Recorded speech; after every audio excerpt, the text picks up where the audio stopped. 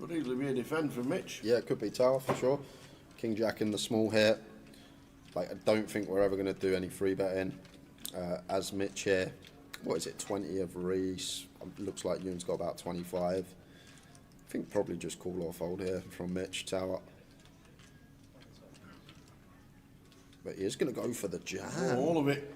And the aces, perfect timing. See the good news.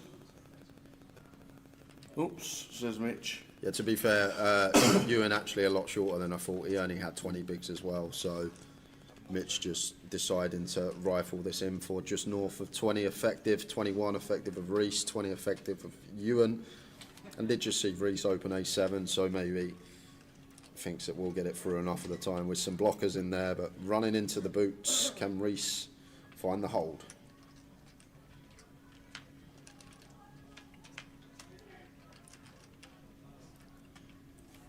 Oh, you can't! Wow, Jack 9 is the flop. That's not fair. That is grim. So Mitch potentially taking all of Reese's chips in two hands. No spade either.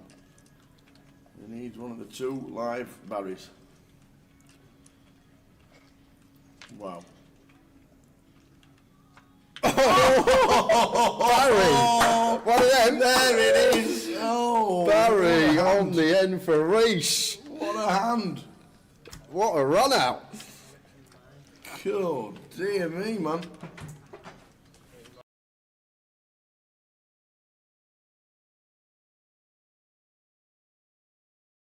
You can just tell he understands like how the ranges change and when we get to lead, when we don't get to lead, and I've been thoroughly impressed with Jean Juan. And not only does he have that tower, he has something that not a lot of people have, and that is the capability to run it when you're playing for tens of thousands of pounds. We saw the huge check raise, 140% all in turn yesterday with 2 tables left. So he's got that move in the locker as well, so that is a dangerous opponent. Someone that has a great fundamental baseline but can really put the pressure on as well. Now we're going to defend the big. Brendan has opened 10 Jack of Diamonds.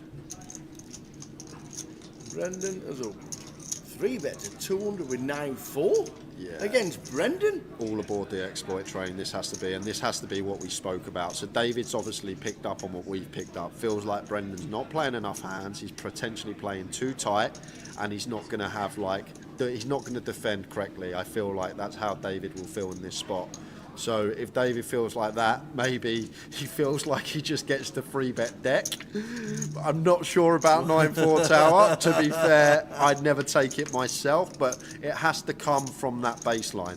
I feel like this is where David is coming from here. He feels like Brendan's not going to be defending correctly. He's going to be overfolding, so he's just decided to roll in the old 9-4 off. From the flop for Brendan, 8, 9, 10 flop, top pair wrapped around it.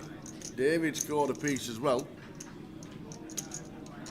Yeah, I think David though is just aware now, like once Brendan does defend, going to trade carefully.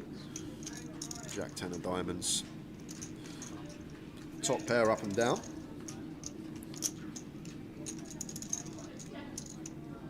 David Lennon. Still going to come along with his middle. Was only south of quarter pot. Continue. Off to the turn, which is a 5 of diamonds.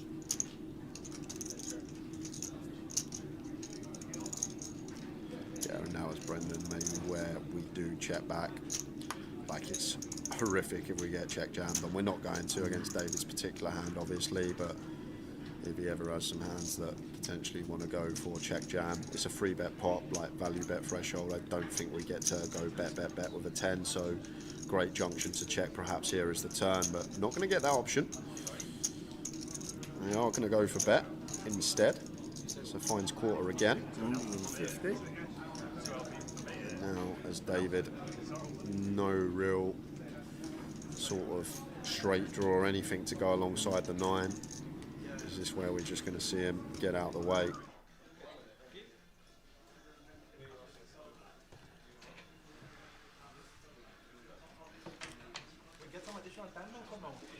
They are for pussies. They told me yesterday. I don't need this.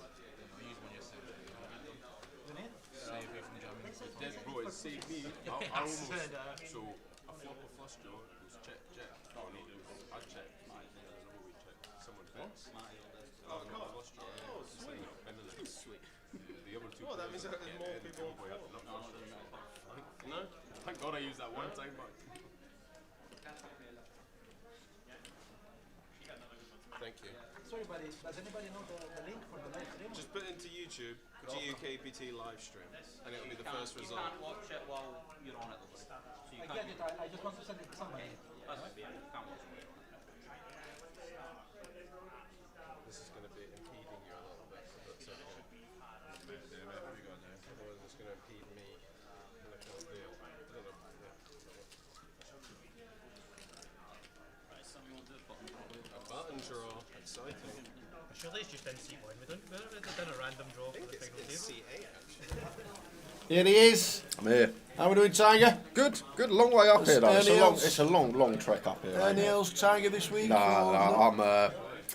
I don't know. I'm trying to think of a bad golfer. No one's really that bad. Who's matey that blew up with like 4 shots clear in the Masters in like 2001? The Dutch guy. Van der Velde. Yeah, Van der Velde. I've been Van der Velde this past week. I don't know what's happened. It's a stupid game because one day you can hit the ball, the next you're topping it, you're fatting it, you're shanking it, and I'm just like, ow! I'm not doing anything different. Yep. Journey up, did you fly? No, I got train up. Long old trek, but we're here. To be fair, so look, the back part of the journey's nice because a lot of scenery. The scenery is lovely as you come in through Cumbria and then obviously into Scotland. Good afternoon, everybody. Welcome to the mini main final table of 9 out of 523. When they started yesterday with 102 for day 2, I thought there's no way there's going to be an FT. But there is. There is. But apparently Luke Beasley got all the chips on the last stand of the night last night, okay. which is why he has 2 million. With the big blind at 30k for the first 27 minutes, then he's got a lot of big blinds. Yeah, plenty. Even like for the short stack, Kev. Yeah, throwing 18 18s. stacks, 18 big blinds for Kev down in the 9th spot at the moment. So we're here, the mini main, run through loads of stuff. What's happening in Edinburgh, where we're going next, what's happening. But we're on with the final table of the mini, and when will the first Westlife puns start? Good to see Westlife. Haven't seen him down in the Southern Midland stops last few months, but back in business as well. Seems to FT a lot up here. I remember last year UKPL, he won the Voyager, I believe, about 18 months ago now. Let's see how things play out. Lady. Right, guys, congrats on making the Satty, let's go. Let's go, Satty, let's go. So there is no more time back to be given out, so we have left to make last year. Well, we get into 5 players, which is about 30 minutes. Still 40 minutes. We do have 27 minutes left of this current level. We're actually speaking to Satty, Satinder in seat 3, he'd be at the break, from Birmingham. And he went on about it, goes, I can't get into that. He says to me, I went to a driving range. He says, and I hit the ball, and the club went 38 yards, and the ball went 10. He says, and I got told off for wanging my club onto the... I said, I didn't mean to do it. He says, so next thing he says, well, you know how you pay for buckets of balls? He says, you know all them balls in front of you on the grass on the thing, why don't you just collect them? So I did. He said, I got barred. He said, that goal's not for me. But a nice lad. Satinder. Strangely enough, for the last 2 years, the only GUKPT stop he's played is this one. Oh, Don't know even why. Even though he's in Birmingham. No idea why. No, Coventry. No. So I says, they predominantly come up with his mates, they're predominantly cash players. I says, why don't you come and do Blackpool? Because Blackpool's mad for cash when the GUKPT's on. Oh, I might have to do that, he says. I think he flies probably from Birmingham Airport, I take it. It's not long, is it? No, not at all. Not at all. But, yeah, I actually had the most eventful start to my journey today. Okay. So What did you forget? where we live, where just outside ours, there's a bus stop where I usually get picked up by an Uber. Yeah. So just ordered me Uber. Coming outside, coming along, pulls in. There's a bus behind him. Pulled into the bus stop. The bus stop's big enough. Bus is behind the Uber driver. Honk, honk, honk. Would not stop bibbing. My Uber drivers got out of the car, got on the bus. They're having a row with each other through the screen. Mate, he's recording him, going, "Ticket, you're getting a ticket." They're having a chat. I'm just standing there with my luggage, and these two are having a full-blown argument on the bus. And I'm like, "Hello, I've got a train to catch here, mate." I couldn't believe it. He's literally got out. He's like, "Oh, they're having an absolute." I love it. Oh dear. I couldn't believe it, honestly. I was like, "Oh, this is eventful start to the day." Eventual start to the final table. Flop set for old Gordon in 2. Little Mickey Black's making an appearance. And Westlife, what is he up to here? He's got a car, backdoor flush draw. In the big blind, maybe some leads coming in on certain turn cards. That's a terrible card. That is a terrible card for him. Yeah, we're not going to be able to fold just yet to a turn barrel now as Barry, because this is potentially one of the cards Gordon may elect to barrel on.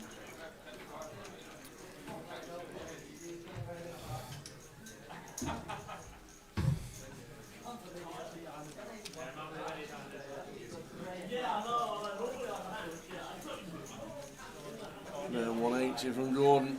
Now then, Barry. Yeah, we can't call this gutty on the flop, turn top pair and be folding just yet. Have to stick around and see a river.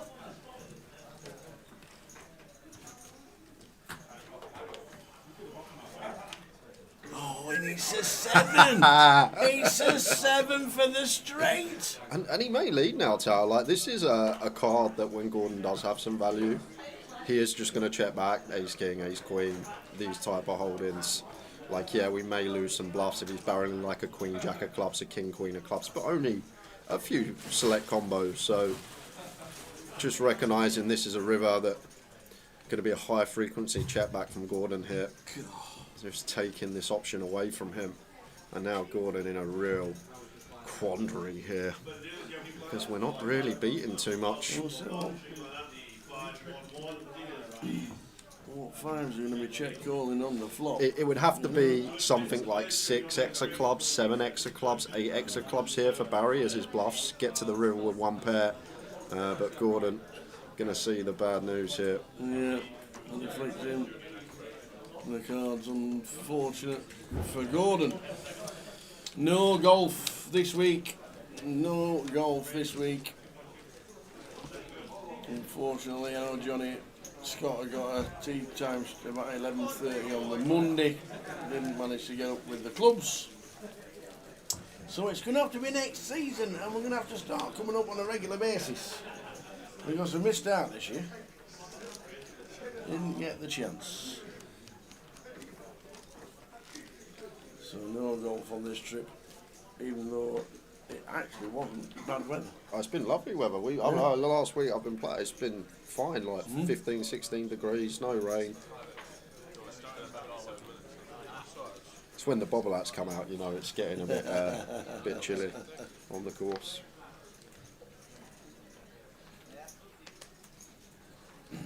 I actually played in shorts on Friday. I always play in shorts. I've never played Oh, golf. that's all right. I've never played golf in trousers. I own a pair of trousers for golf. That's why we stop in October, Yeah. is it? Yeah.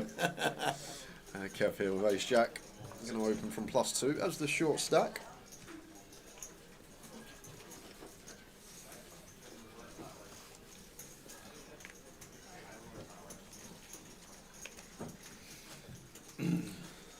Evening, Gary McGaffney. Great to see the stream back.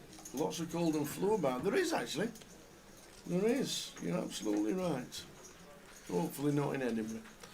I got an interesting one here for Luke.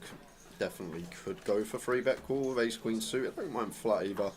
Can keep some dominated hands in, but 3-bet call seems the best way to go here. Maybe need to go a little bit smaller. Putting in a third of the effective stack here. Kev just less inclined to take some bluff shoves here if he ever has an ace-5 suited, a king-jack suited against this particular size, whereas against something like 140, going to induce a bit more. Same result.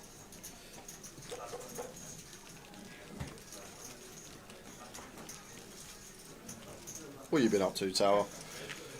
Not a great deal, to be fair. Not a great deal. I know, Just counting your few money. days, just a few days with the fam and a couple of rounds of golf. Got up here on Monday. Oh, Monday, nice. Yeah, I know.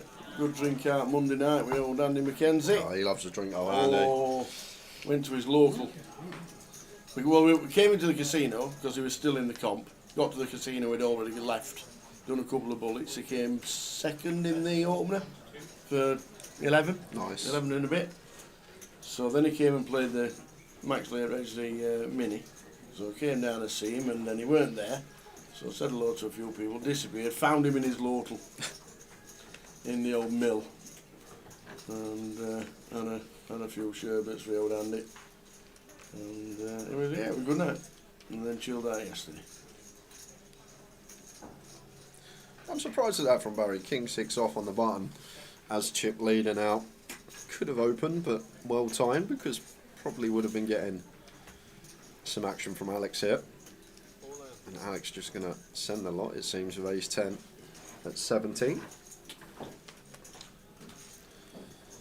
And ace 5 off here for Craig. Not going to call for 17, I don't think. This is the thing for Alex here. If we go for a little 3 big blinds out of position, Craig may take a hand like this.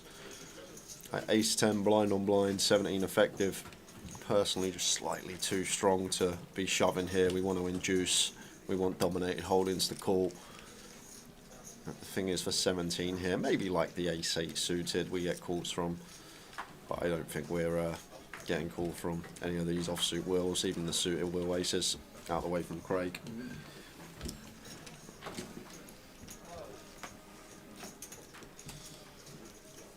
Couldn't get up last night for the Omaha. What were the numbers like? Well, Andy McKenzie, talking to Andy McKenzie, actually final tabled the Omaha yesterday. Came 7th. I'll tell you what, whenever I have a look at like when I'm on the app and like there's a 25-50 in Scotland or there's something, he's always there, Mr. McKenzie. Yep. 66 runners it was. And Will Winchester won it for 45.50. Andy was 6th for 770. Steve McCabe in 8th, paid 8. Harry Sanford got a few more points, and Tatey. And Tate. Still Tatey got some. Thomas Ladd just got some more. So, you know, just to cement what he was doing. But, so yeah, not bad. 66. There's a cash out satellite running for the high roller. 35 runners in that. But the big one, the actual high roller itself. 33 runners. Yeah, I've seen the field. I don't know, like the field's stacked for Edinburgh. A lot have travelled up for it. So yeah, Stato's here with Mitch Johnson, Dave Doherty, Robbie Ball, Hardcastle. Robbie had a good touch in Malta. EPT bounty winner. Got 82 plus 20 in bounties. Winner chicken dinner. Lovely. He's due, Robbie, actually. He's due. Yep, nice winner's picture Well done, Robbie Ball. with the lads, and he's here in the field today. Couldn't have done it in a WSOP event, no, could he? Oh! Talking of the World Series, who won the 1K in Malta for $523,000? Ali. No. Scott Margaretson. Oh. It's just how I run. I saw Ali won the high roller, the 2K for like 330 bag, and I just look up and see First winner's picture.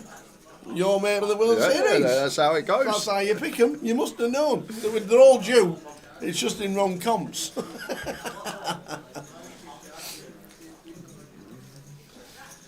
So, final table of the minute. Welcome to Edinburgh. One and all. We've got a popper in here. Satinder opens. Barry free bets the jacks, and Satinder makes the call. Seems pretty standard at the moment. Satinder not wanting to jam this one at 27. Never getting called by ace jack, are we? We only get called by ace king, so essentially turn the ace queen suited into a bluff. So do feel like call is the best way to proceed. Probably going to seek some value now as Satinder on the turn. Like, shouldn't be no real flushes here for Westlife, especially with the ace of hearts on board. Like, he can have some bluffs, king, queen, queen, jack of hearts, but these are highly likely to c-bet flop. So try and target some kings, some queens, some jacks, and then there's also going to be some potential like ace 3 suited, ace 4 suited for Barry here that checks back flop as one of these top pair checkbacks. So 175 into 485 on the turn. And Barry Is that half a milli? just sets him in. This just seemed like a call in position here. Jacks with a heart. Sati. Do we think we're folding out ace-x as Barry here? But the thing is, in this configuration, early position versus cut-off here, like Satinder shouldn't really have hands like ace-jack off, ace-10 off. These all want to fold. So the only ace-x he really has here, maybe some suited, ace-jack, ace-10 suited, but ace-queen is the one. Ace-king's just going to 4-bet jam pre, so I'm surprised that this line from Westlife and Satinder in a real spot early on at the FT. Like, where are Barry's bluffs going to come from here, Tower? Because this is the problem we got, because on first glance you think hands like king, queen, king, jack with a heart.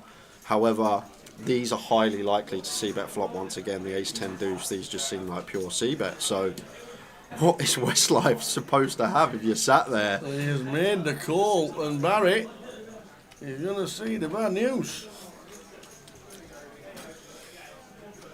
Aaron, over half of Westlife's Well, I outs. think he's just said call, so he's actually got a couple of chips behind him. Okay, 35k back. Yeah.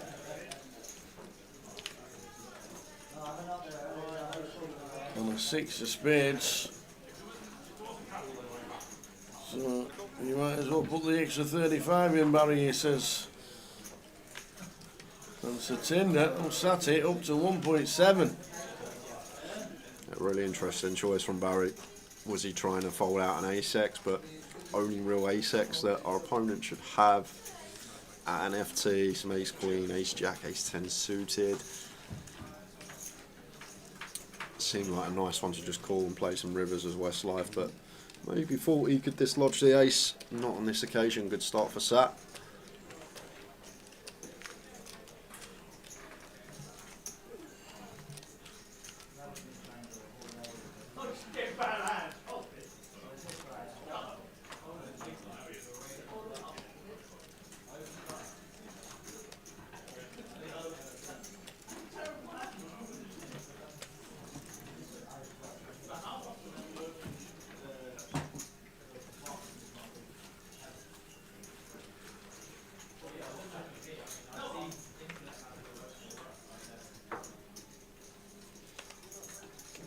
And then John Perkin. Thank you very much. Welcome to Edinburgh, says John. Indeedy. Great place. Love the city.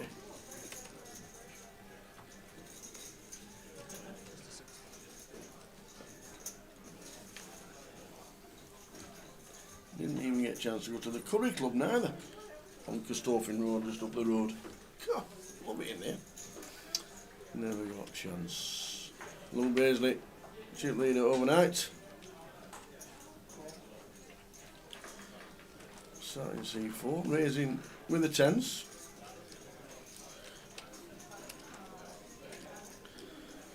King line off here for Kevin. Against CP, kind of a close one. Like, we'd probably start folding the king 8, king 7 off, king 10 would get in.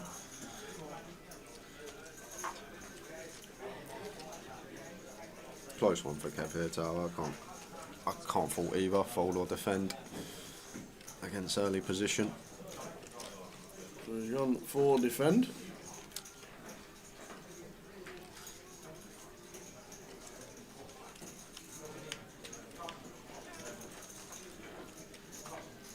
Seven, 8, 4. Overs for Luke.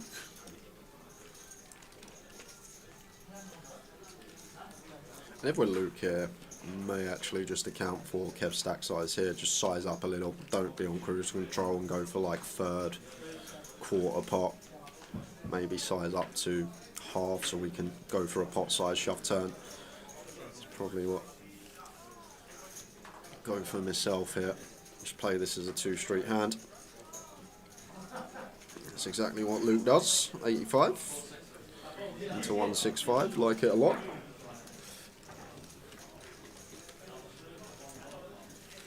Nice to hear you back, Town and Jade. Nice one, Mal. Well, you good? Cheers, Mal. How much golf was played this year? We are back in Edinburgh. Plenty going on still for the rest of the year. The rest of Edinburgh looks a bit like this. We're on the right hand side. Get rid of the left. We've done the left. We're now on to the right hand side. We're here on day 3 of the mini cash out satellite starting at 8 o'clock tonight, and then tomorrow high roller day 2, that's what we're covering.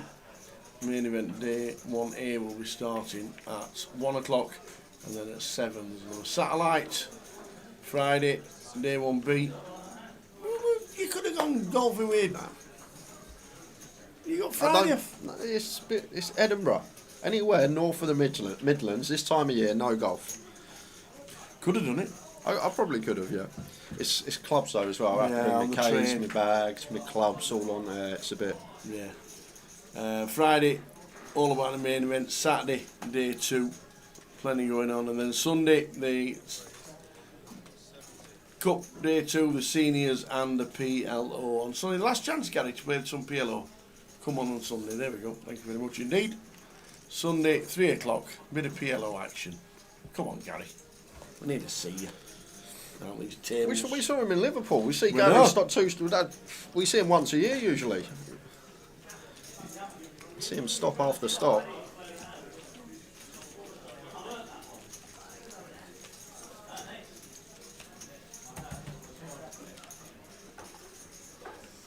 London Links. I'll tell you London, what. I know, Gav. Well done this week as well, Gav. If anyone wants to play golf Friday, and they're at a club that rents clubs, I might have a round. But I need to rent some clubs. Have you got any kit? I'll buy some clothes in the club because like I'll go to the pro shop. I'll buy clothes. I'm going to wear them anyway for next time I play golf, ain't I? So I can just buy me attire for the day. I just need some clubs. Oh, playing King's Barnes on Sunday. That is as good as Wentworth. Is it? Yeah, if not better. Okay. It's probably the best course in Scotland. King's Barnes.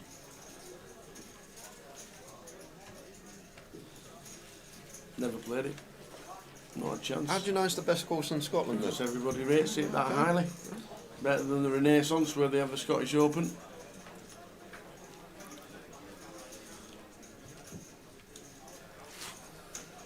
Gordon not doing anything with the Jack 5 out of small.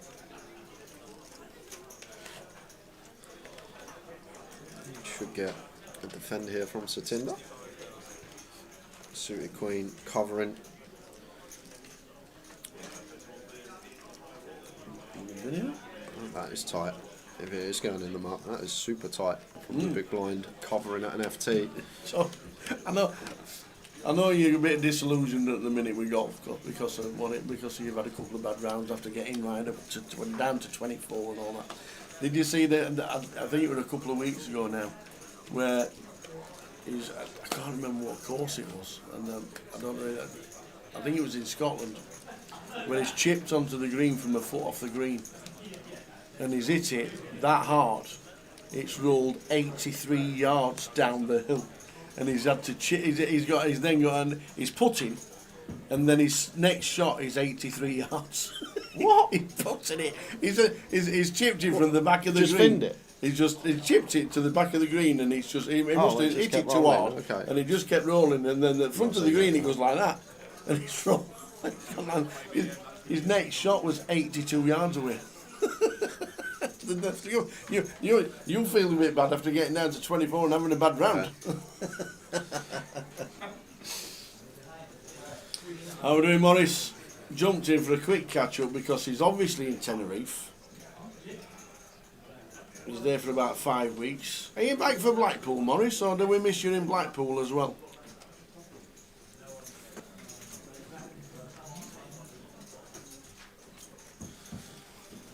King Queen suited for Barry in the most active player first 20 minutes of this FT.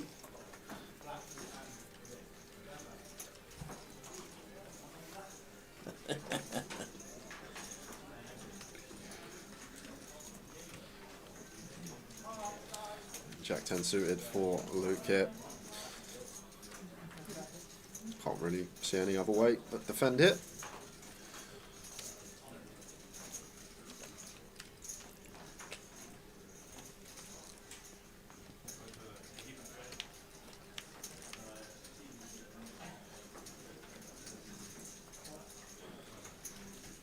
Ace King 6 Rainbow should just be range bet board for Barry. You may see some people check this one back with middle pair, backdoor flush draw, but just the board we want to bet our entire range. Still good to have King X coverage the times turn comes a King. And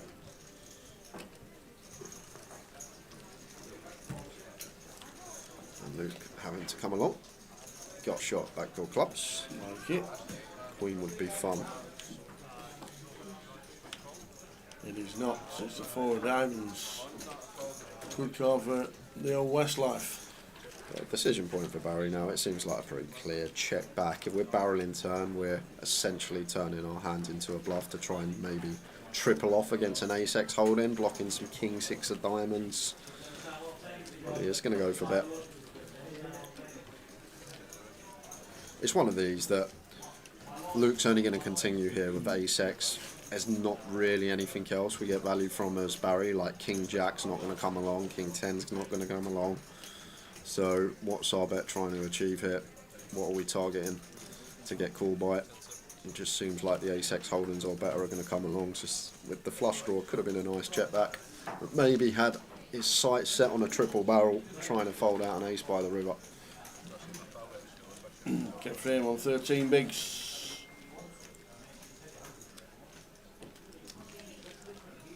Down at the bottom. Didn't make Blackpool still be in Tenerife when the Blackpool Festival was on. You got it all wrong, Morris.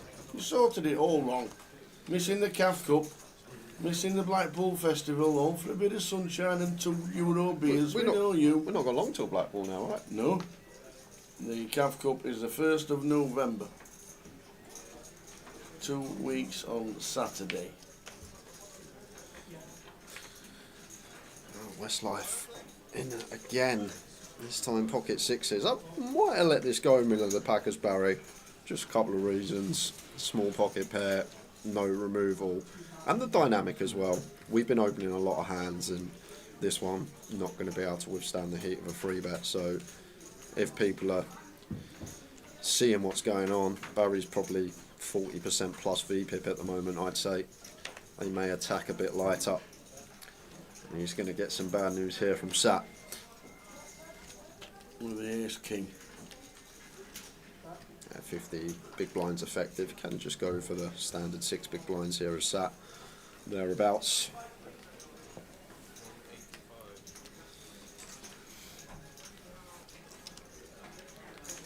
We raised to 185. Sizing seems good. And it should be working, but you never know with the Westlife. He does like to play pots.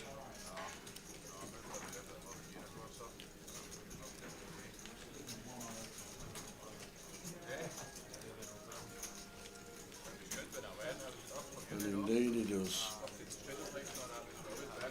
Says call.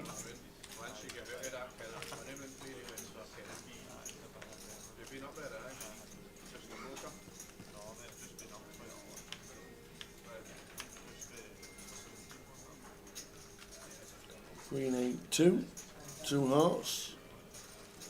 Watch it on Barry. And just pure check over to the free bet up. And then decision point for Sat here. If he wants to continue on this queen high board, don't need to go large in the 3-bet coup.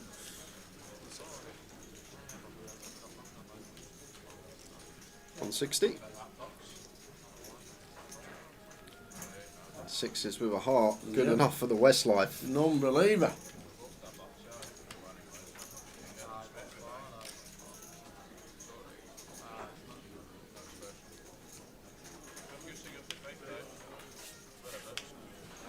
Four of diamonds turn.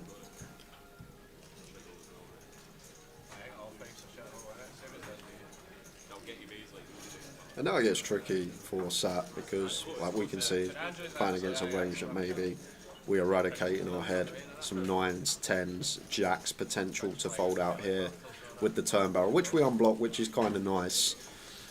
However, we're not going to be folding out Queen X of Westlife, but we do bet block Ace Queen, King Queen of Spades, not available. It's going to shut it down and take a freebie. Backdoor diamonds, board pairing.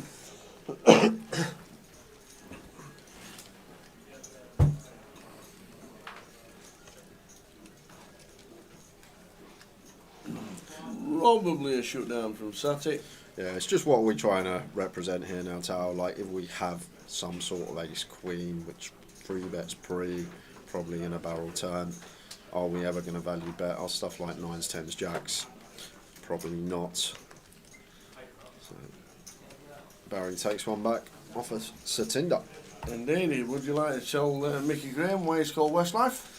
So we were conned. Throwback to Leeds, probably about 2 years ago now. Leeds, I reckon September of 2023. Barry was on the table. We had Barry Whitehead, a good friend of Barry, come in the chat and let us know that this man here, Barry Greenan, is the #1 Westlife fan in Scotland. And He has a Facebook page. he has a tattoo, full back tattoo of Westlife on his back. But he doesn't show it off that often. But he's Scotland's #1 Westlife biggest fan. social media page for Westlife. He got it all there. He's the co-founder of it all. Have you seen Richarlison's tattoo? It's very similar. Yeah. Richarlison's got his face in the middle, and then he's got Neymar and R9 either side on his back. Barry has his face in the middle, and then the two. How many people in Westlife?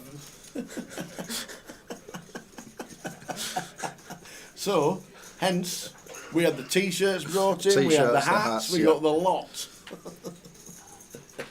Mickey Graham says, now that I know that, I'm unfollowing him on socials. And people still call him Westlife. He'll always be Westlife, always.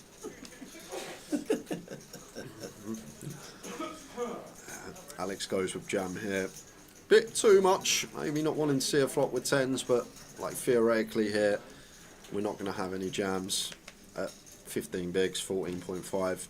Like even at 11, even at 10 at a final table, can just make it 2 bigs under the gun. Like definitely wouldn't be jamming for anything more than 12, 15 seems a lot. It's just one of these, like if we get called here as Alex when we've shoved under the gun for this amount, like we're basically hoping to see a flip. 8s doesn't call, 9s probably doesn't even call, 15 big blind shove under the gun.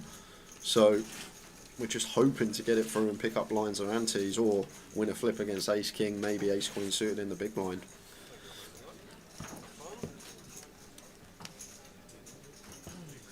I love this from Dennis Shaw. Only about an hour away. Jay, there's a golf course that supplies clubs only about an hour away. An hour. King Garrock Golf Club will give you a taste of what golf was like in Edwardian days. They supply a 9-club set of hickory shaft Hickories. clubs. Oh, imagine Jay with the hickories. That'd be class.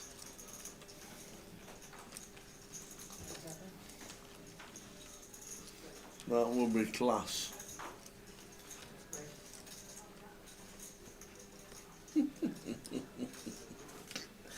Oh dear. Imagine. Imagine getting the wooden wood out.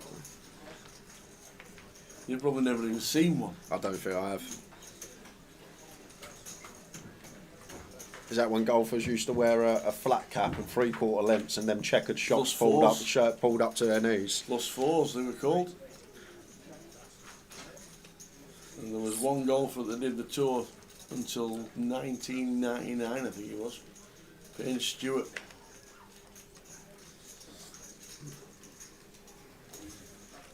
All the plus fours. I think we're 9 now.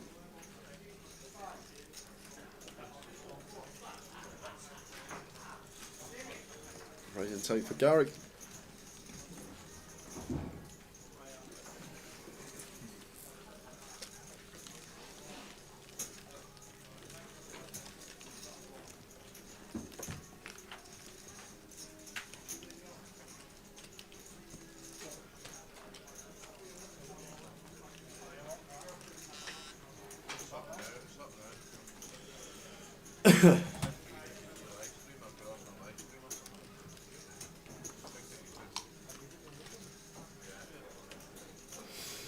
So final table of 9 out an impressive 523.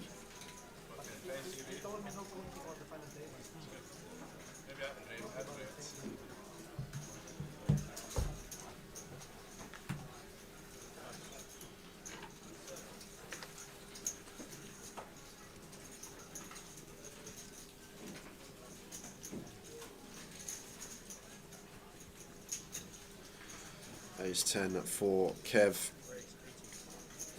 Gonna open off of 9.5. Spicy from +1. But this is the thing, is Kev, like, if we jam here, Tower, is anyone really calling Ace 9 at an FT from a +1 shove for 9.5? But could to 2Bs, is that what you're saying? I could have seen jam, but actually kind of like this with Kev, especially how this FT started, just lowering the variance, going for this open. I'm going to get a call from Luke here with the King Queen suited.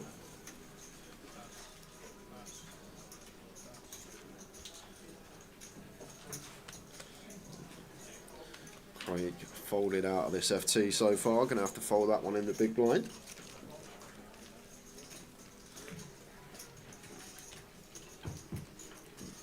To the flop, 260k in the middle.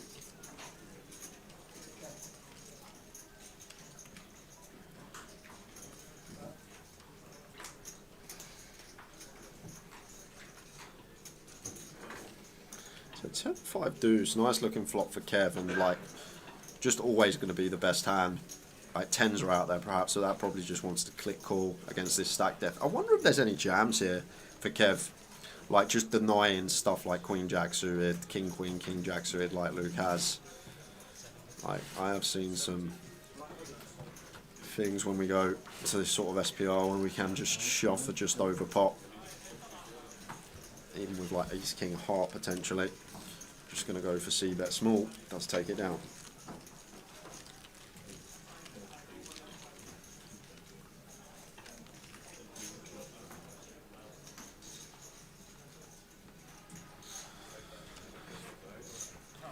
We are on 9. Start of the day, 27 minutes to play at 15:30. We're now on 20,000, 40,000. 523, great turnout.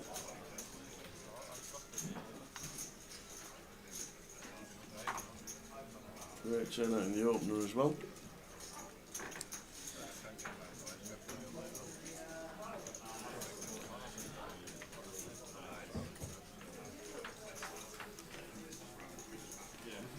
Queen Jack suited here for Gordon from +1. 17 bigs.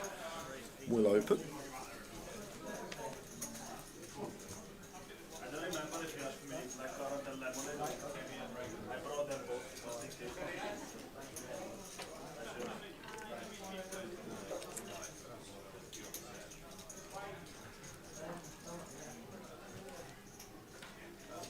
Folding round in turn, Alex. Just over 13. A little bit of help.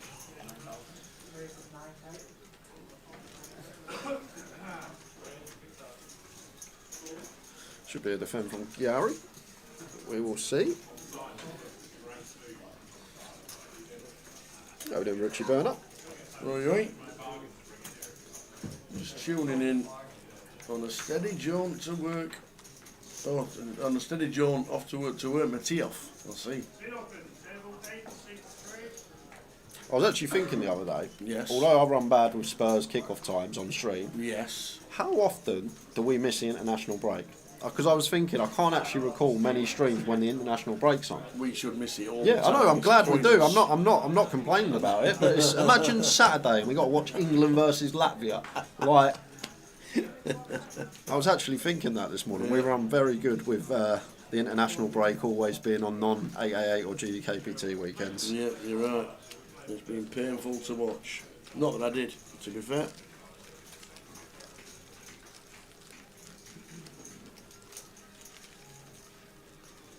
First European team to qualify for the World Cup.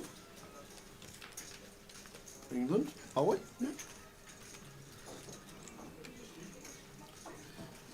And a team that's just qualified for the first time ever. Faroe Islands. No. I saw something on YouTube about the Faroe Islands.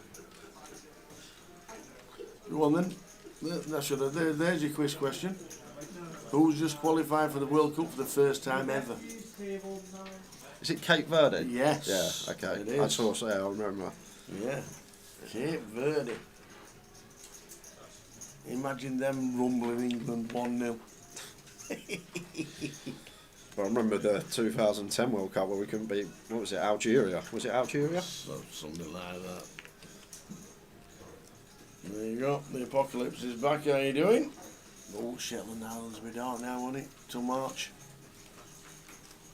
Do you need to put the clocks back in Shetland Islands? Because it's just dark anyway. It's pointless, isn't it? What is time when it's just dark all the time?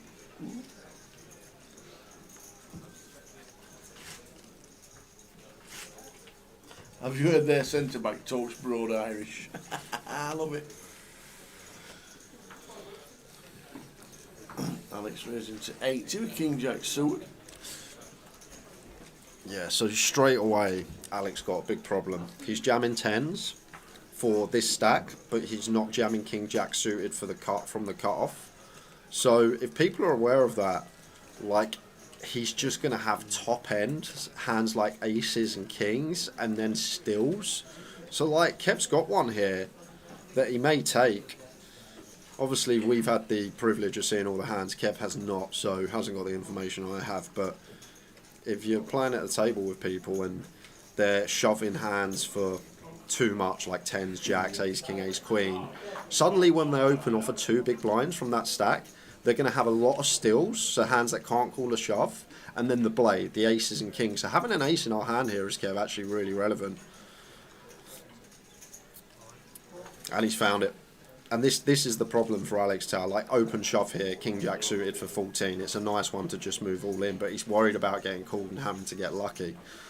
So when you're playing at FTs, it's important not to shove like your jacks, your 10s, your queens, your ace king, your ace queen for like this amount of big blinds, and then just open everything else that is other than aces and kings, because people that are clued up and competent will just recognise that you're going to have so many stills and then only a couple of combinations, well 12 combos of value hands, kings and aces, reduced to 3 when there is an ace or a king in our hand.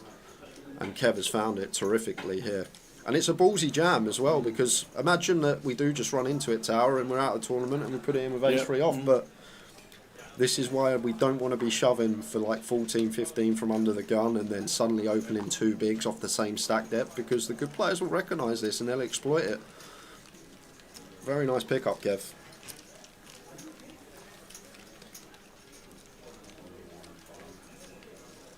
That's the right move to increase his stack. 9 players in the mini-final. This is what we're playing for. Look at that, 22,880 up top. 1,790 now locked.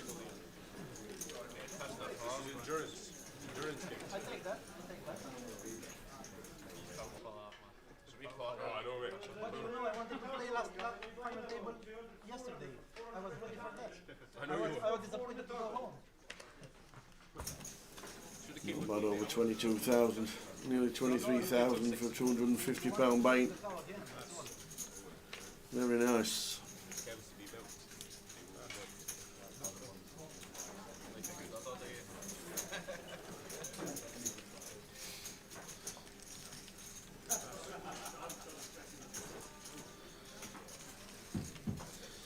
Oh, Westlife loves it. Jack 8 suited from the low jack. I guess we have chipped up a little bit. And to be fair, not been much reshoving or 3-betting going on at all here. Maybe just taking advantage of that. Alex with the ace-9 of hearts here. Is he thinking of taking one now over this open of Barry, who has been extremely active to start this FT?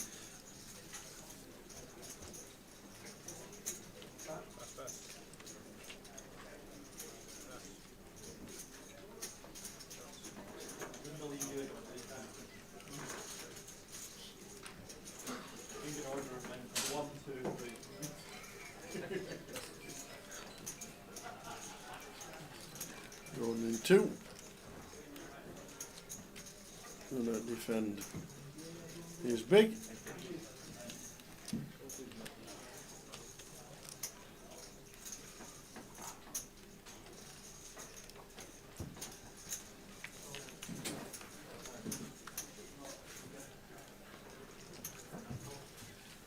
King high floppers all for Gordon. All in his favour. It's stone cold bottom for us as Barry, so one and done it should be. Maybe some offsuit 7s, some offsuit 9s he might elect to barrel on. In our head, probably going to stick this 75k in, and once Gordon continues, just going to be done with the pot.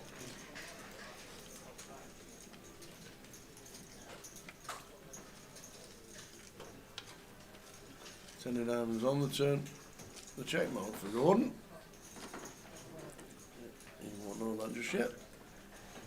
And is this one and done? No, it is not. It's the Westlife. He loves it. Like, if we had ace queen here, jack 9 suited, ace jack, can see it much more viable as Barry, but as I always say, just sometimes good to have that little bit of equity. Even an ace against some king x at an overcard, still have an equity within the pot, but like the times that Gordon has king x here, it just has the check mark, and putting chips in with 0%, never a good thing. Oh no, Gordon's not going to raise, is he, tower? Gordon. Keep those bluffs in. Snap. Lose our customer. Gordon. As we can see, lock on the hand. Would have been a good one to take to the river. How are we doing, Bullfell? Off to New Road tonight. Won £1,810 and a £100 ticket on Friday. Hopefully just as lucky tonight. Congratulations. I actually saw a stat about Ronaldo and Messi the other day. Well, the Ballon d'Or. Yep. Over the last 15, I think it was 15 years back to, no, it's maybe 17 back to 2008. If the Ballon d'Or was done on only goal contributions, so goals scored and assists, Yeah. Ronaldo would have only won it twice, and Messi would have won it, I think, 12 times. So if the Ballon d'Or was just on goal contributions, Wow. Messi would have absolutely trounced it over the last 15 Wow. years. And I think, was it 100? I didn't know, he got 113 goal contributions in 2010 season, or 2010 year, Messi. Oh, wow. Wowzers. So Bullfell, and now I know why he's going to New Road. There's a complimentary buffet on the break. Good luck if you're going to play your local comps. Always let us know what's going on and where you're playing. 3,000 guarantee for 50 quid. It's not bad on a Wednesday night. Plus the buffet. Love a buffet. Tell you what. So Alex here.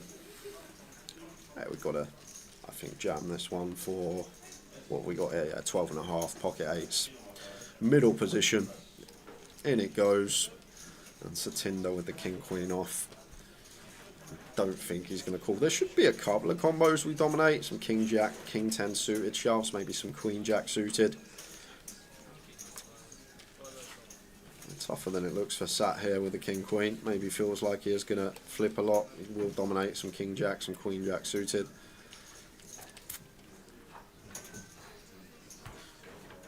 Well, there we go. He is going to make the call with Sat. And we are racing. Here we go. First time they've heard all in on the call.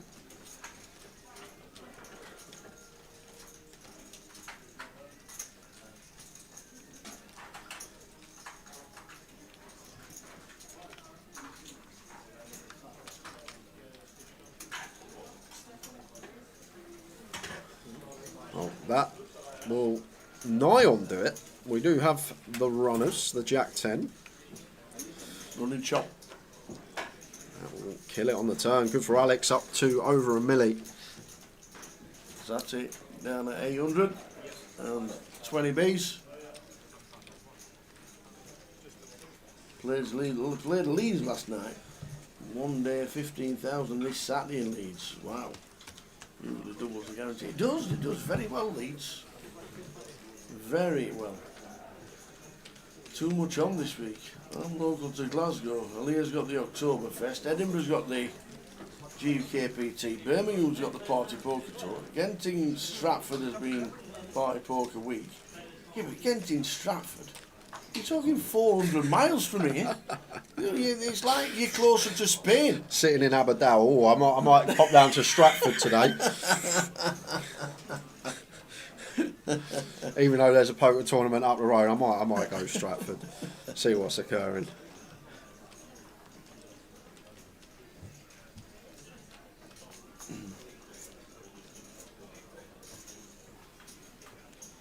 We'll get updates from the C4, I'm pretty sure, as he's in Manchester.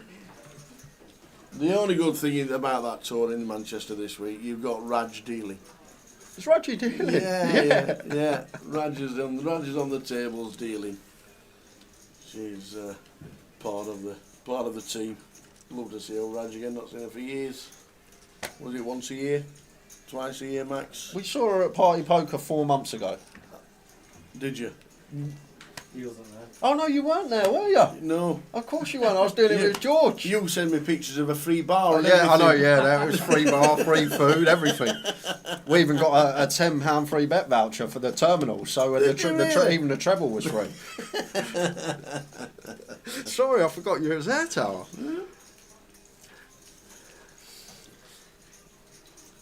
Hey. Evening, Gary. Gary on Facebook. You know, Spinksy, how are we doing, Spinksy? Watching the live stream. Did you go to Malta for the EPT? Are you going to Malta for the Battle of Malta, which is on its way later? We've got plenty going on as well, as you know. A rough one for John here.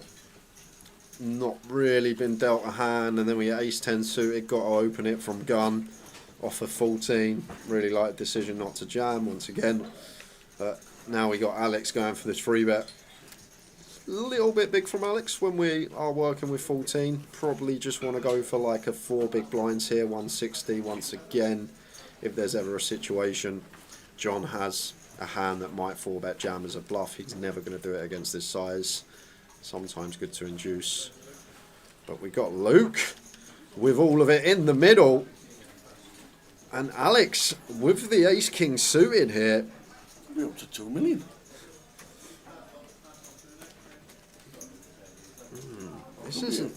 Could be up to 2 million. This isn't a nice spot, though.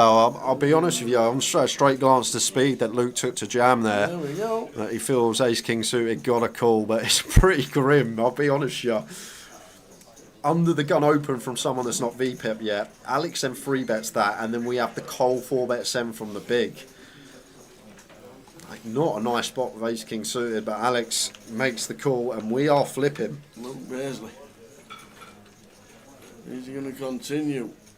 Well, the flush draw for the ace-king as well. Any ace, any king, any club.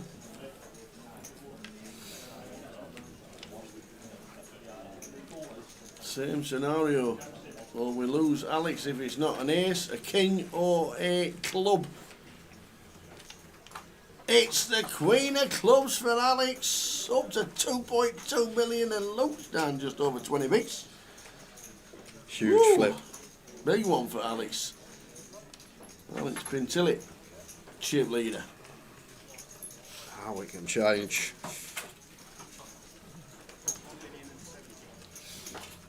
When is the Behemoth schedule out, says Richie Burner. That I don't know. That will probably be Blackpool, I would say, if it's not on the app already. We're in Blackpool in a couple of weeks' time. I'm pretty sure it'll definitely be out then. We'll have a word with Jim, see what the plan is for the Behemoth schedule, and hopefully get it out there as early as possible. It's only a couple of 8 weeks away.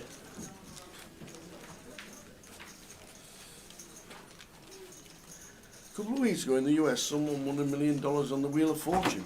What, the game show? Yeah, must be. Is it the same kind of Wheel of Fortune that we do? Just spin the wheel and ask a question? Well, they have in the casinos over there that massive wheel, and most of them called the Wheel of Fortune, ain't it? So I don't know if he means on one of the spinny wheels where or the actual game show.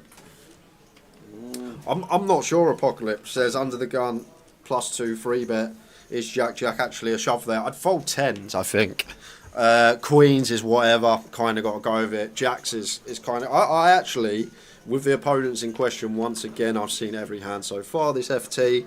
But it was the first hand under the gun of V-pipped. Alex had been really snug and shoving for a lot of big blinds with hands that he wants to induce. So with that information, I might have actually just passed Jacks there and been like, whatever, next hand. But Luke ran it, and Alex won his flip. But yeah, you are right. It's a real grim one with Jacks. Like I say, tens I'd probably just fold. Queens is whatever.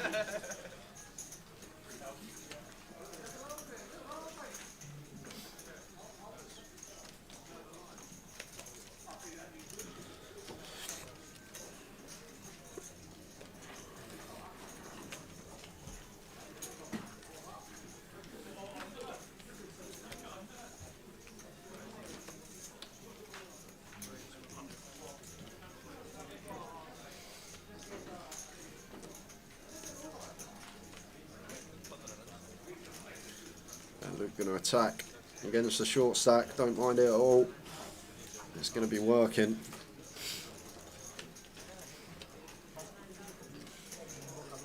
This is how it goes sometimes. John, an hour into this FT, he's played perfectly. He's not played a single hand wrong. He's just had to fold, open the ace-10 suited, had to fold. Down to 10 bigs, and this is poker. You can play every hand perfect and nothing can go your way. Correct. Absolutely spot on.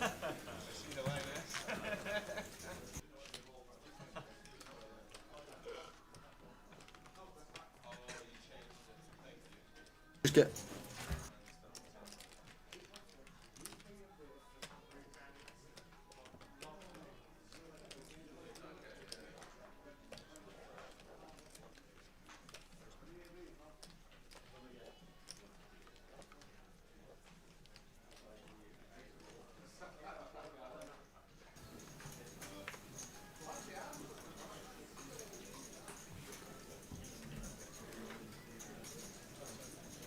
That is Westlife Barry. The man, the myth, the legend.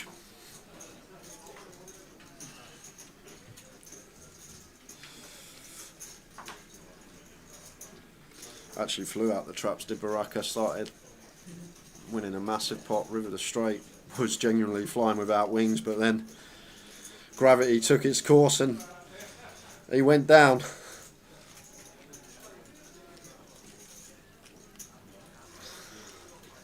He's still been active, undeterred as always, never afraid to shy away, getting involved.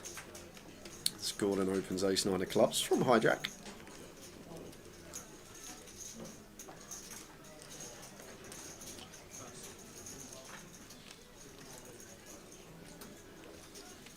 Queen 3 off a go, you just got to let this one go and does. Raise and take.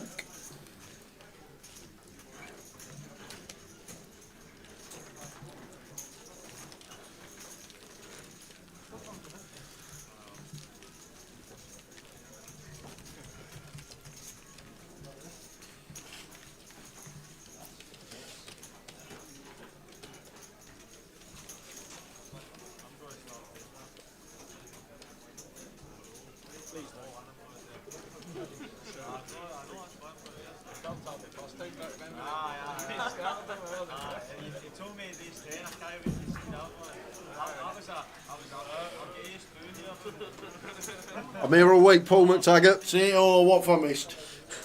Barry was flying without wings. All right.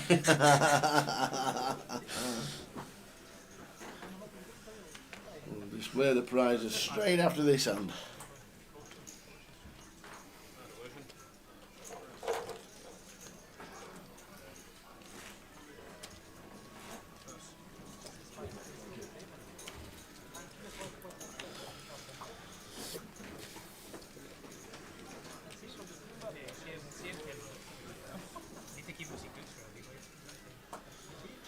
King Queen for Luke, 25. Nice one to open.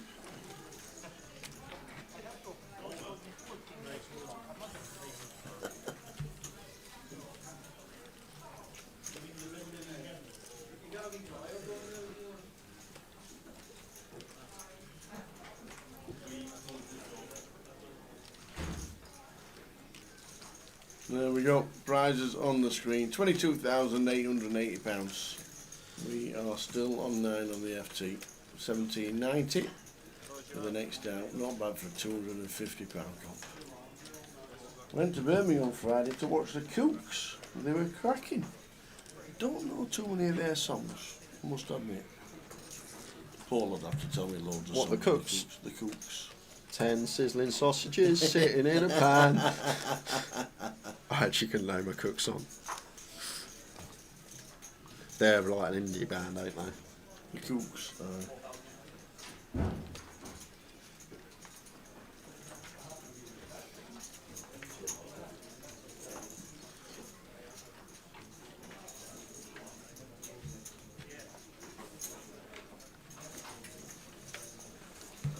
Yeah, I must admit, I don't know too many of them. Not been to a gig this year, I don't think. Think you go to Bowling for Soup? No, No. we were working. We were working when they were in Blackpool. Working when AC/DC were on.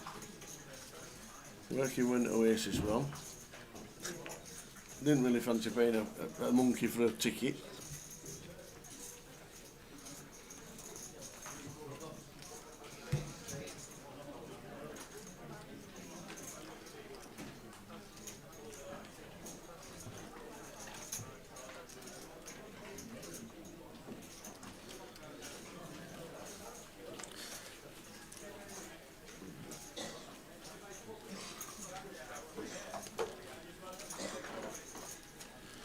How close this is in the middle now, just 7 big blinds separating 2nd and 6th in chips.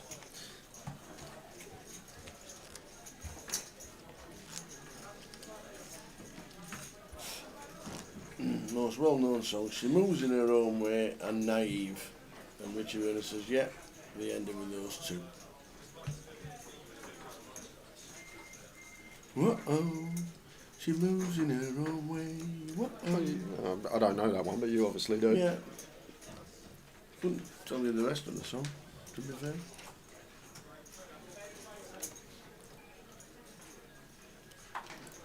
I like FIFA music, ain't it?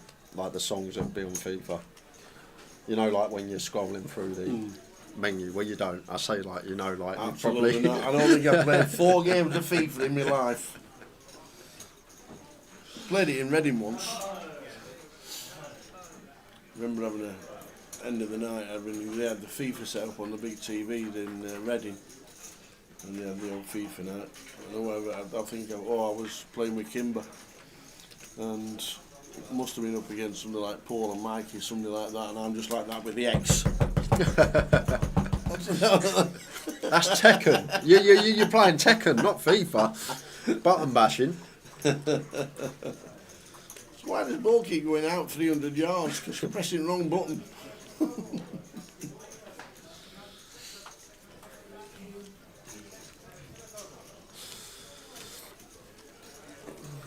Good to see some fireworks here. Barry always see that in this board. Blocking Queen 10. May look for a triple here. This is one on the board straight away. You'll be thinking, right, on brick, turn river. We might have to triple off here. Just think about Gary's range. He's going to have hands that are just one pair. King X, Jack X, he's going to have hands like a Queen X or a backdoor flush draw. And then we're also, in a way, get like value from hands like Queen Jack, King Queen, King 10 on the turn, which have to fold on brick rivers. So this may actually be a really clean triple spot here for the Westlife.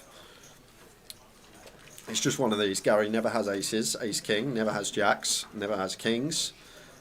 Can have Queen 10, but reduce to 12 combos, holding a 10 in our hand as Barry.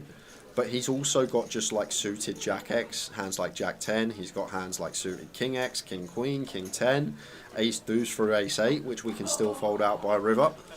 So let's see if Barry does have triple in mind, Tower, because I feel like this is a really nice board. He has bet the turn 115. Pretty small. Yeah, I would have gone bigger, really, to put the pressure. Like even like maybe like a King 9 suited might even come along here against this size. The river looks like a 3. Most certainly would have sized up on the turn as Barry, just to make it a real tough decision here for Gary. So like you think about Gary's range now that has to call twice, especially against that turn size. Like he's going to have hands like Jack 10, Queen Jack, King Queen, King 10. He's going to have like Ace 9 down through Ace Deuce in there as well. And then like the value, Aces, Kings, Jacks not there, Ace King not there. Well, the snap calls, he's not going to go for as Barry. Ace Jack might squeeze 3-bet pre. I just feel like this is a really nice triple spot here for the Westlife. Gary's just going to get to the river with so many hands that are one pair. Jack X of diamonds, Ace X of diamonds, and it's just our board where we have all the value. And the one trap, the Queen 10, reduce the combos by 25% does help. Like if we shove, he does have the nuts, it's just tap the table, well played, you got it. That could have been a really nice triple spot, size up turn, ask the question on the river. There the bounce, J-Bus.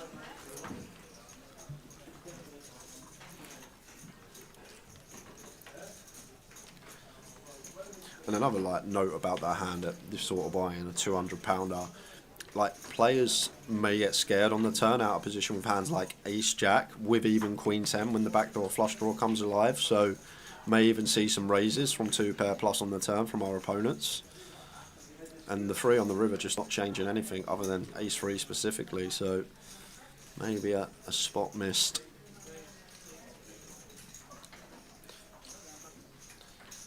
Luke. Ace Queen suited, opens.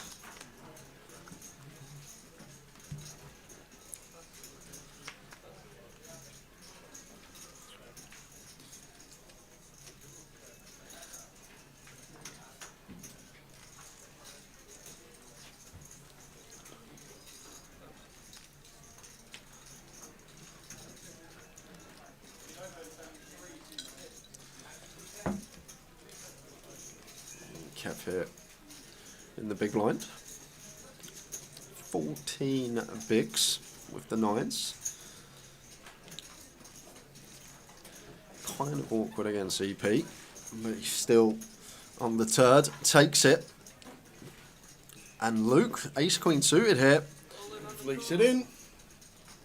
And this is going to be from chip leader. Not really done much wrong. And it could be down to a big blind. Well, not even a big blind, not even a small blind.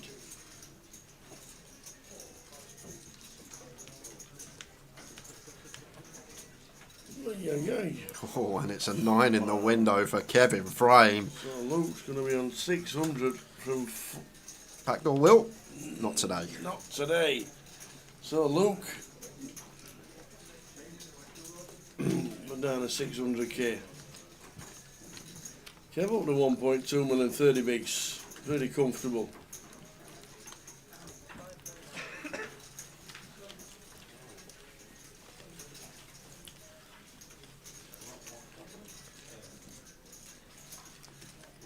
Well, it says sometimes you don't do anything wrong and it's just not your day.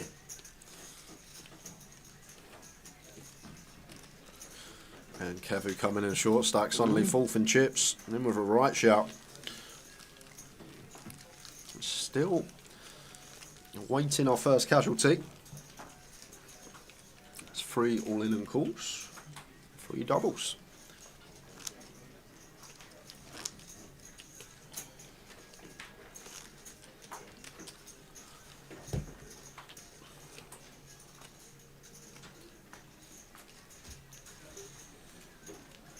Evening, make them odd. House things.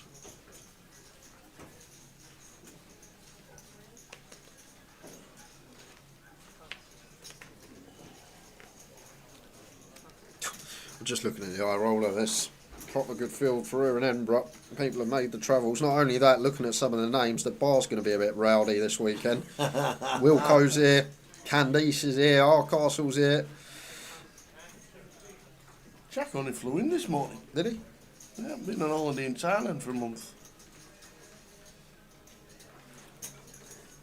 Literally changed suitcases and up he came again.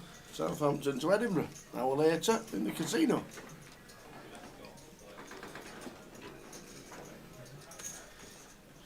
Gary finds the ladies on the button. Haven't really seen any primos thus far this final table. Should see a free bet here from Gary. Probably around 280. Might go the full 3x of Barry. Effective stack of Westlife. 30 bigs. Does just go for the full 3x of Barry's open.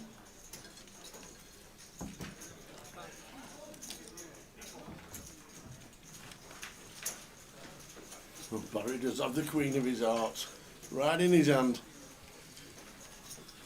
It's 200 to call, and we know he doesn't like a fold. Yeah, putting in 25% of our stack here, out of position. Yes, we got a lovely hand, but Oh, what a flop. just flop a pair and a flush draw tower. Fair flush draw for Bazza.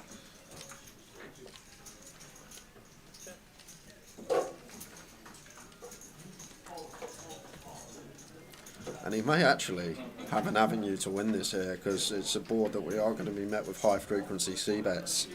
And even if we're up against aces, we're up against ace king here, we're flipping as Barry, may even be slight equity favourite. So I do expect this lad to run it here and now.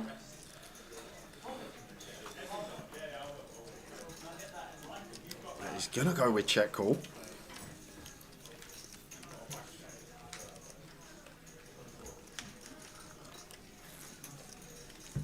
King on the turn.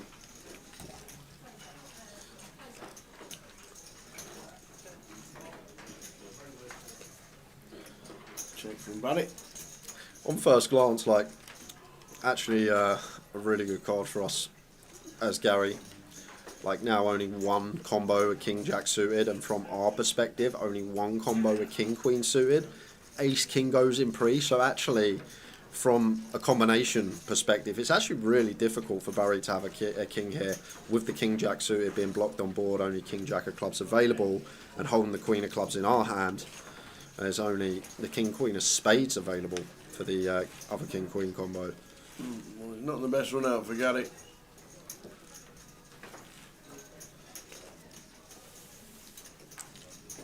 Gary with the queen is not loving it at all.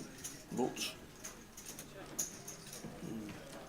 draw the C showdown, and they don't like it, but he's got the best of it.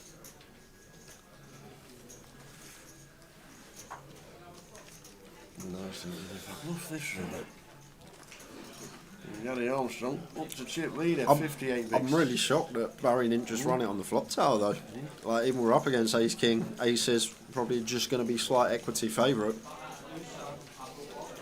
Maybe wanting to keep some hands like ace queen in that we are doing very well against.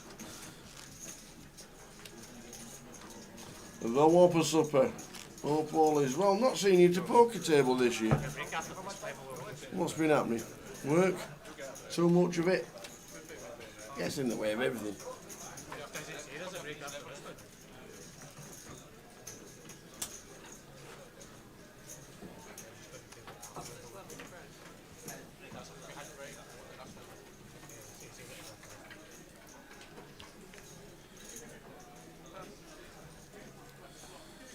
Blinds up into the 50k level. And yet to lose one. To be fair, it was to be expected. This is usually the level we start day 3 at for the mini. That must have been some fireworks. Last knock-ins of day 2 yesterday, as we got to an FT 2 levels prior than what we usually do. Things will start to shallow up. Any completes from Gordon? Complete. Looks like a 2x.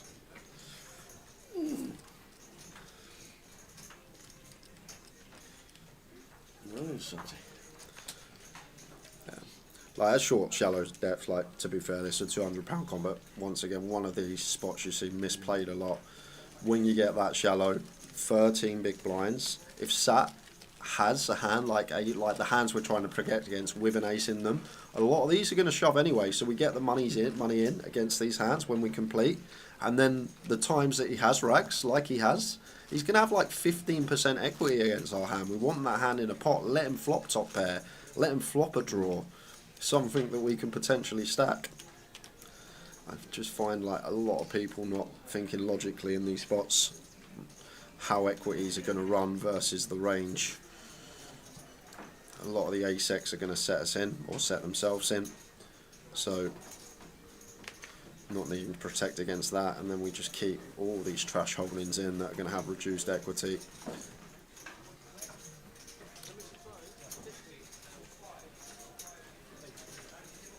I know it can be scary because people don't want an ace to roll off, but in reality the ace is going to be an essential brick at that shallow depth because the big blind will move in with a lot of his ace-X holdings against complete.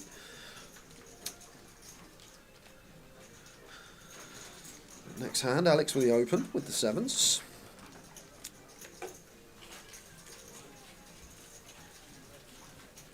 And Sat here, gonna get to stick it in for 13. 10s for 13 is against EP. It's just one of those, if they got it, they got it. Can't do anything else as Sat. Good jam. Gonna be getting it through. Not gonna open sevens from EP and call off a 13 big blind jam. Sat's never shoving sixes through deuces here. So it's one of these situations as Alex. We're either gonna have 50% against a flip or we're gonna have 20% against a better pair. Horrible spot to be in.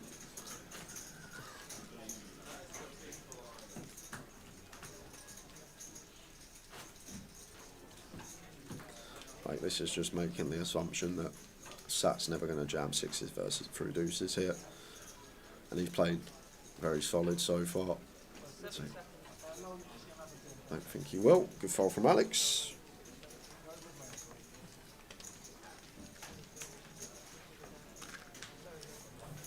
Still on 9. 1,790 to the winner.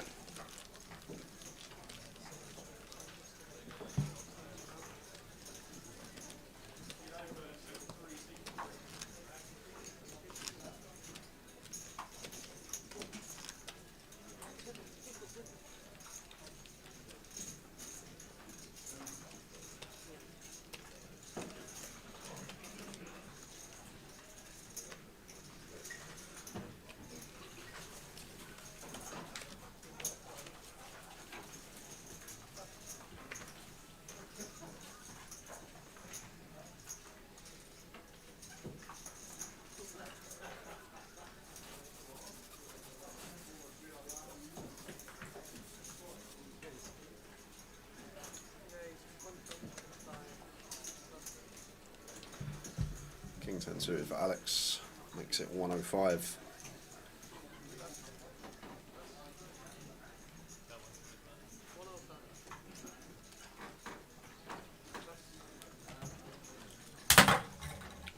Pudding, Jack 3 for Sati. In the bin.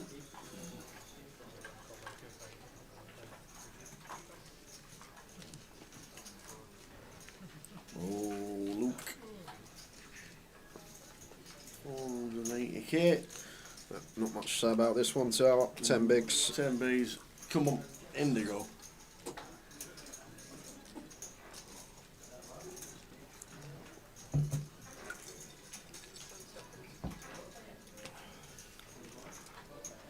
No. You're just calling? No way. Well. Well, so he leaves himself 5k.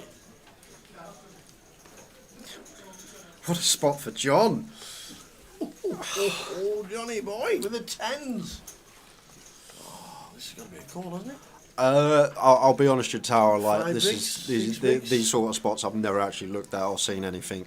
But just logically, +1 open from Alex. Luke wants to German for tens. He is going to go with it. As I say, I've never seen a spot like this. I actually have no idea. But logic-wise, Alex got a lot of chips. May open wider. Opener's going to get out of the way. I guess there's collision effect there. The times Alex calls, Luke does. We ladder. Oh.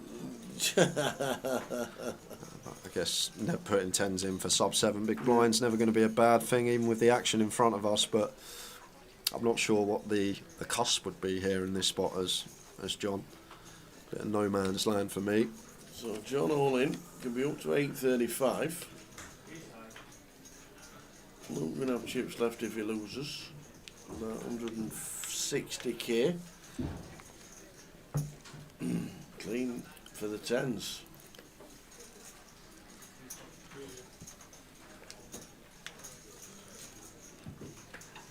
Down to an ace. And unfortunately we can see all kings are in the muck. So John up to 835. Luke down to just over 3. Tough session. So coming in as chip leader.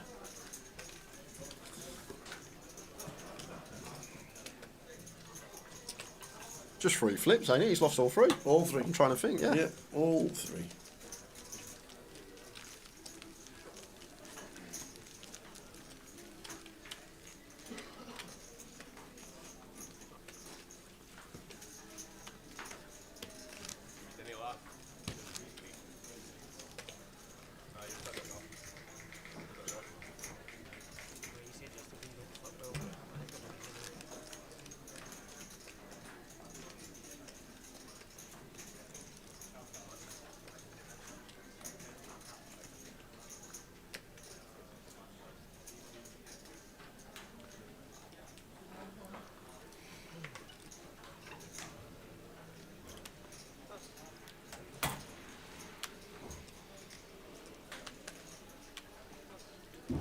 They've not done too much on the FT.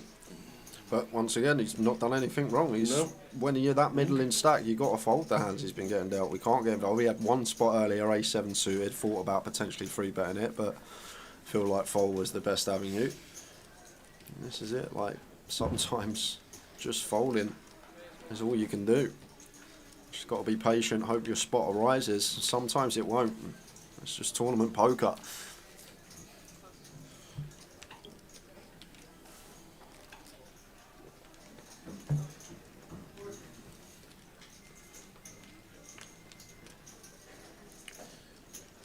We've got Gordon. Bit loose this one. Especially with what 1, 2, 3 reshove stacks behind. Even Barry's got a stack now. Could put in, so interesting choice from Gordon. With the A7 off here.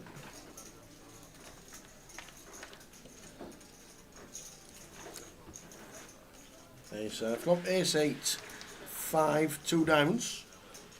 Nice flop for Gordon. I'm going to continue.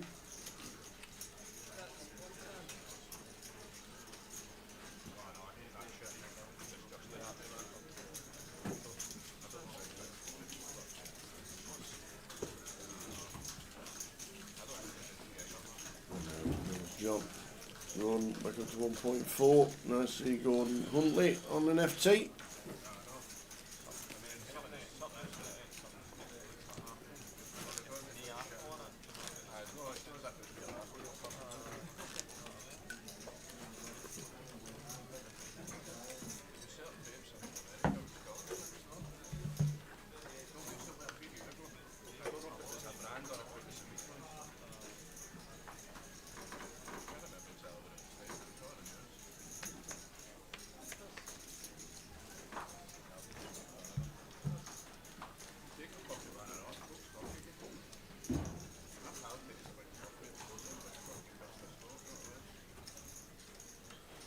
Frame opens.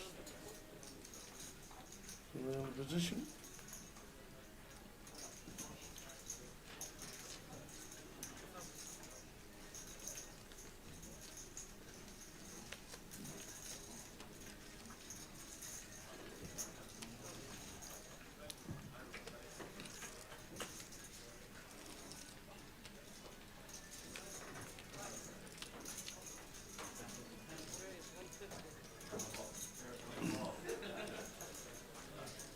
Luke says all of it.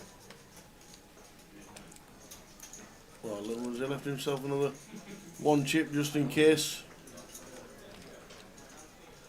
Looks like he might have.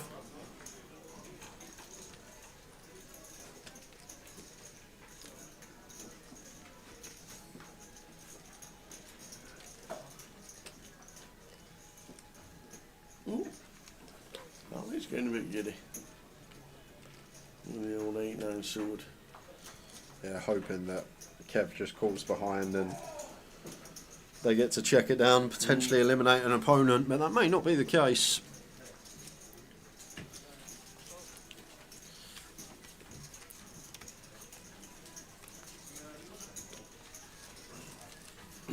So we go 3-way to the flop. Luke leaves himself less than a small blind and needs help. Lots of help with that. 87% of the time, Luke's heading to the rail. Does somebody just bet and put him in? Or do Well, we just like check it down? The thing is, what, we make an extra 500 quid if we ladder. Like, say for example, Luke's got sevens and Kev bets here, folds out Queen Jack. That 18% of the time it rolls off a Queen and a Jack, he would have been out. It's like, it's one of those. Just from checking, sometimes we can make money via that avenue.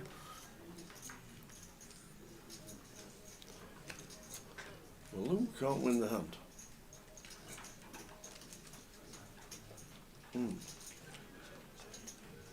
So he's going to be left with less than a small blind.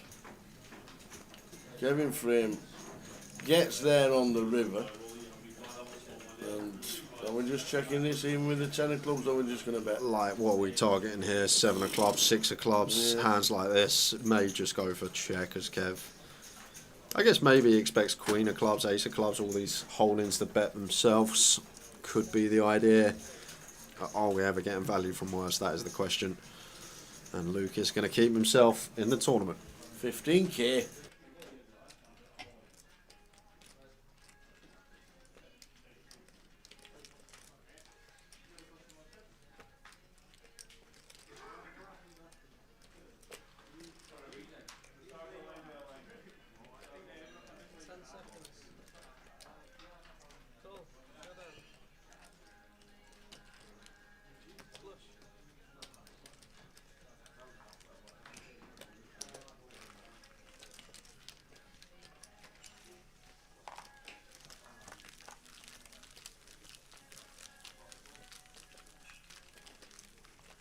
So you leave yourself 15k, but still in. Weirdly.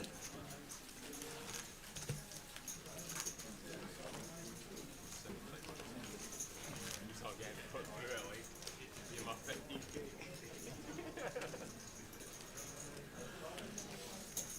50k. Young Scotsman says, watch Alex spinning his chips in for a call or a raise. Also seen him spin his chips towards the line and fold the other day. It's not an actual betting line. The table is obviously most of the people think it is a betting line. There are different rules for different operators. Any forward motion with chips in Vegas is classed as a bet. Did he mean if he's spinning the chips and it falls in? Is it really a call? Maybe not. But if it does go over the line, I think you just got to be careful. As we see Luke with a 10-9. There's been a raise, call. Craig. Did Craig get out of the way with the 10-6? I think he did. So it is, yeah, just heads up. So Craig not in the hand with the 10-6. That looks like a 9. Yeah, looks like good for Luke.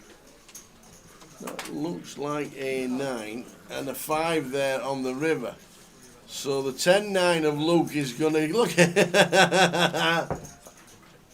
Mick is now up to 110.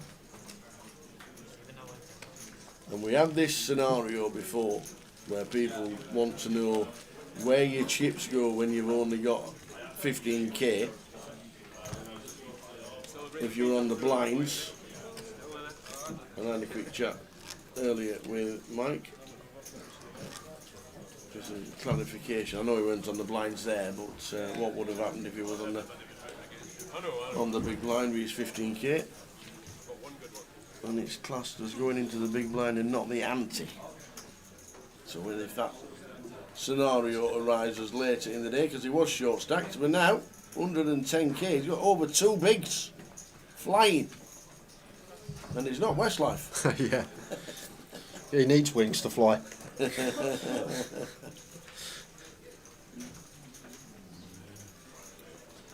spins them from his stack to the table.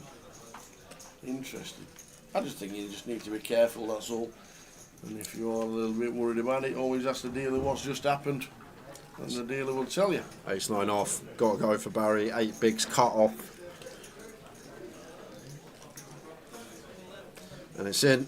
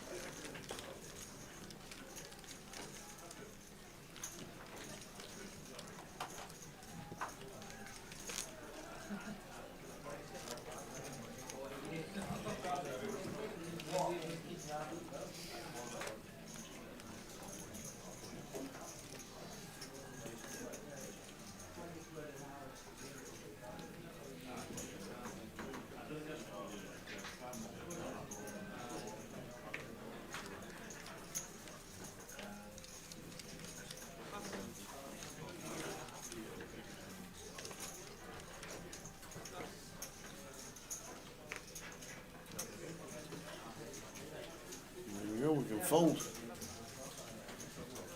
We can fold. Still hanging on his loop. Start of the day's chip lead on the final table. We just lost 3 flips, and that was it. Down to a big blind.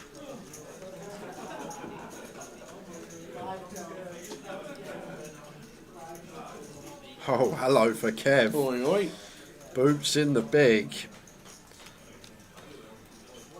35 deep here. Can he have a flat? I'd flat at 20. At 35, I'd probably just take it upstairs still tell. I know we see Gary's not got a hand to work with, but like at 20, I'd definitely flat. I feel like just slightly too deep here. And he has took it upstairs to 450. I love the fault though, Tal. I go back 5 years, you would have never dreamed about flatting aces, you. Ever. In a million years. In practice, I've probably still never done it. But the idea's there. You know it's a thing. Yeah. I have done it, to be fair.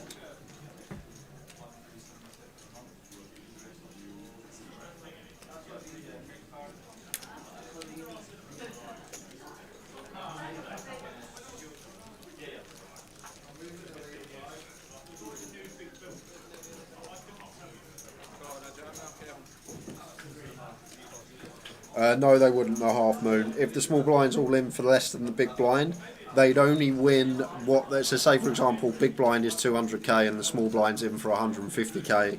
We only get 150k from the big blind stack. However, we do get to win the ante. Yes. Van says, no, you have not. Correct. The half moon. How good's the half moon? Tell us about the half moon. The half moon in Bishop Stortford. Bishop Stortford, that's right near where. Is that near you? Well, Broxbourne's where Mum and Dad live, so Bishop Stortford's like 20-25 minutes from there. You ever been in the half moon? I've never been in the half moon in Bishop Stortford. I've been in the big Tesco. I have. They've got a big Tesco.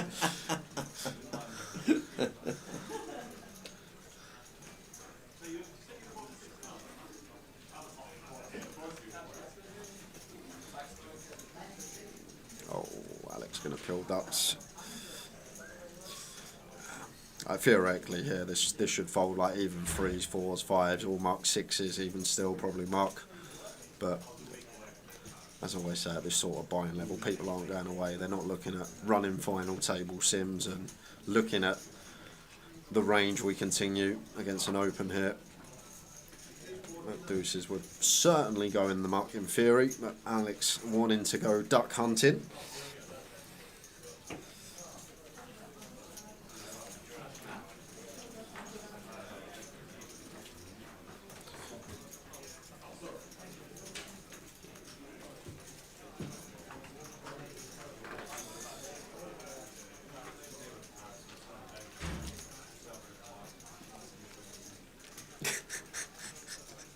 How you doing, Mr. Whitehead? How we doing, Barry? Mr. Barry Whitehead. We had to explain why Westlife was Westlife because of Mr. Barry Whitehead, but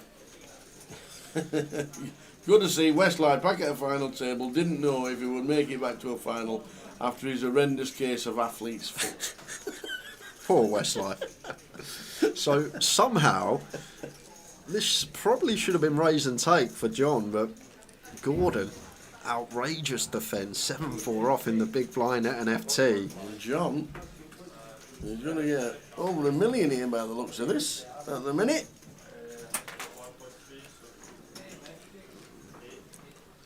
He's going to bet the 10. Yeah, got a delay there. Once it checks through flop, this is just clean delay for John. He's just mulling up what size to go. It looks like third, 1, 2, 5. Now Alex out of the way, and now Gordon in a spot after catching a 7 on the flop. Overcard has rolled off, but this all is avoided. We just fold the hand pre. I need to be defending very tight, especially in a multi-way situation at FTs. Like even hands like 7, 9 off aren't going to be getting in. 7, 4 offers well below the cut. It may cost us a few extra chips.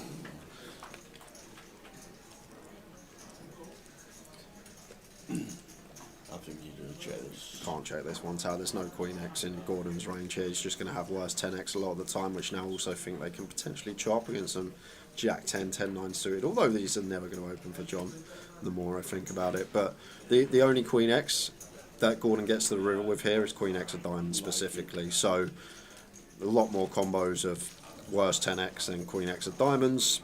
Really like the value bet from John. Thought he was going to check it back, to be fair. How do Curtis? The Toys and Nature says, alright lads, how's Edinburgh? Yep, always good. Always a great place. Superb numbers this week. And Barry says, sorry guys, missed the start of the stream as I was working on separating Barry's whites from his coloured washing. As you can see, the top he is wearing, he often mixes his whites with his colours. What was that, a white hoodie? Used to be.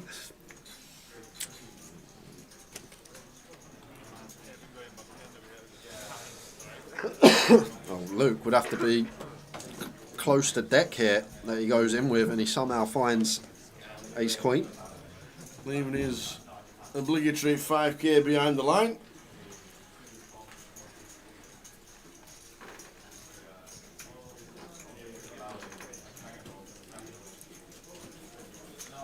He's going to like what he sees when Louis turns over his ace queen.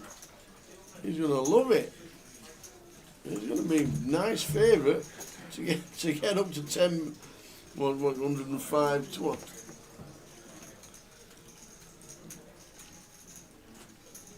There we go. In they go. Really strange from Craig here, Tower. I thought exactly the same. Like, it's been really solid as well. Hasn't put a foot wrong. Just lots of folding, which he's had to do with his distribution. But now just trying to ISO Luke here with the King 8 off. Yes, Luke's going to be very wide under the gun here, close to deck, if not deck. But King 8 off. Still with 4 opponents behind. And what a flop for Luke. Wow. Lose this one. We cannot. That's the one I wanted to win, yes.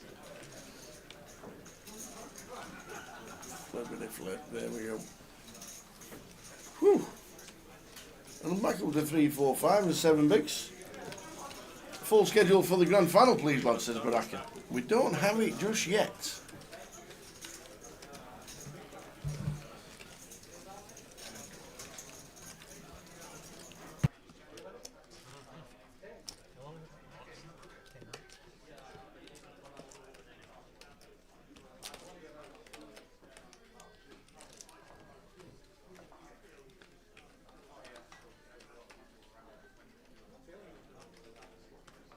As soon as we get it, Baraka, we'll let you know. All I do know is that the team have been told that they're streaming 2 weekends. So that's good. So you've got us for at least 8 days. But as regarding the full schedule, don't have it just yet. But as soon as we do, we will shout from the rooftops. Nobody wants to lose 6 bigs. Nobody wants to lose it.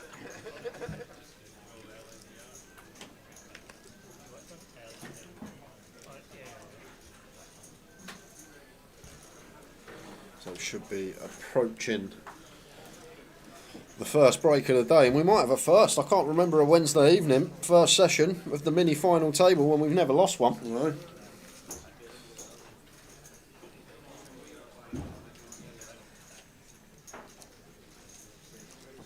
It is true.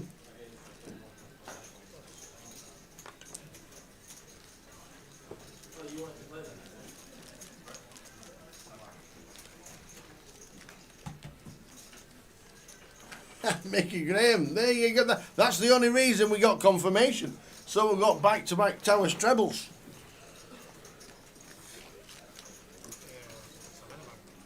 I've actually spoke to Boovie about next year. I've requested Saturdays off next year.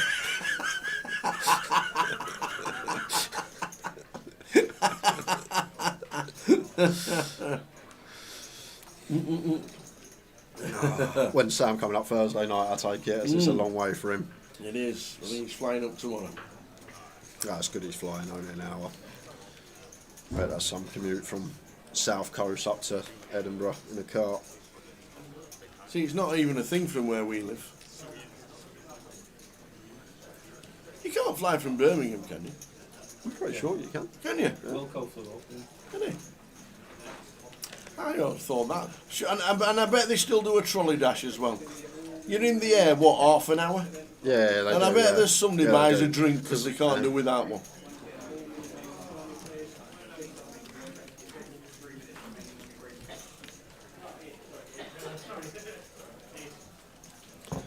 Got a bit of action here. John top, Gary, 2 overcards, second nut flush draw.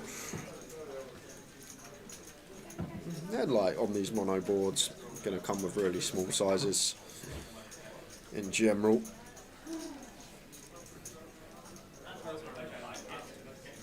$75k between 20% and quarter.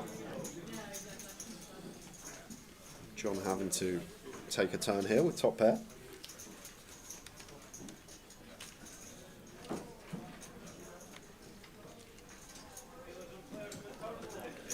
King of spades on the turn. Beautiful turn here for Gary. It's quite interesting, like on first glance, looks like a second street could come in after turning top pair. Wonder if there's ever any check backs going on with this combo. Like, we're going to lose a lot of like ace 4 suited, queen 4 suited. Some of the 8x may even be heading into the muck.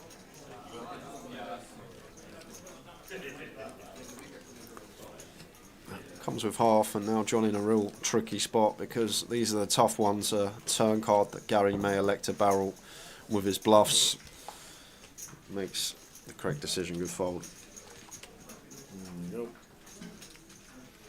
You can fly from Edinburgh to Birmingham. You used to fly every month, says John.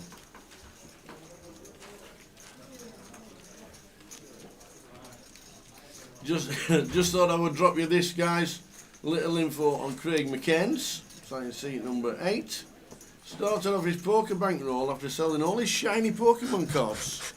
Hence the nickname Craigymon. I've actually got a funny story about Pokemon cards. So one of my mates got his own business, Bureau de Exchange. But anyway, he's started selling Pokemon cards in there. Really? So he's started, but he's bought in loads of Pokemon cards. Started selling. So I'm just sitting with him the other day in the back of his shop. And he's like, I'll go and buy a pack. I'm like, what am I going to do with Pokemon cards? He's like, go on, buy a pack. I've got the new Mega Evolutions in, just buy one. So I go in my pocket, I've got some change, £7 for a pack. So I give him the £7 and I pull a gold foil card worth about £300. Literally, the only pack I bought was a gold foil card, the new Pokemon Mega Evolutions, and he bought it back off me. And now it's at the front of his shop in a little thing, and literally he's like, you are the jammiest person ever. But there's basically one of 2 cards you can pull in the entire collection of the Mega Evolutions that have the gold foil plating on the card, and the one pack I bought had it in. Wow. Running good as of late.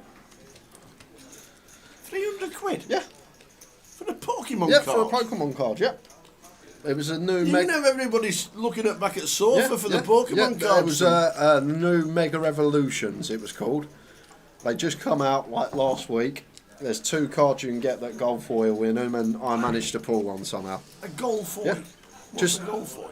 a gold foil. So like gold foil. like, yeah. So the background of it's like gold. The card. Oh, wow. Wow. I know.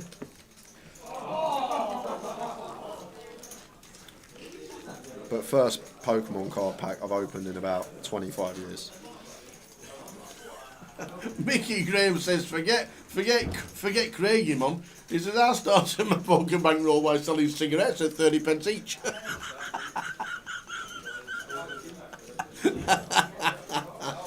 £30p? They used to be 10p when we sold them. 10p. 10p each. Just used to be able to buy a pack of 10. Pack of 10? Yeah. Did you ever see them in the shops? Packs of 10. I was more Yu-Gi-Oh. Oh dear. I've got no Pokemon cards. Selling ciggies for 30p. What is one cigarette worth these days? Probably £1, right? 20 quid, about £20 a pack, How ain't much they? they are? Yeah, probably about 20 quid a pack. Wow. Imagine.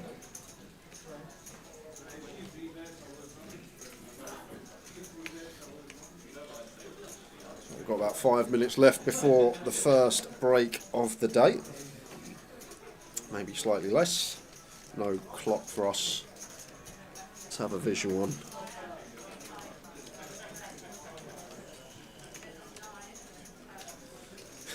Barry says, Craig didn't get as lucky as you, Jay. He bought a packet and got a Luke Shaw Panini football card out of a Pokemon pack. Are they still going, the old sticker albums? Like your Premier League sticker albums and...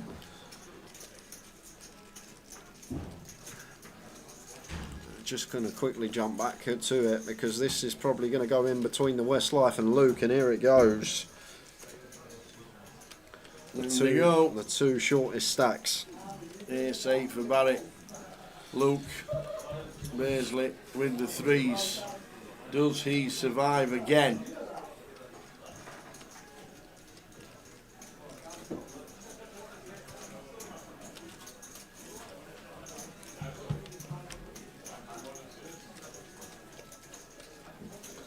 Well, the 3's holding until we see a flop of King, Queen, 8.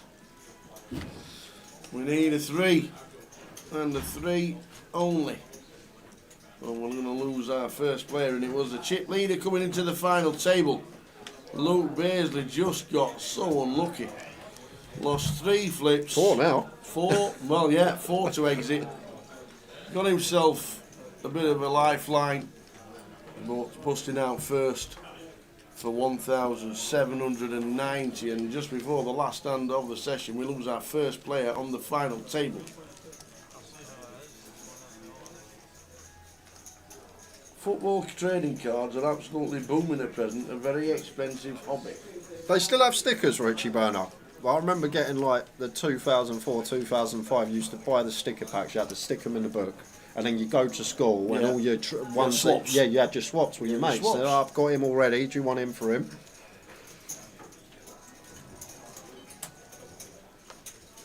Or are they not a thing anymore? The old sticker books. Oh, yo, DC with 10 minutes off from the poker table. How you doing, Dan? How we doing, Dan? How was Malta? I think he said he's off to Asia on Wednesday. But I don't know if it's a poker holiday or just a holiday. I'm not sure which. Which is it, DC?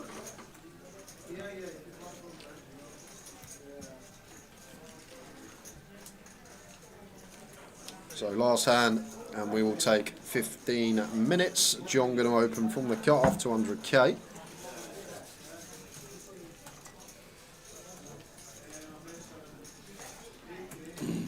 Ace 10 for Craig here in the big blind. 20 effective, almost identical stack these two. It's 10 for Craig. It is a poker trip to the Dan. As we're going to see our final flop of the session.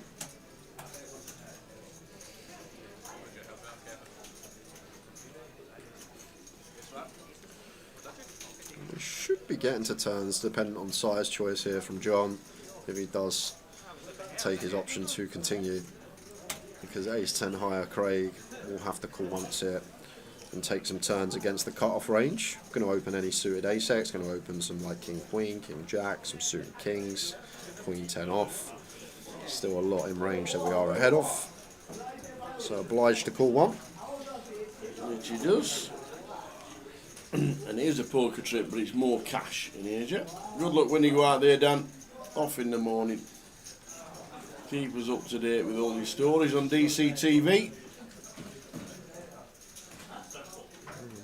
Could be a bit of trouble here for John once this ace rolls off on the turn, but what's he trying to target here is the question. A lot of the pairs, if not all, are going to shove versus the cut-off open potentially. So are we targeting just 4x? Hands like King 4 off, Queen 4 off aren't going to defend from the big blind, so just a few select suited 4x combos that we potentially fold out here. And then the other folds of hands are already beaten. Hands like 7-5, 7-8, 8-5 with the backdoor flush draw. So Craig should be check calling. With the check mark, not that he knows it. But now in John's head as well, we need to think about hands that call twice, because we will now lose hands like King 4 suited, Queen 4 suited, 4-5 suited with this turn barrel. So suddenly Craig's range becomes ace-x, 6x and some combo draws like a 7-5 of clubs, 7-8 of clubs, and he does just give it up. And that will do it. Craig takes the last hand. One person eliminated, Luke Beasley, back in 15.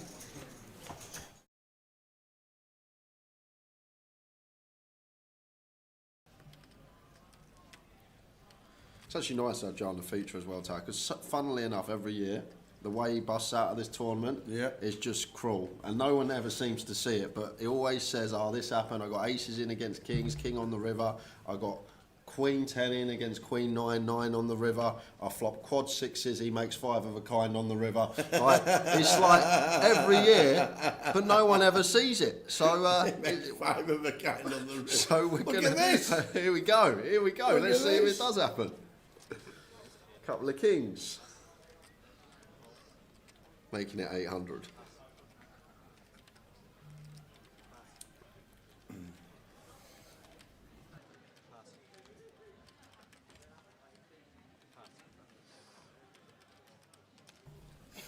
So Jack 10 for Ollie who calls.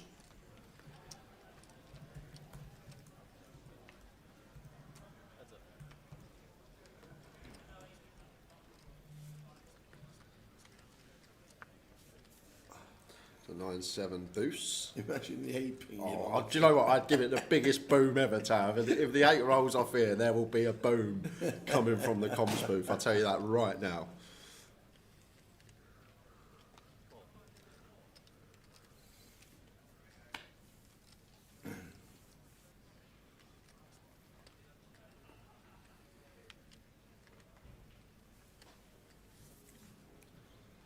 better one, Kate. Oh, so a queen on the turn. Can I root for the king of clubs? Is that allowed? Am I allowed to root for the king of clubs? Of course you can. At 1.9 into 4.3. Around 60%, just north of. Sorry, 40%. Put the king of clubs there, dealer, one time.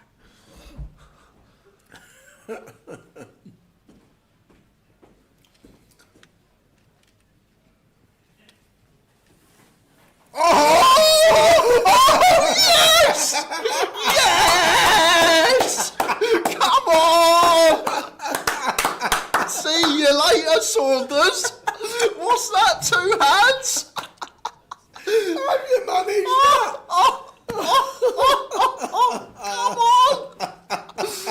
Come on! Have you managed that? Oh, this is brilliant. This is just gold. Poor lad sits there, rivers are set. He's nailed it. He's called it in. One time, dealer, he says, King of Clubs. Oh my word! Oh dear. It goes for the raise, the all in. You got Jack 10. Yes, you have. What else has he got? He's free bet the river. Of course he's got Jack 10. You got Jack 10. Oh yes, of course he's got Jack 10. See you later, Joe. Back to the. See you later.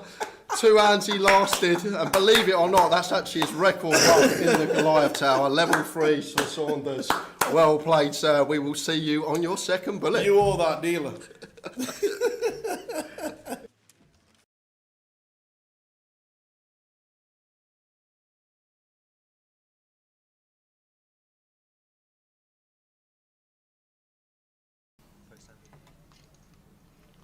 The short stacks have got plenty of time. 14, 15, 17 bigs. Still plenty of time. Cal looks down, gun opens and looks down at kings. Raise 40,000. Any action for the man. They're called Calagero. Michael with the 9's probably going to be seeing a flop at least, which he does. Makes the call. Call spices out with 9 deuce. John gets underway as well. Now Thomas will defend the big. Looks down at 240k. Does he think this is a good time to squeeze?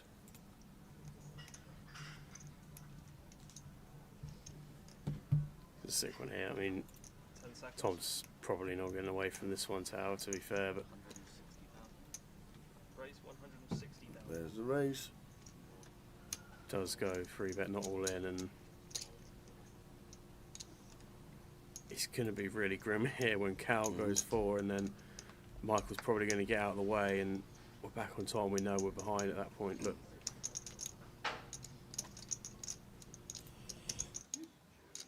10 seconds. Cal's triangles in.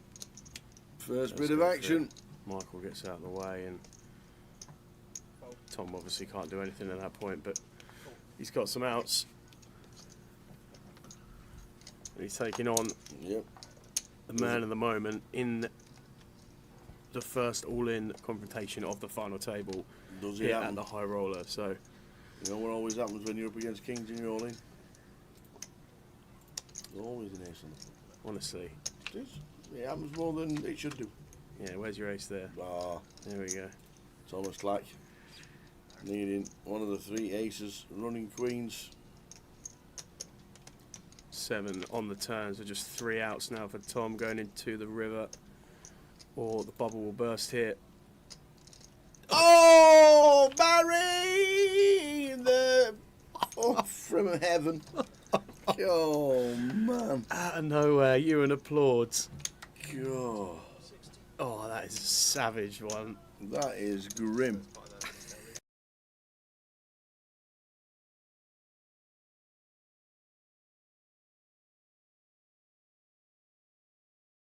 In with 5s. In the small. Just small and big. Makes it up. Pocket fives.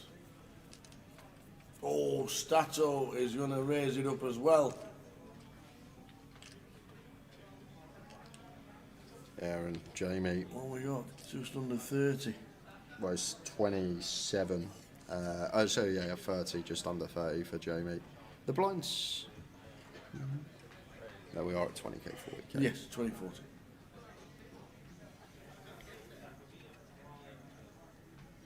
Stato makes it 140.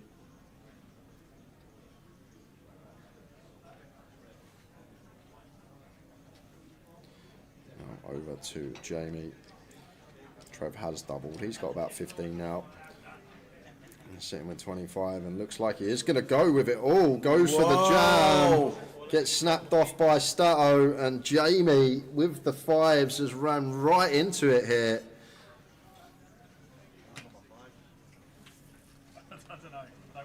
Stato on his way to over half of the chips in play. Well over half the chips in play. Good for 60% of the chips in play if we can hold here with the jacks. And there's only 1-5 left in the deck for Jamie to find, so needing that case 5. 9, 8, 4. We're needing the case, 5 of spades, or running straight cards. Running clubs? No, clubs don't work. 6, 7 or a 5. The 6. So a 5 and a 7 working to get out of this one. Who's number 7? Back him on the river. Whoa! Oh, that is and does with the 7. That is a grim river Wow! to take for Stato. That is a filthy one. Wow! Wow! Wow! One out for Jamie. Stato could have had 60% of the chips in play, but now Jamie is the chip leader and Stato down to 40 bigs. What a cruel run out. You see that flop and you think you're there with the clubs covered as Stato. The run in 6-7 comes in.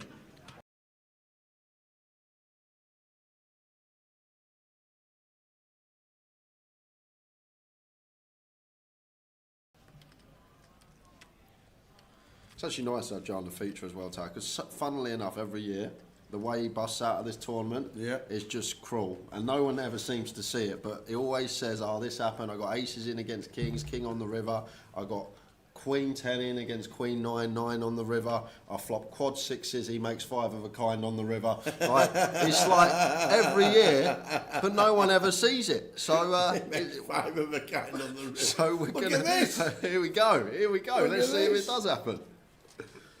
Couple of kings, making it 800.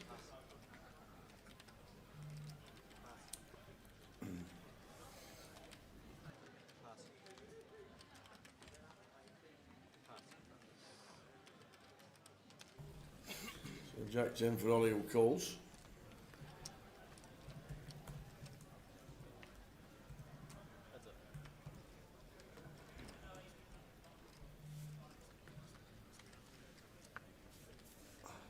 The 9-7 boosts. Imagine the 8 ping. Oh, do you know what? I'd give it the biggest boom ever, Tav. If the 8 rolls off here, there will be a boom coming from the comms booth. I'll tell you that right now.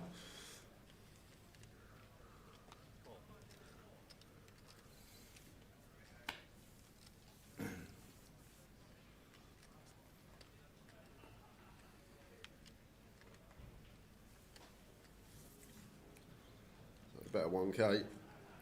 Oh, so a queen on the turn. Can I root for the king of clubs? Is that allowed? Am I allowed to root for the king of clubs? Of course you can. At 1.9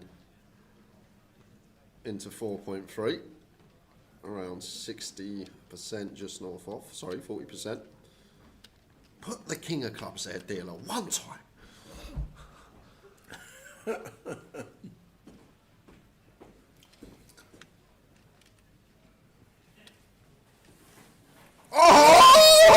Yes! Yes! Come on! See you later, Saunders. What's that? 2 hands? Have you managed that?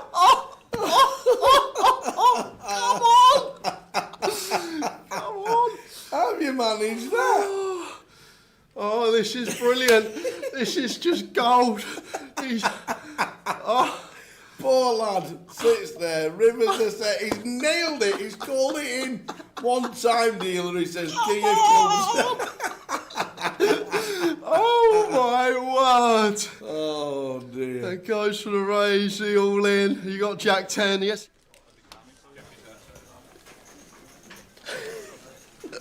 Every time I see it, honestly, I absolutely love it.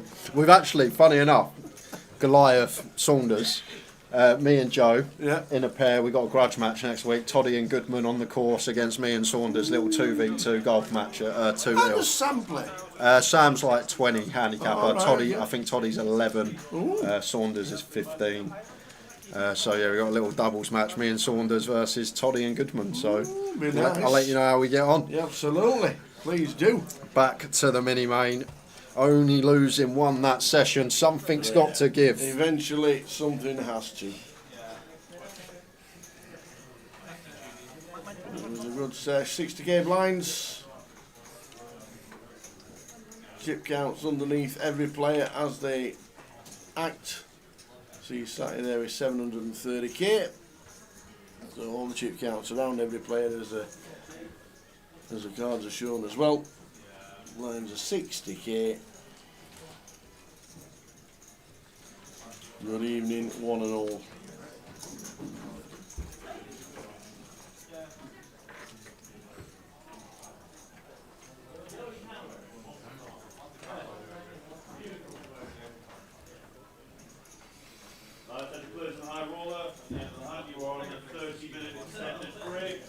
Food is being served upstairs in the restaurant. Whoa, hang on a minute. Jay. Go on, there, go if you want. No, if you no, want no, ten, go and have a no, look at what's up there. Shan't be going before the players. Back in the day, I used to be first. You used to be first. Not anymore. Don't want to get into trouble anymore. Is that what happened? You got told off? Oh, yeah. You do it first. What? I just have to test it and then tell everybody how good it was.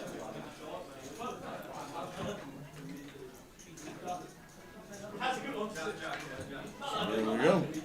Come on, the Westlife, says Scotty 2 stacks. Yeah, can't do anything here as Craig against this big size from Gary. Evening, Bestgate. Hope you're well. Hey there, Sean. And have a great trip, Dan. If you're still listening, have a great trip to Asia. Playing a lot of cash when he gets out there. And we'll see you back in the UK at some point. Don't know how long you're out there for.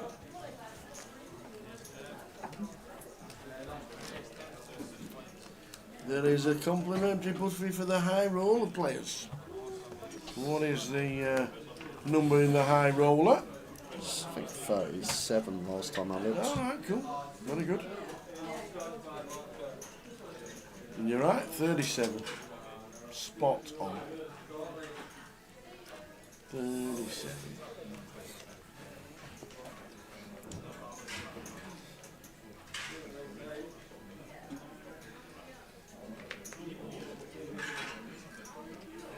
Steve Barnes has come up to play it.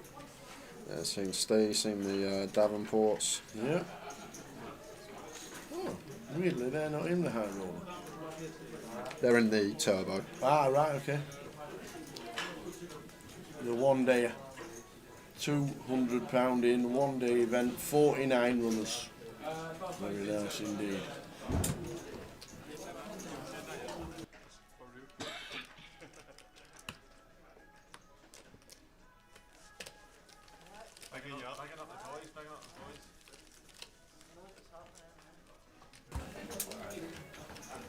So I lost one player in the first session, and it was the penultimate.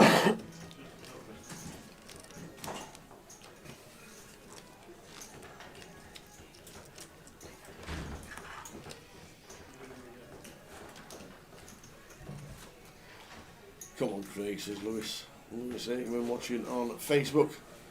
Good evening, one and all. Whatever platform you're watching on.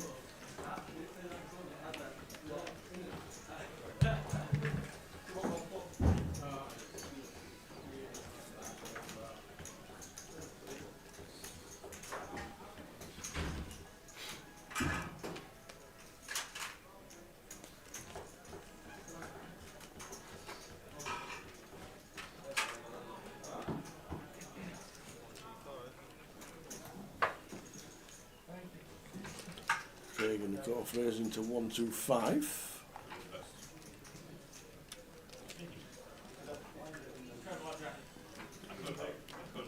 Should be a raise and take. I know you're used to seeing the best ball staff in the world, alright? But come on.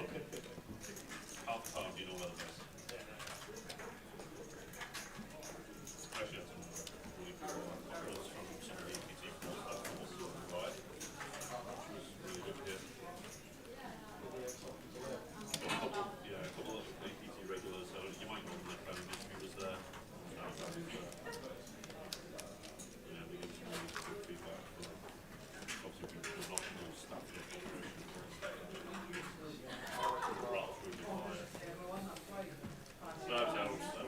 We have no contract, so I have no feedback. So 8 out of 200, 8 out of 523. Super numbers for the minute. Great numbers for the opener. Not bad for the Omaha.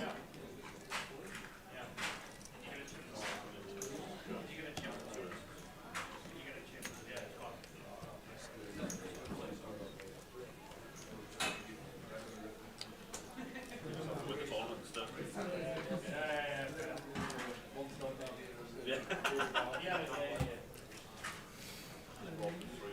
A lot of jams here for Gordon. 10-8 off though, not going to be the candidate. Would probably send 10-8 suited. He's still going to go for the jam. I guess it's what, 16 and a half. Well, it's actually only 10 a sat, so thought we were the effective stack. And sat not going to call the 87 off. Bit of aggression from Gordon, don't mind it at all. Slightly shallower than I thought we were on first glance.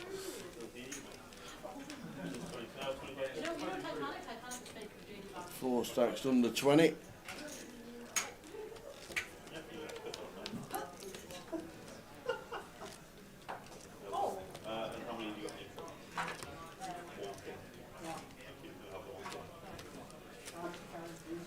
What are you doing, man? Give us the 1K reviews.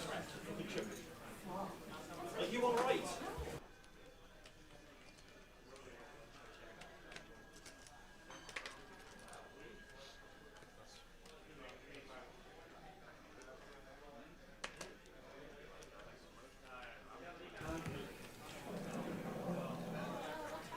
Race 9 for Kevin, the cut-off. I'm thinking if we can open jam. I actually don't think we can. Gordon's got a bit too much, but going to open at the minimum. Maybe thinking about open jam. May just be fine at 15 when we've got, what, 34 ourselves? Okay, yeah, going to go with open jam. He does indeed. Gordon Huntley looks down at his queen off for less than 20, so in they go. And we hate this as Kev. We absolutely hate this. And knows he's going to need to find a 3 out, or whether it be a 9 or an ace.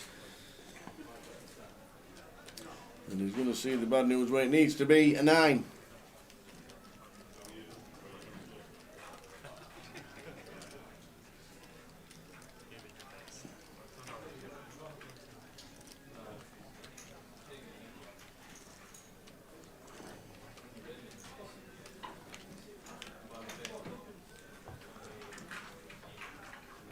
There it is. And there it is for Kev Frame. 9 in the window. All ladies live for Gordon. Does pick up a gutty. Now Jack's playing as well. Can we find it to survive? No, we cannot. And in unfortunate fashion, Gordon Huntley eliminated by Kev Frame. Kev knows the swings and swans of these games. It's just one he got lucky on. Yeah, so Luke Baisley, first out in 9th, was chip leader.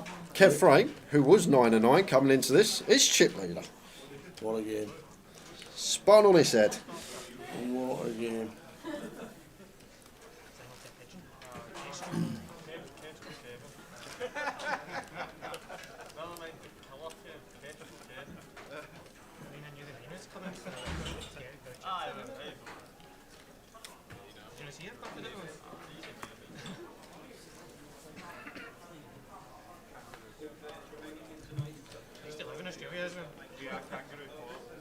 Wow. I always felt like Koala was more of a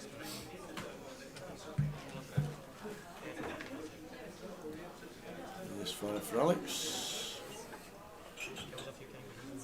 Won't be doing anything with it. Hey, no, and just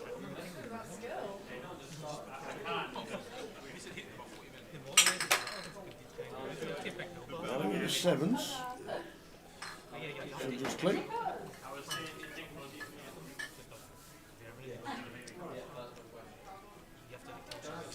Yeah, from the hijack here, intention of calling off a jam from Sat. And Sat actually has a hand. Oh, here we go again. He's going to send for just sub 10. And we go ace queen again. Is it going to be back-to-back ace queen eliminations? Yeah, and sevens slightly too good. Sat may take sixes, may take fives against the low position, and it's sub 10 bigs. Gary, where he's got to call this off to Flipsville. Here we go.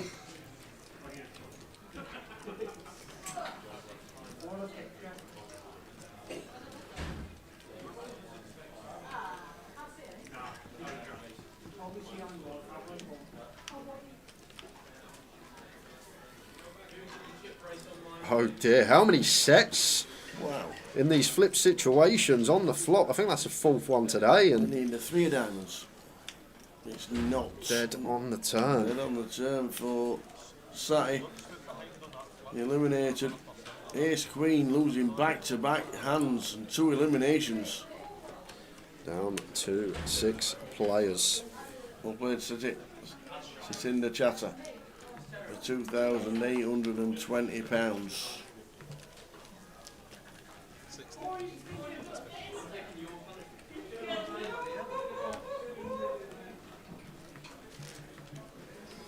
Are there any live sats for the main? Yes. So if you fancy one tonight, you can still get in tonight's one. 8 p.m. Starting at 8, 25 minutes to go. There's one tomorrow as well. There's one on Friday as well. Plenty. Loads of opportunities. Plenty of opportunities to get into the main event here in Edinburgh this week.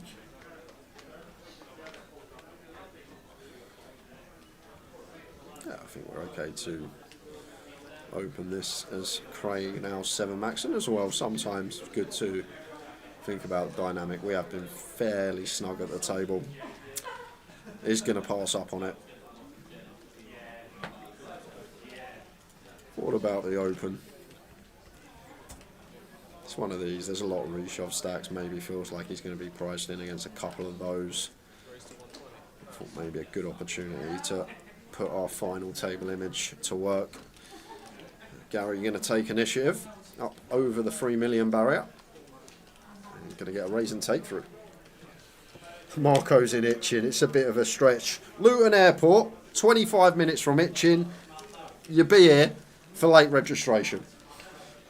Exactly right. Perfect. You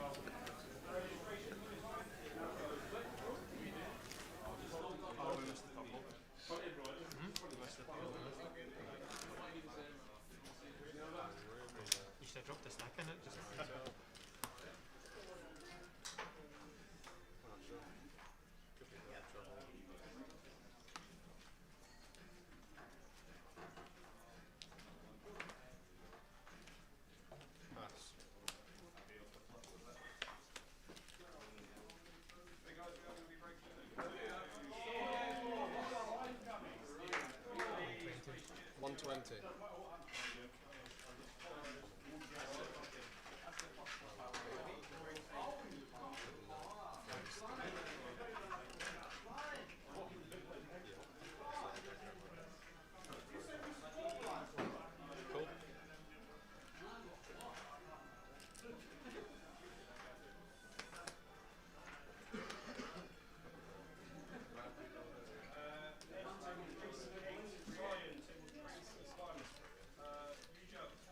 King 9 for Kev, raising to 120 out of the hijack. We're going to have a multi-way pot. Haven't seen many of these thus far at the final.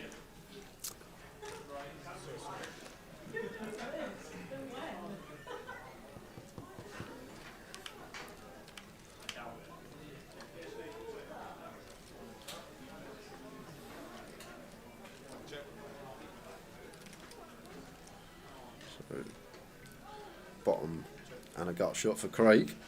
Checks over to Kev here. With 9 in hand, even multi-way, gut shot to the effective nuts as no one has ace-king. Could see C-bet being fine here. Obviously, we got the small blind in there to worry about. They are going to have a lot of this, like Jack-10 suited, Queen-Jack suited, King-Jack suited, like around that sort of area. But I think with the 9 in hand, backdoor flush draw overcard, it's fine C-bet. Going to lose Alex, that's for sure, but we should get some resistance from Craig.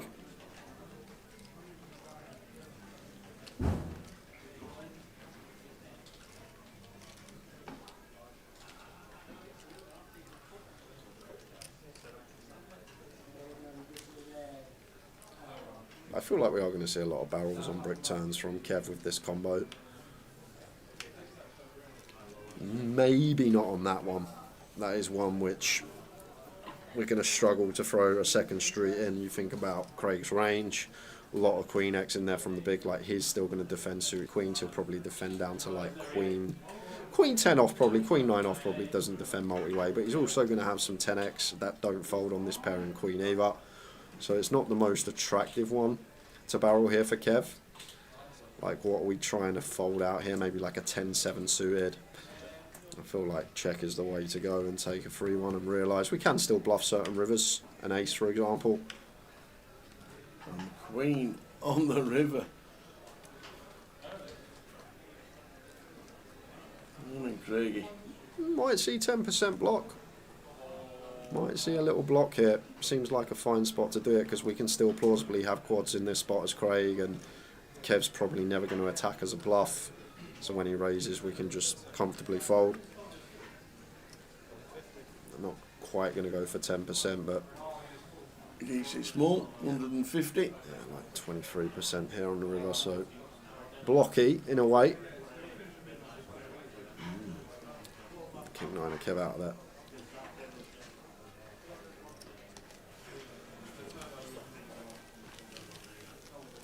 Have we bought anything from Westlife?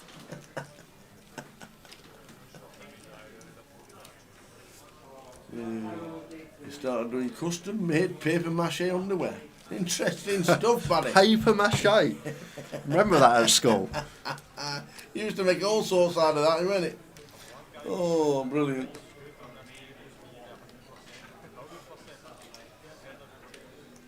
I don't like it though, Marco. Asked if there's any satellites. We get excited thinking Marco's going to turn up. And then he said, I'm too far away. Nice town, Itchin, though. Is it? Nice town. Nice town.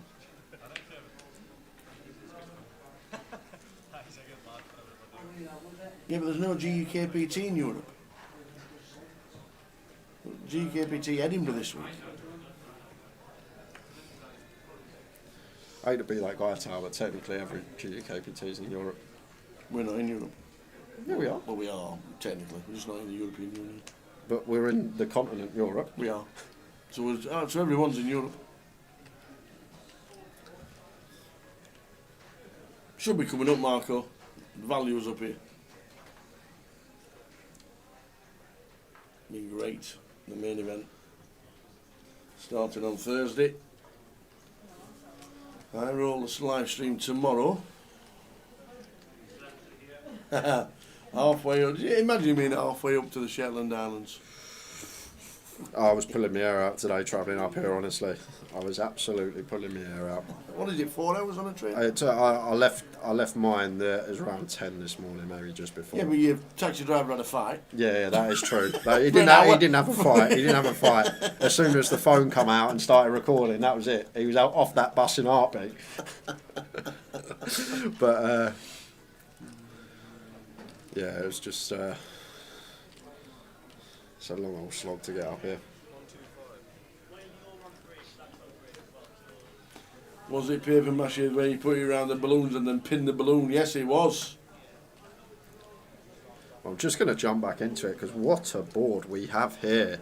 King Jack 5, but 2 hearts. Gary open ender. Not just an open ender. Up and down, straight flush draw here from Gary, and how are we going to play this one? Like now, maybe more inclined to fast play with the flatter Craig in here as well. And here comes the check raise from the big. back over to Kev here. We're going to have to continue this one. Having King Queen of Clubs kind of nice, a lot better than having King Queen of Spades, even though King Queen of Spades is going to have that 4% backdoor equity. But value now of Gary.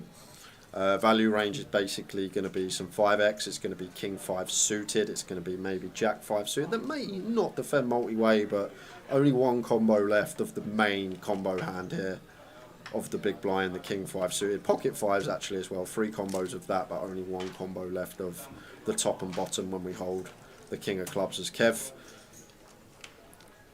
Now that is a horror card. Instant service for Gary. Setting 9. Yeah, so it's just one of these as Kev. We're already behind to the value raises on the flop, the pocket 5s, the King Jack, the King 5 suited, the Jack 5 suited if there. And now we also drop behind a catalogue of bluffs, the heart draws. We can still be in front if there's any creativity from Gary, if he's taken something like a Queen 9 of Spades with the backdoor flush draw. But Kev just aware here, clutching at straws to be best now on this turn card. Doesn't take much time before letting it go. And finally, Gary putting a bit of distance between him and the field now. 26 big blinds separating him in second.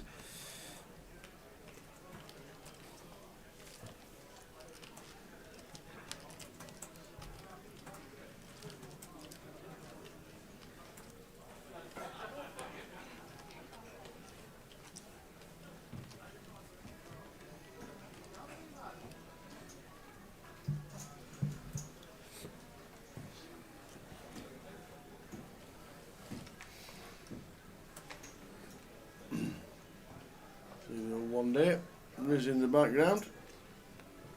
Andy Mackenzie's still in on the left hand side.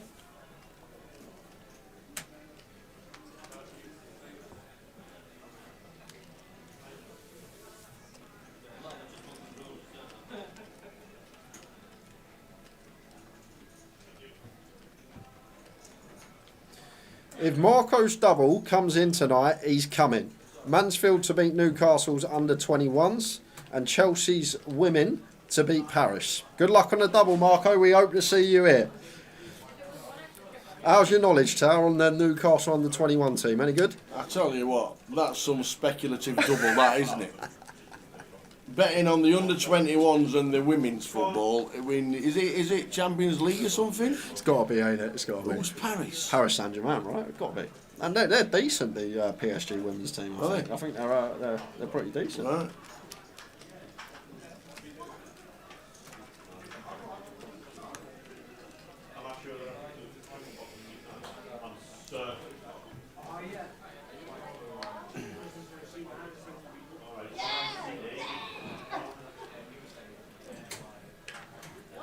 And Mickey Graham says it's a 1 to 20 and a 1 to 8 shot. What's that pay, Tower, as a double?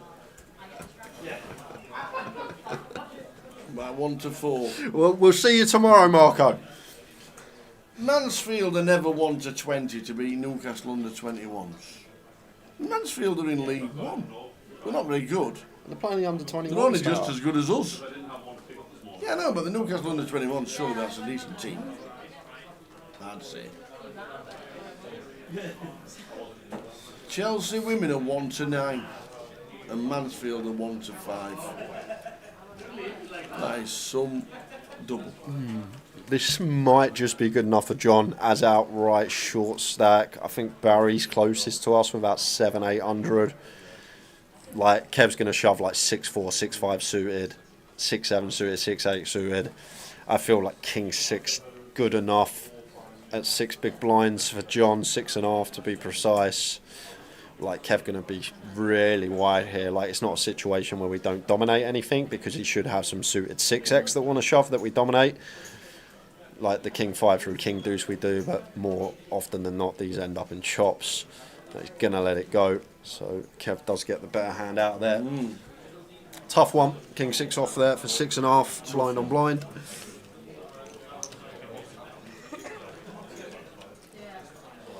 You said PSG were very good. They are good. They're 14 to 1. Are they? I thought they won didn't they win the Women's Champions League like last year or the year before or the year before that? No idea.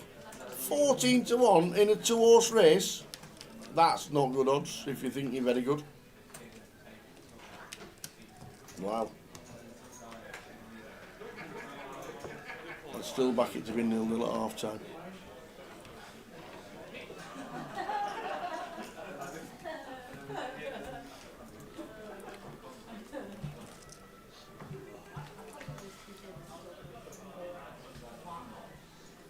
And Marco goes, Newcastle, 1 up already. See you next event then, Chairman Marco, yeah? See you next event. That's why, Tower. It's just Paris FC. It's not PSG.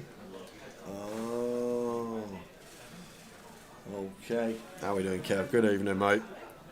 Final 6 of the mini here. We are suited, we are connected, but even still, this would be wild as Kev. If it was 5-6 suited, I could get behind it into these 2 short stacks.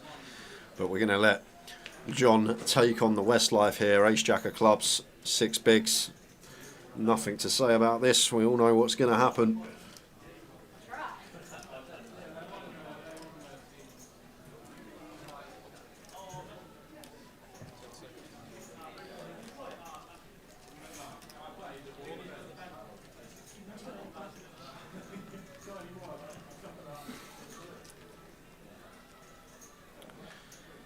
Jack 9 off for Barry. Is he going to spin John? I doubt it.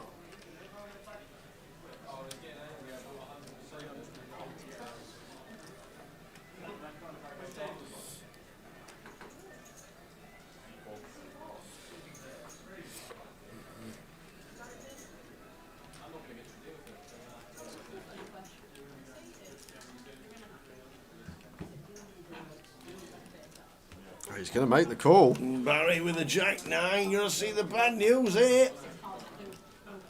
Is this the end of the Westlife? He's going to add 5 bigs to spin if he can't catch his 3 outer hit.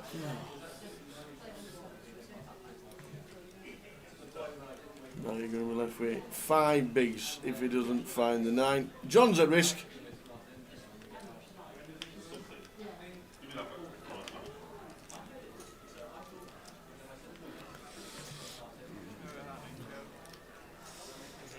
Still the same, need the 9. Oh, Barry is going to be down to 5 big blinds.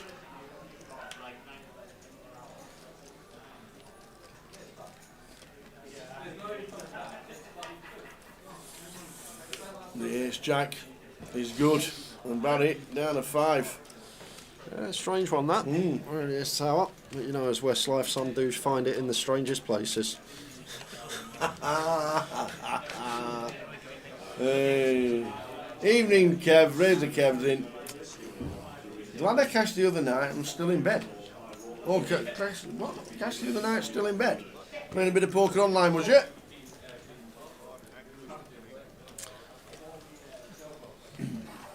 Grosvenor Poker are doing some direct £200 tickets to Goliath and the London Deep Stack. There's satellites online now.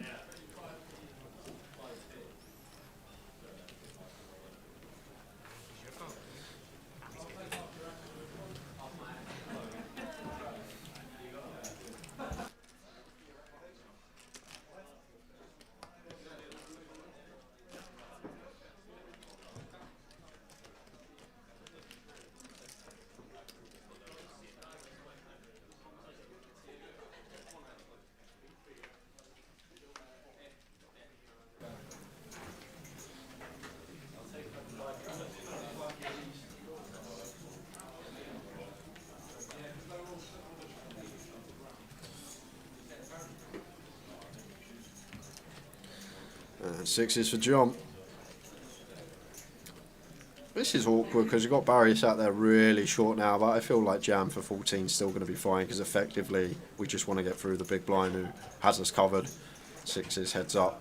Have to be really unlucky to run into a better hand. So I feel like this is actually fine to shove for John, even with Barry sat there as short as he is because he's in the small, and then we've just got to hope the big blind does not wake up with it. In it goes. We do have an ace as Westlife, but we could wait another orbit. Maybe some collisions occur. We ladder.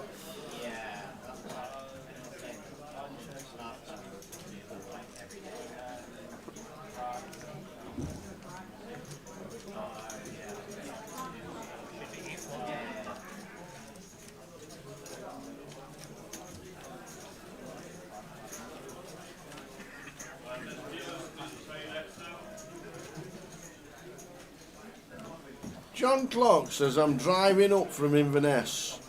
Was there an earthquake or something? Because I'm pretty sure Inverness is a lot further north than Edinburgh. It's north Inverness, North, ain't it? north. It's about 3 hours from here. No. Scotland that big? It's amazing.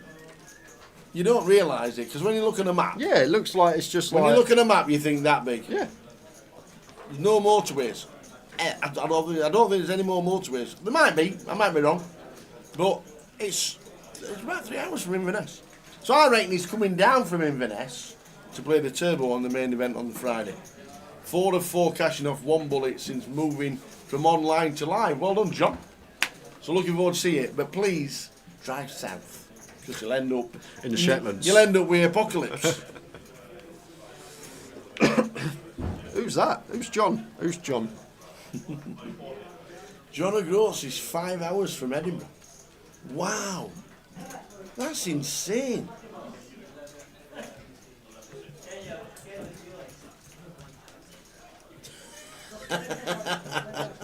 How are we doing, Paul? Yes, Jay, we have internet and tellies as well. I had no idea John O'Groats was 5 hours from here. Woo.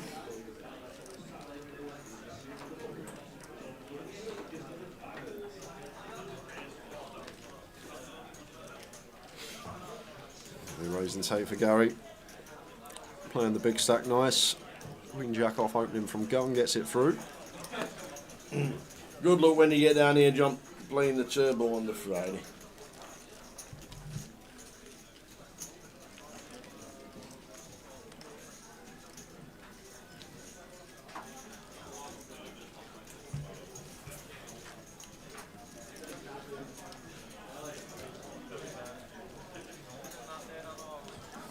Never found out what the buffet was. I'm sure there's We still never some got left. involved.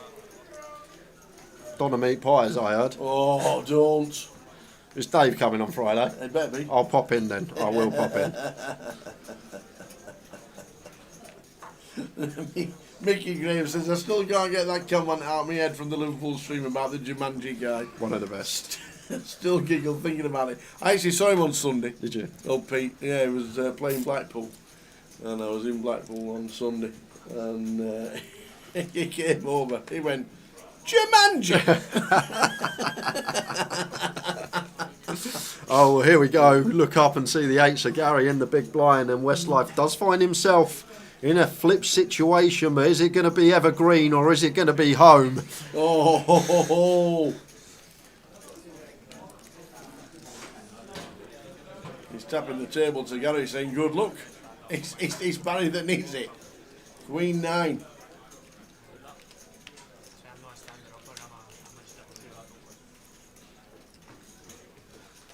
That is none of it.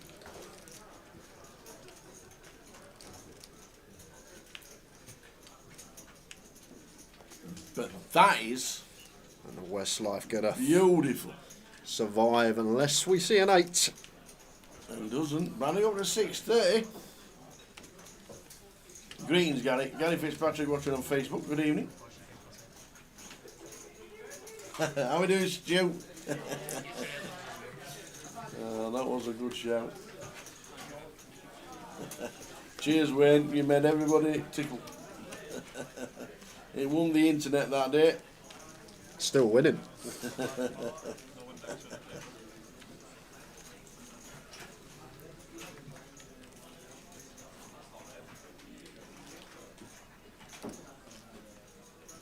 We're on 6.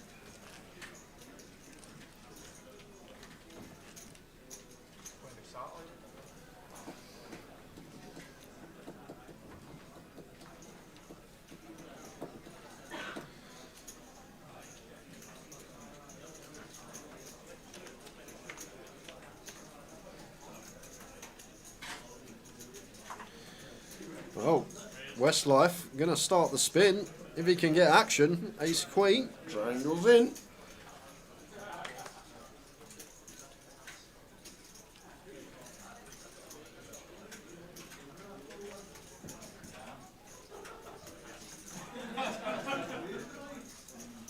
Ooh. this close. Against Barry, I feel like Barry's going to shove deuces through fours. He's going to shove ace-5 for ace-deuce suited. So I feel like Kev doesn't even take more than 5 seconds just flicking the chip. Like he's got 10 bigs. He's going to shove worse pairs. He's going to shove some ace-5 for ace-deuce suited. Going to open aces, kings and queens as well, which is important. Rather than shove.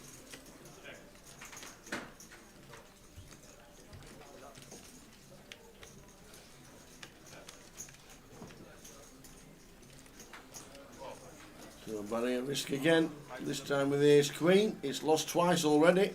There's an all-in player.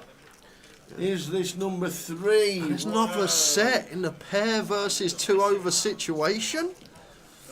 Backdoor diamonds, running boat. Oh, we have outs. Only 2. An ace would do it. Well, it's not, it's an 8. So ace queen 3 times on this final table. Busting out. Barry, Westlife, Greenham. Still the queen to my heart. Yeah. Well done, Barry. 36-30 for 6th. We've got a 5. Nixon likes me really, Barry.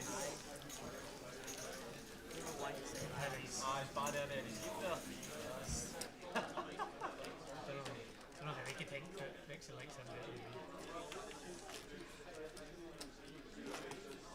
So down to 5. We're down to 5.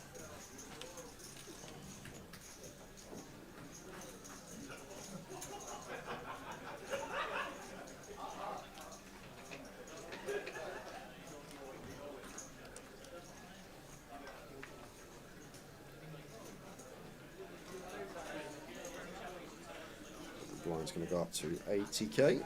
Just under 3 minutes time.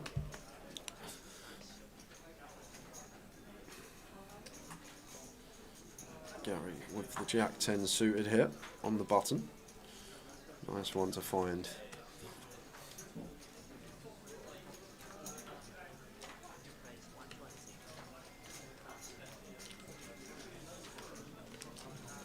Queen 4 of spades, just shy of 15 bigs for John.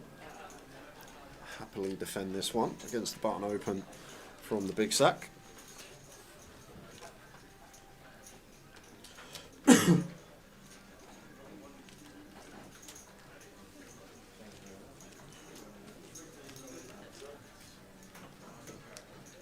the flop.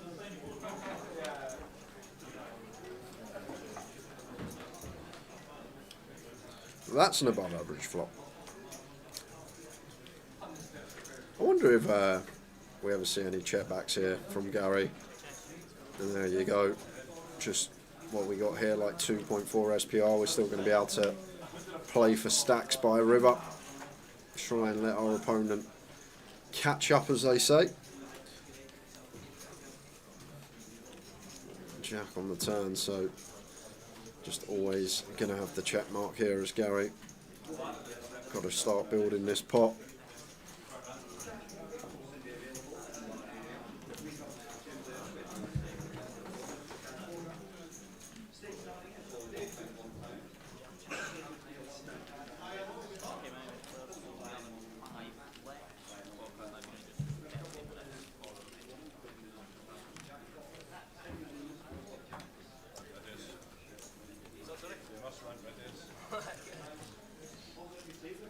So down to 5.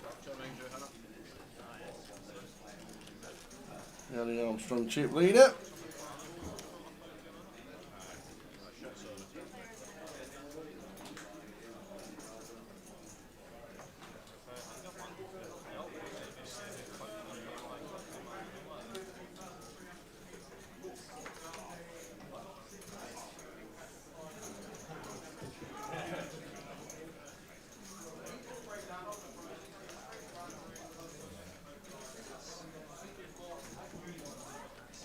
Everybody who is coming down to play, or down and up to play the main event that starts tomorrow and over the weekend. We're lovely to see everybody.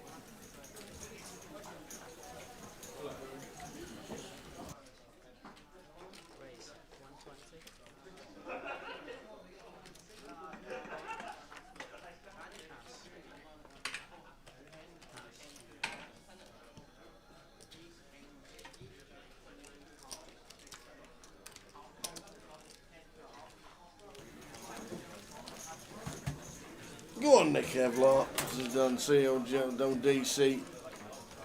Playing well. Mr. Frame.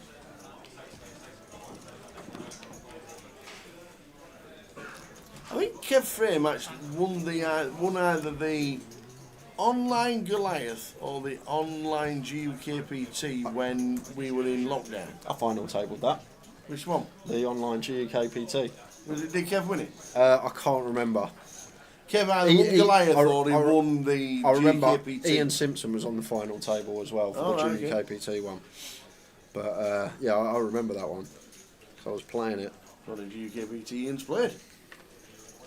Only one I've played in. No way. 8 years. Craig better get this wrapped up. He's got school in the morning.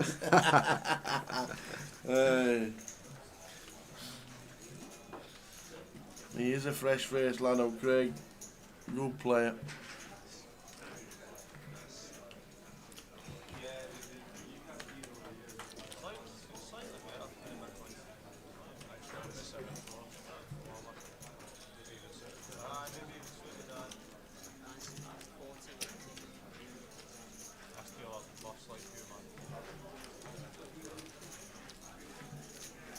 How's the double looking? The 1 to 5 double. Well, can't go wrong, can it, surely?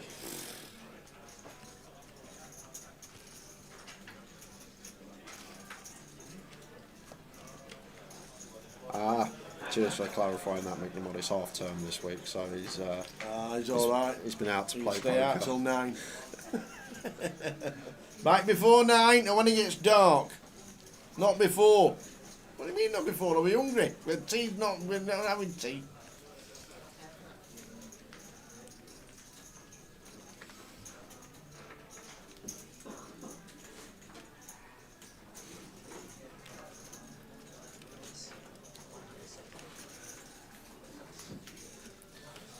King 10 for Kev, opens from gun, makes it 160. We've got to Gary in the big with the Queen 7 off. Now, I think it's changed slightly when we cover. I'll still probably pass up this one against Kev, but we will get to defend wider than anyone else as Gary, just because Kev's risk against us, with any player that can bust him, is going to be higher. Therefore, we actually get to defend wider because Kev's going to play more honestly, take more pots away without the goods. Even Queen 7 off for Gary is going to have a look here. Here's that flop, here's 3-8. Likely to be Kev's pot. Check, C-bet, hand over. Probably around quarter on the ace 8-3 as Kev. Quarter seems fine, 110. Slightly less, same result.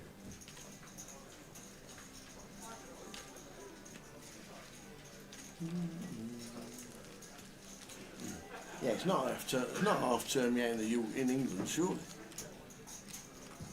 Pretty sure it's the last weekend in October, and I'm pretty sure my eldest grandson goes back to school on something like the 2nd of November this year. What? After half term. Oh, I thought you meant He that's just his runs. summer holiday. No, I thought you meant his I thought you... Every day's in holiday with his granddad. Every day.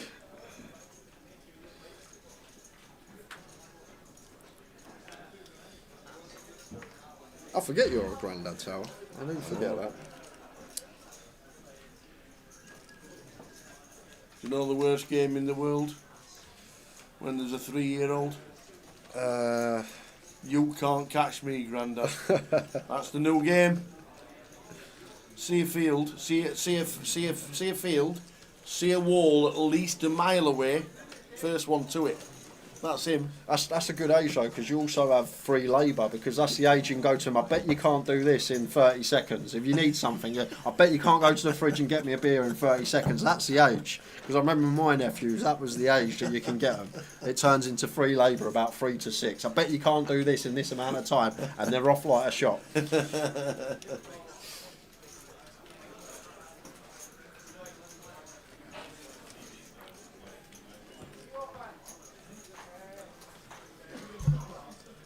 Marco's up in Mansfield, just equalised. There we go. The trip up to Edinburgh for the GUKPT is now back on.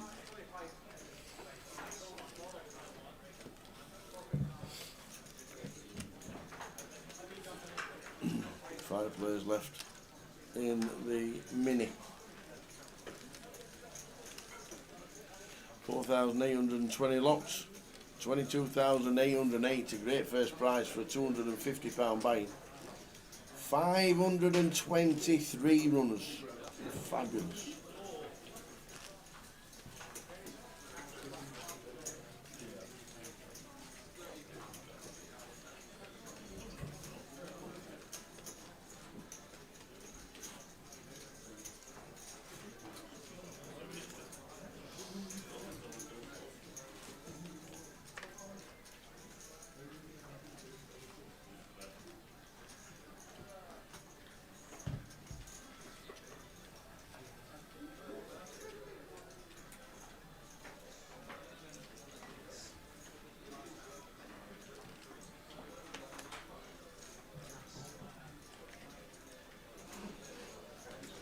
Can't beat a good Scottish breakfast.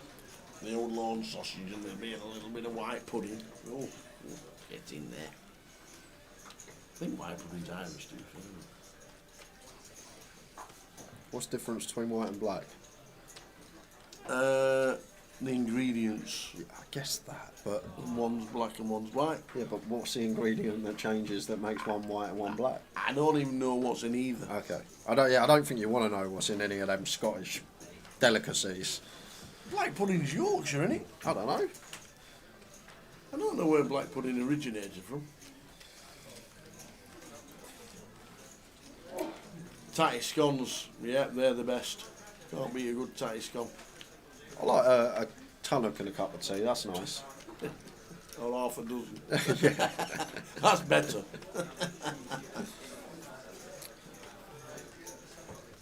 Mickey, I'm nowhere, unfortunately.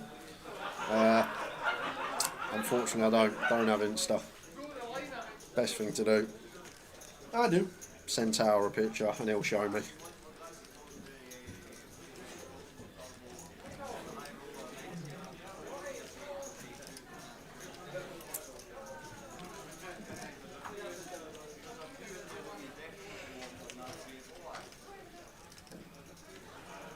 King 8, 10, flop, check, 2 on the turn.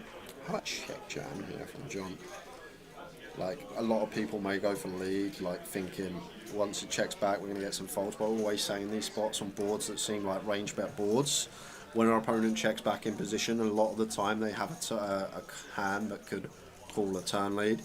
So actually would have much preferred the check jam from John as he went for Gary knuckling the 10 back. And now we'll go for value. You expect him to, should do. John, if he ever gets to the river with a King X holding, that's surely going to value bet itself. So we can target an 8, maybe a rivered 6.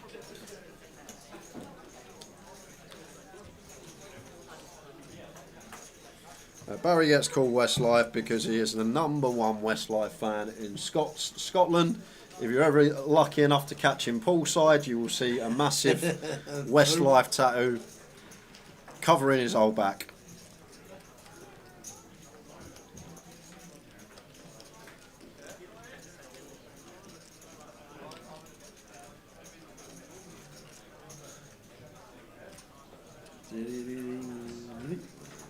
Nice fold from John. There we go.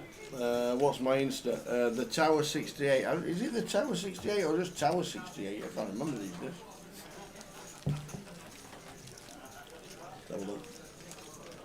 How do you find your own name? The Tower 68, lowercase. I don't think they do uppercase. I don't think they can't change it.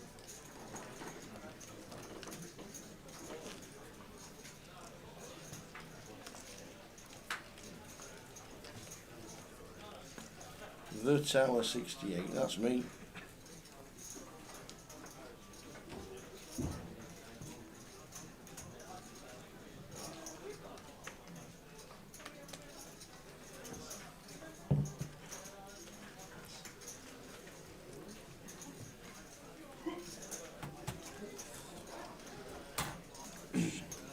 Jam here for Kev Tower against these two shallower depths. There is the triangle. Love it.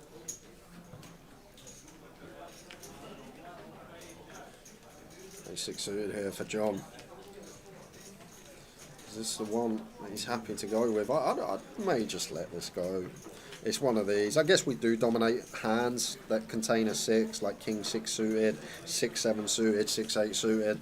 Maybe it gets in actually, as John more I think about it on first glance. Didn't think we'd dominate much, but Kev should be shoving like the suited connectors, 6x, these type of hands, but gonna let it go. Can't fault him. It is a tough one. And we've also got the fact that Alex could have a hand and call off, he could bust, we could ladder a few £1,000. But Kev just going to get this jam through here.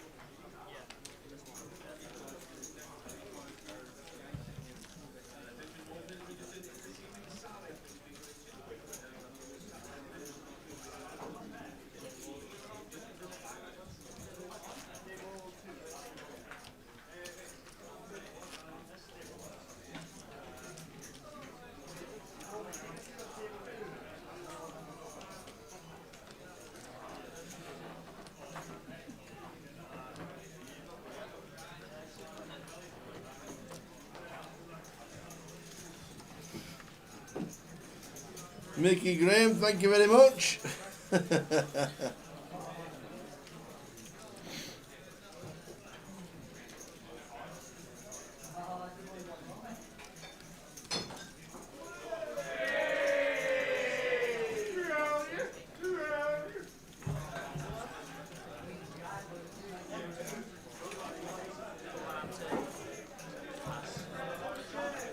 Interesting spot here for Kev. Could attack the other big stack if he wanted to. We haven't actually seen, I can't recall a single free bet not all in this FT as a bluff. We saw the reshuffle of ace-3 off from Kev early on, but there's been no attacks, if you like, against opens, and this may be the first one that's taken upstairs from Kev. And there's the reach.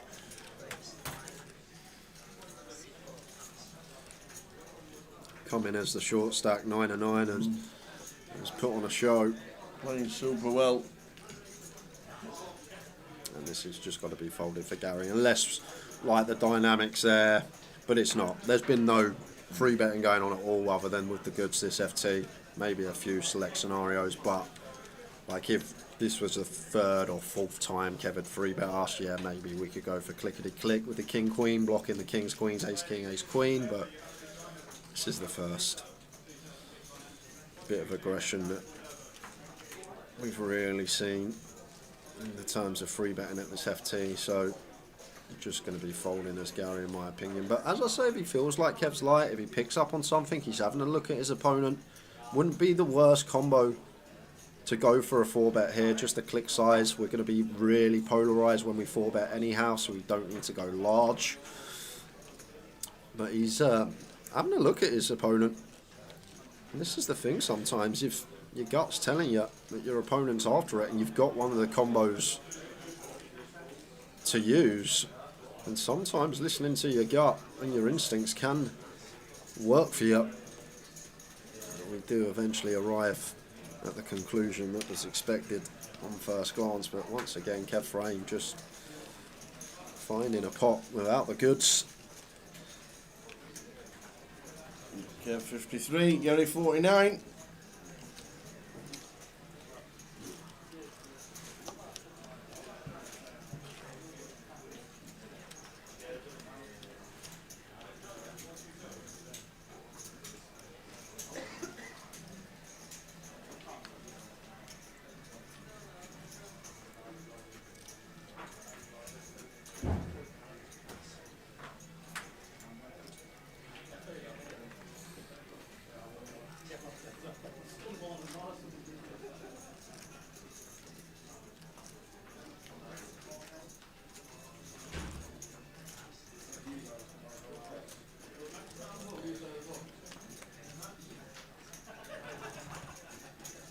King 9 off here for Craig. We have a stack of 8 bigs and a stack of around 5 bigs, so wouldn't take any aggression with this, probably just a complete.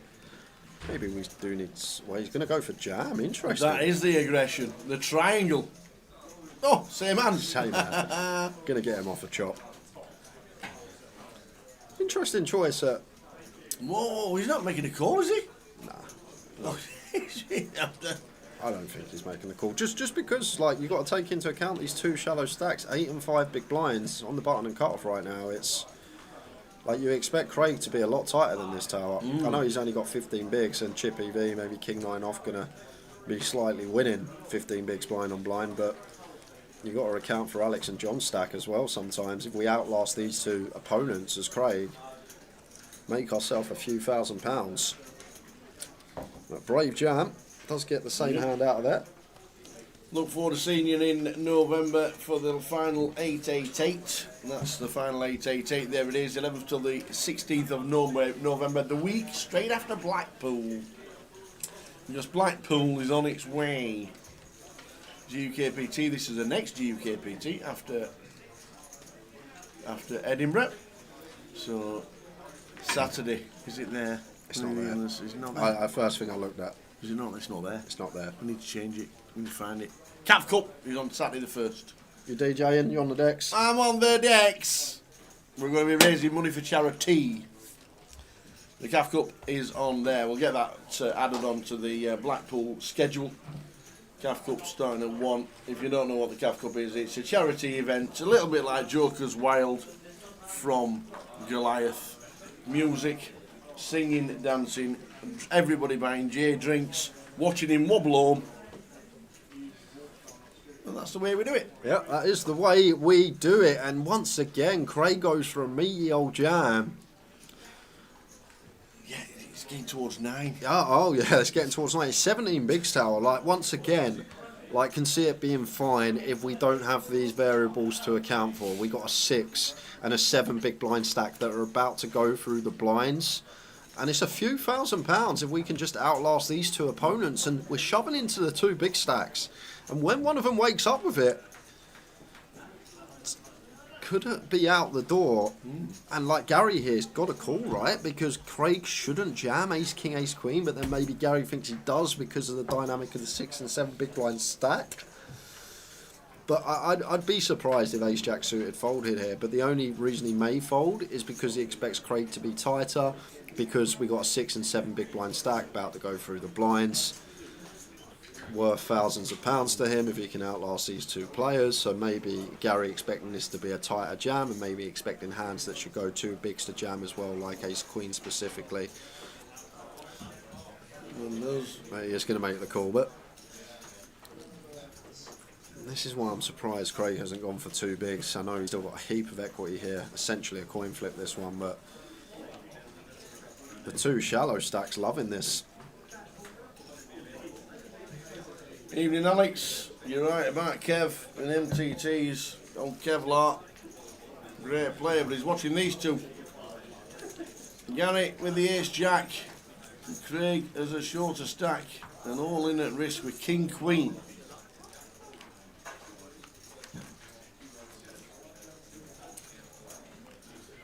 And the ace playing still for Gary. King queen, still the same scenario. And we hit the jack. Still the same. We need a king. Oh, we need a queen.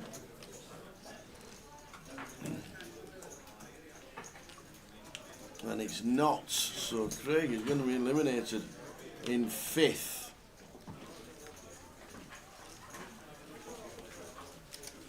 And that's a huge one for Gary Armstrong.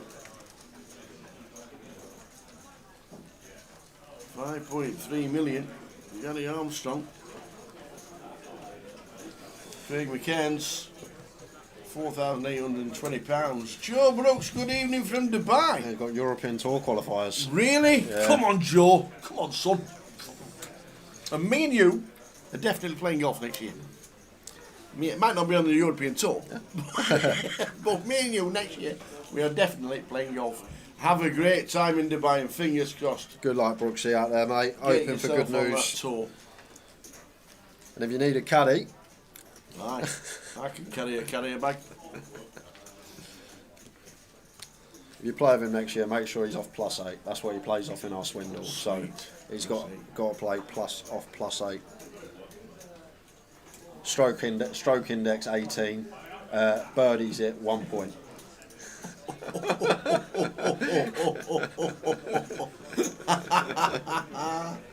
Oh, honestly, Joe, we'll try and sort something out for sure. I'd love to actually wander around a golf course. Would be great. But good luck in Dubai. Great place to be at this time of year for the golf.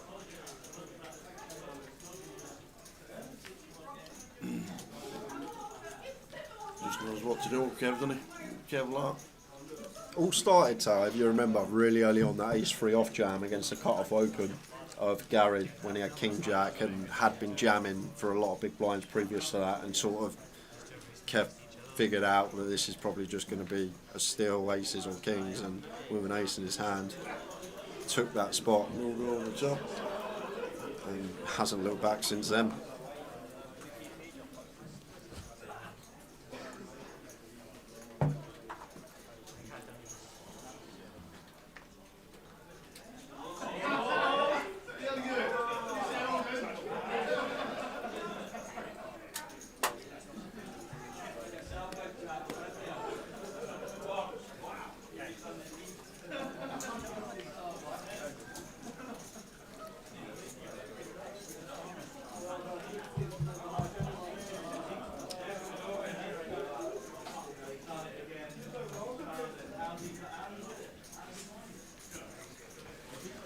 Did I just hear Ravi go, how's he got out of this? How does he do it?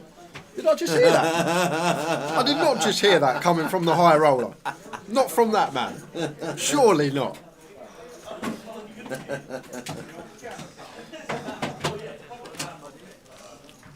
Next you're going to hear, how does he get that?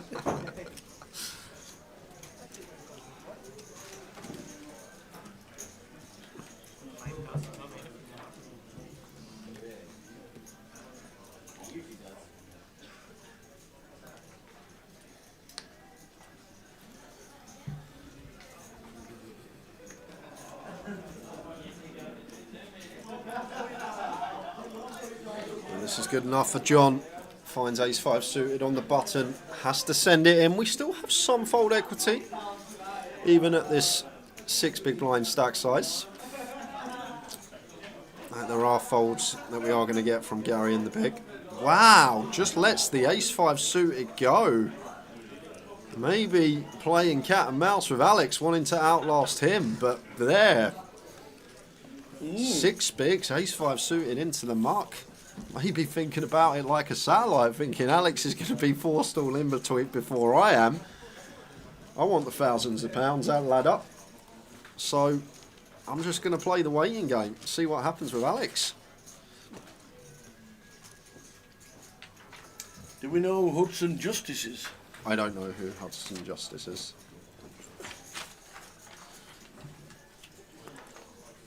Is he an amateur? I'm guessing we name like Hudson, he'd be American. I know Hudson Odoi. Hudson Odoi? Yeah. What, the footballer? Yeah. Is that him who plays for Chelsea? Hudson Odoi. And he got more than that name. I don't know. American 13-year-old shot 10 under. Not so long ago. Wow. Wow. Mark, to be fair, I'm good at crazy golf. I do like 10 crazy under. golf. Yeah, 10 under. Flipping heck.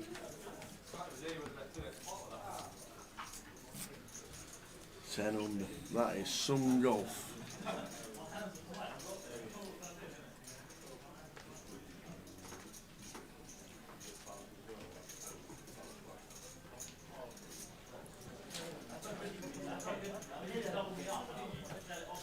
Base 10 suited for Alex. It's actually really nice to shove this spot as well because we're shoving into the big blind of the other shallow stack.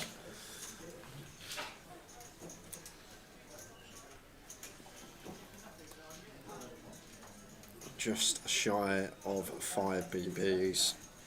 I'm not sure Kev's going to entertain this with Jack 10. I guess there is going to be some Jack 9, 10 9 suited in there that we can dominate, but gonna have better selections, and John just finds cowboys. Love it. What a dream, what a setup between these two in this shallow stacks. Yep. One of them is going to have nearly 900k.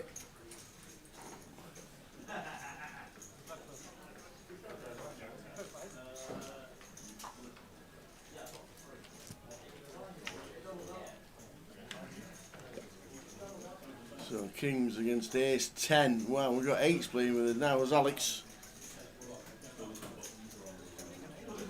Spade on the turn for a bit more interest as well.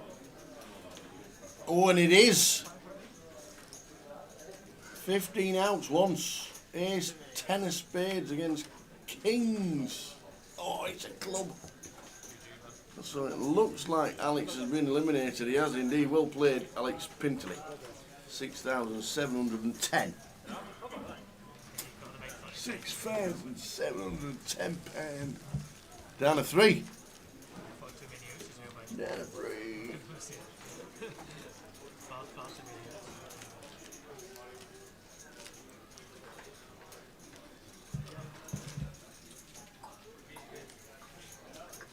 So we're on the spin.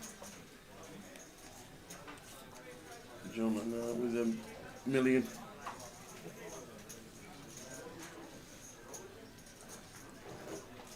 Yeah, it looks like 3 minutes blind's going to be going up according to the iPad. Good eyes then.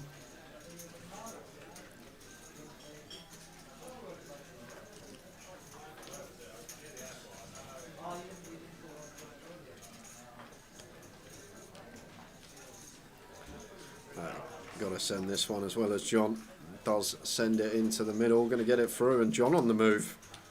Been so patient. This final table was just getting spanners for the first couple of hours, but gets his double up, and now got some chips to work with. Can have some opens off of 14 and 3 max setting. Not necessarily just jam or fold now.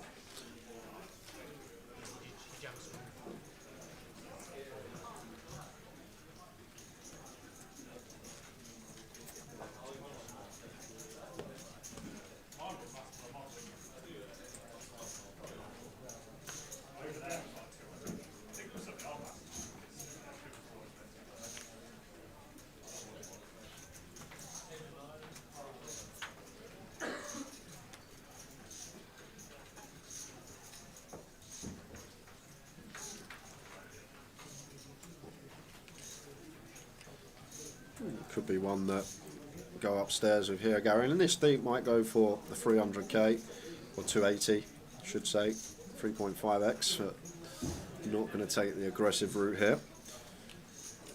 And for Kev, I don't think he's going to be getting out of line too much against Gary at the moment. We've got a 13 big blind stack sat there with John. Could be wrong. Wrong I am. Upstairs it does go for Kev. He's not thinking about locking up second, he's thinking about winning this thing.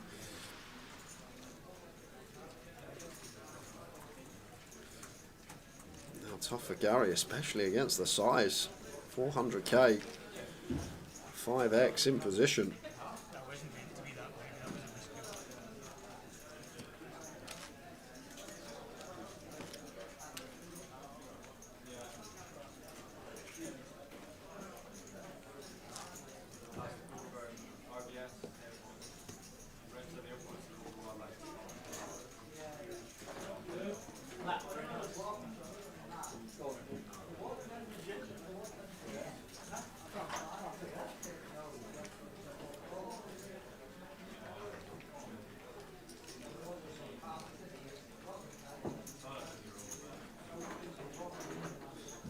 Yeah, let this go as Gary. We know Kev's going to shove really wide into the big blind anyway, and 8-7 suited qualifies.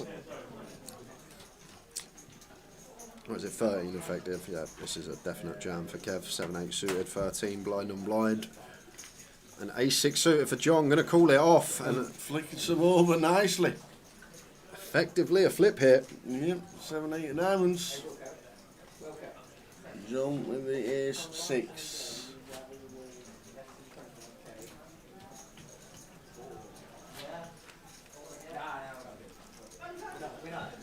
It is a terrible start for John. So ace is required, or we are going to be heads up. Can we find from space one of the 3 remaining cards that are an ace? And it's not. Ace 6 for John. Well played, John. Yeah, he's done well. He didn't really get dealt anything other than the kings late on to get to third and lock up that amount of money. But we've made it a heads up, guys. John takes home just shy of 5 figures. Kev Frame, Gary Armstrong. We're going to be back in 10 minutes. 10 minutes. Bet the river, of course he's got Jack 10. You got Jack 10? Oh, yes, of course he's got Jack 10. See you later, Joe. Back to the see you later. 2 hands he lasted, and believe it or not, that's actually his record up in the Goliath Tower. Level 3 for Saunders. Well played, sir. We will see you on your second bullet. You owe that dealer.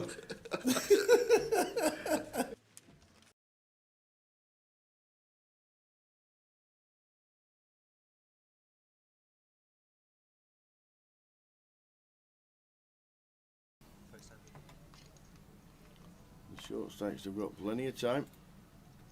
14, 15, 17 bigs. Still plenty of time.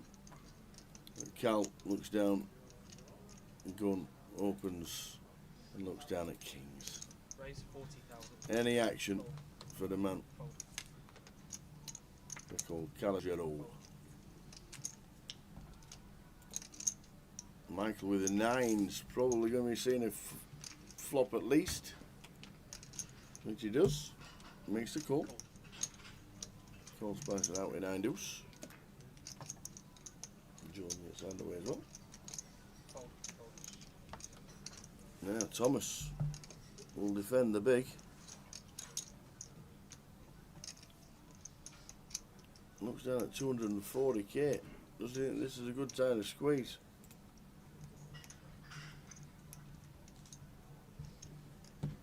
It's a sick one here. I mean, Tom's probably not getting away from this one tower, to be fair, but Raise 160,000. There's the raise. does go 3-bet not all in, and it's going to be really grim here when Cal goes 4, and then Michael's probably going to get out of the way, and we're back on time. We know we're behind at that point. Look,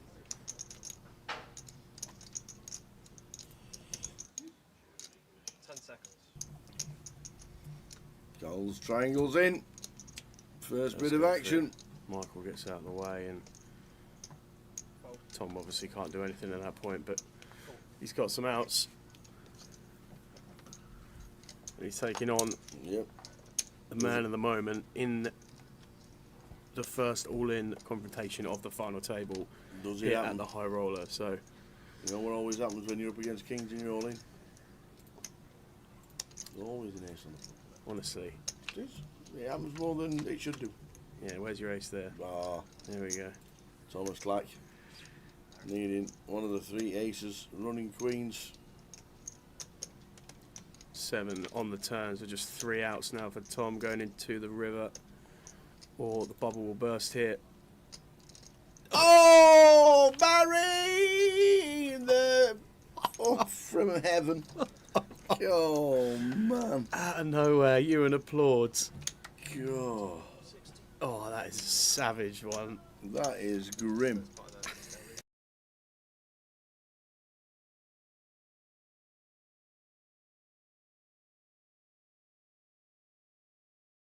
In with 5s. And the small. Just small and big. Makes it up. Pocket 5s. Oh, Stato is going to raise it up as well. Aaron, Jamie, What we got? Just under 30. was 27. Oh, so yeah, 30, just under 30 for Jamie. The blinds. No, we are at 20k, 40k. Yes, 2040.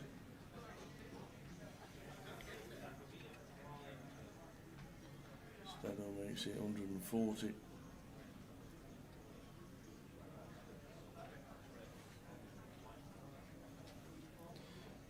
over to Jamie. Trev has doubled. He's got about 15 now. He's sitting with 25 and looks like he is going to go with it all. Goes for the jam. Gets snapped off by Stato, and Jamie with the fives has ran right into it here.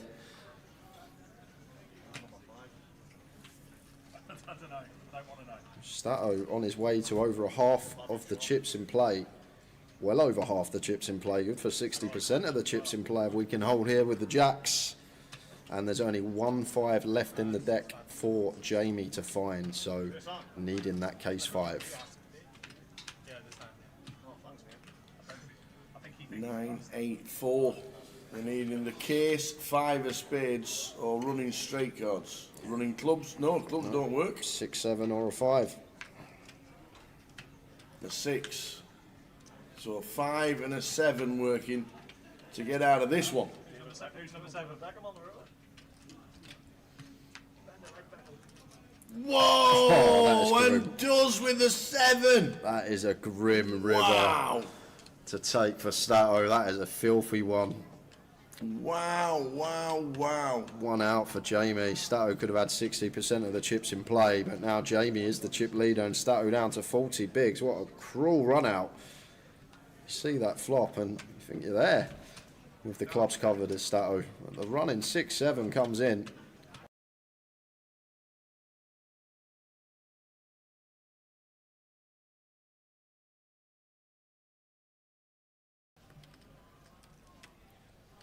It's actually nice to have John the feature as well, Ty, because funnily enough, every year, the way he busts out of this tournament is just cruel. And no one ever seems to see it, but he always says, oh, this happened, I got aces in against kings, king on the river, I got queen 10 in against queen 9, 9 on the river, I flop quad 6s, he makes 5 of a kind on the river. Like, it's like every year, but no one ever sees it. So, 5 of a kind on the river. so we're Look gonna. at this. Here we go. Here we go. Look Let's at see if this. it does happen.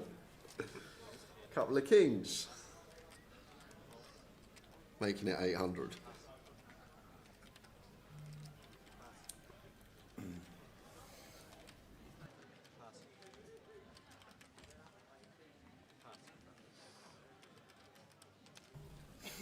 So Jack 10 for Ollie who calls.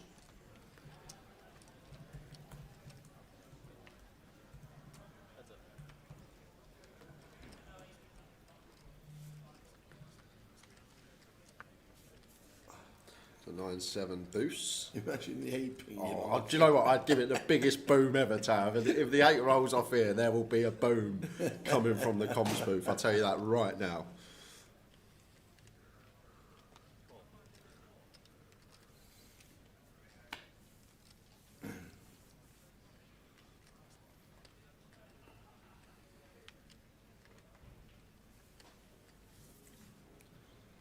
Better 1K. Oh, so a queen on the turn. Can I root for the king of clubs? Is that allowed? Am I allowed to root for the king of clubs? Of course you can. At 1.9 into 4.3. Around 60%, just north off. Sorry, 40%. Put the king of clubs there, dealer, one time.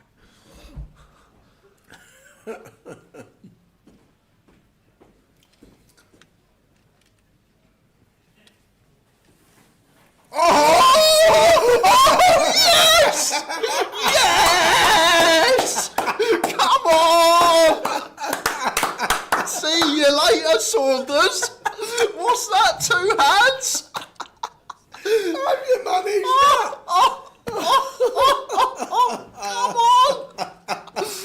Come on! Have you managed that? Oh, this is brilliant. This is just gold.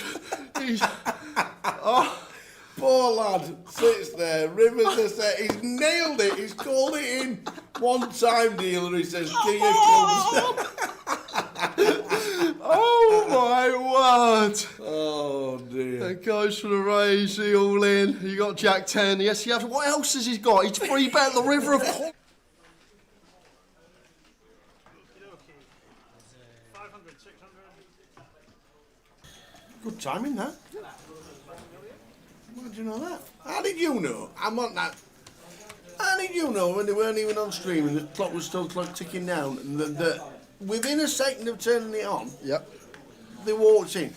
Because we haven't got a clock on the screen. No. I've got the app open on my phone, so I've got the live clock, and I know when they went when the clock was paused live, and I just added 20 minutes on, and boom, we're back.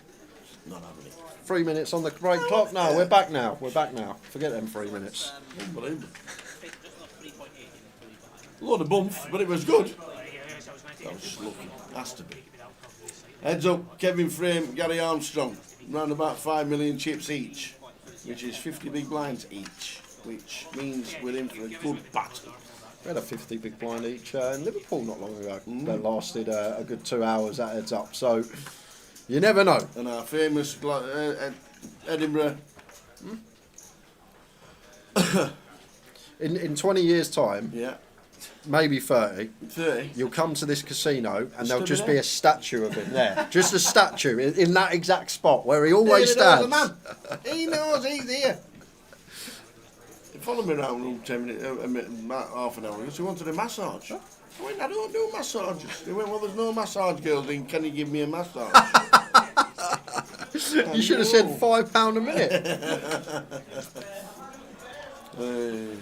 Edinburgh legend. Edinburgh ledge. So, don't know what they were talking about. Don't know if they're doing anything. Don't know if anything's been done. So I'll listen. Yeah, have a listen. No, I mean, I went completely. Yeah, of course. I was just going to spend too much to leave. Don't think so. You don't have to leave 10% to play for anyway. I just like round numbers. I was told between being So, what's the prizes? So look at the prizes. So there we go. So what's that? So leave 10% of 40, 37, 38. So that's 3,800. So you can't really split it, can you? Yeah, to be fair, you can't. 3,800 to leave. Yeah, and the difference is 7k anyway, so I may just... They might just decide. They're having a look at the numbers by the looks of this. Maybe if they can just flatten it out a little or it's a 7.8 to play for. They're exactly level in chips. 7.8. You have to leave 10%.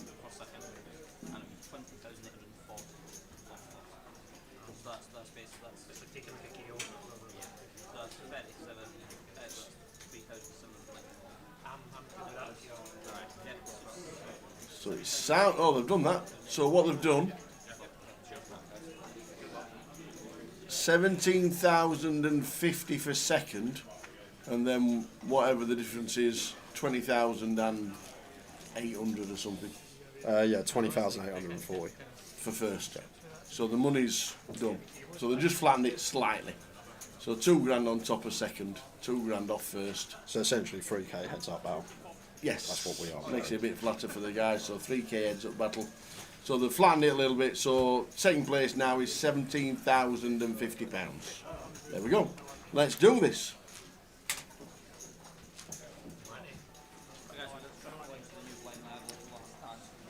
Good luck both.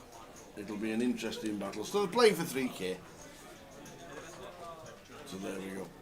Not gonna chop it, not gonna do anything, but a 3k difference in first and second rather than 7. Picks up here 7 suit to start with.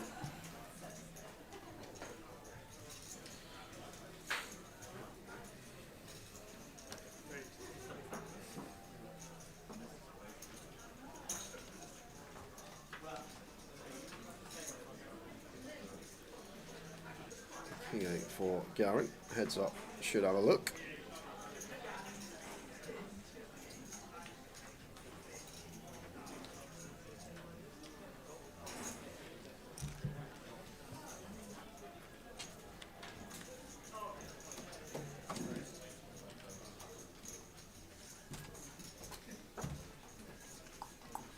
Ten out of flop, 10-5 deuce.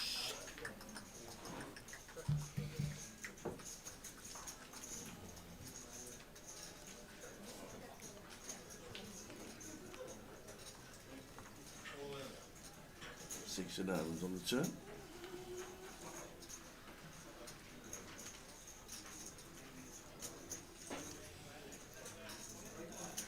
Too much action on the first hand. Marco needs a Mansfield gold and he's coming up to Edinburgh to see us. Like it. Like it. How's Chelsea doing? 2-0 up. Oh, right, okay.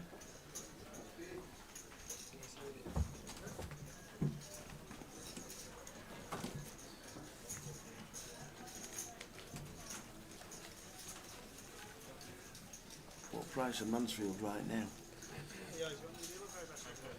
1 to 2. 1 to 2. Like that as well. And then get a limo up. Got a limo from Hitchin. You're looking, £1,000. and the rest. And I reckon an Uber from Hitchin's probably about 600-700 quid. Wow. Is that far down? Yeah, it's Hertfordshire. It's off just off the M1, off the M25. Ooh.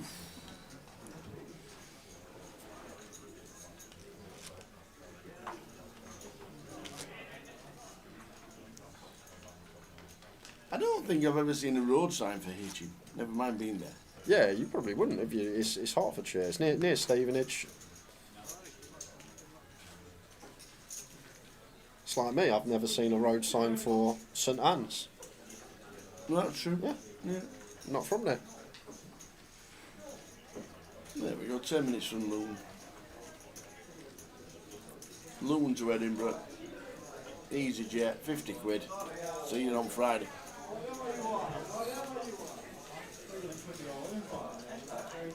So Kev and Gary flattened first and second.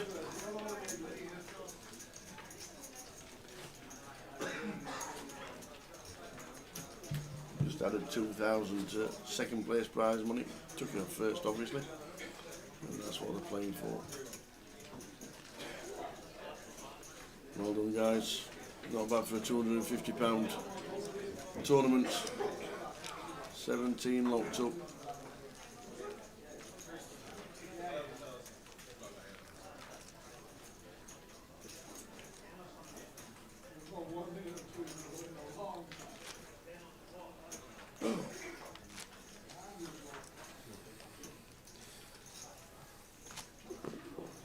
Yeah, it's usually if you're like day before or 2 days before or on Yeah, the that's day true. when the prices are inflated.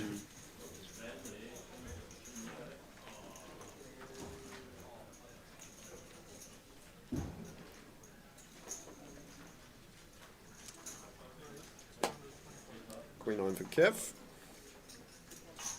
Big fit in these two are the final two here. I know Gary had chips most of the FT, but probably the two that deserve to be here. Kev coming in 9 of 9. Done terrifically well to change it around. Obviously got lucky against the Ace Queen, finding the 9 with the Ace 9, but here we are looking for a mini main title in Edinburgh. 9 for Kev. Second pair.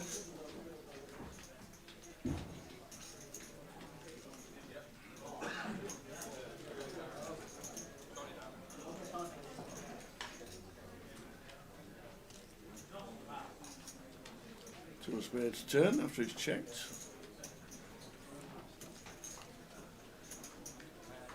I think we're happy that we're in front. There's Kev. See a little non-chipper. For sure.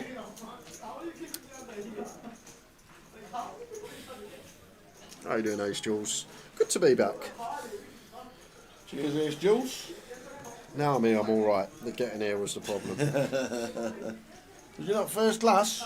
Nah, I just got, is it called economy on the train? Standard. Just standard. Standard. Was it busy? Yeah, really busy.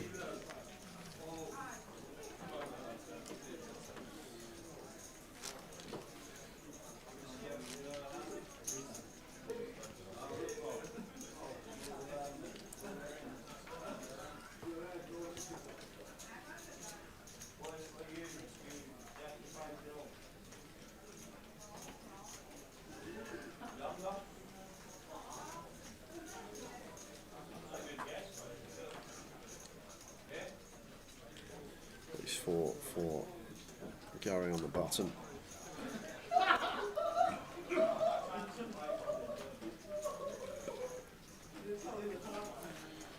Makes it 250, so a little bit of added juice on this, 2.5x.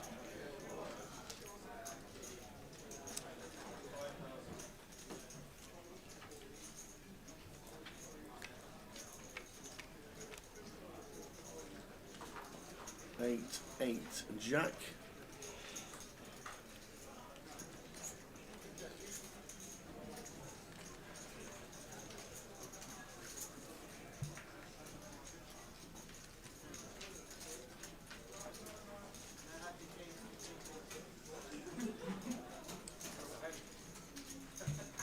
Queen 6, hard to get involved with this. We've got a Queen redraw.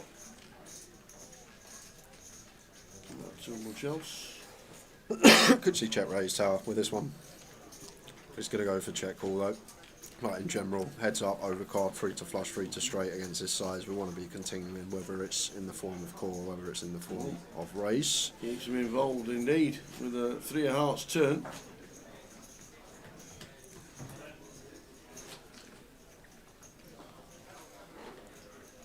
So tough, heads up, not to know what to do. I always say it when we're covering the end of the tournament, final two.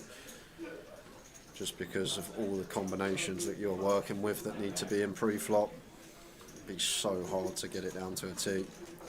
And always say if you're not a heads-up player for a living, you don't really study heads-up. You just get there when you're there and try and proceed accordingly. May see bluff here from Kev Tower up now. We get to the river. Like you think about our range, we're not going to have many worse hands than Queen High here, so it's going to go. Quite chunky.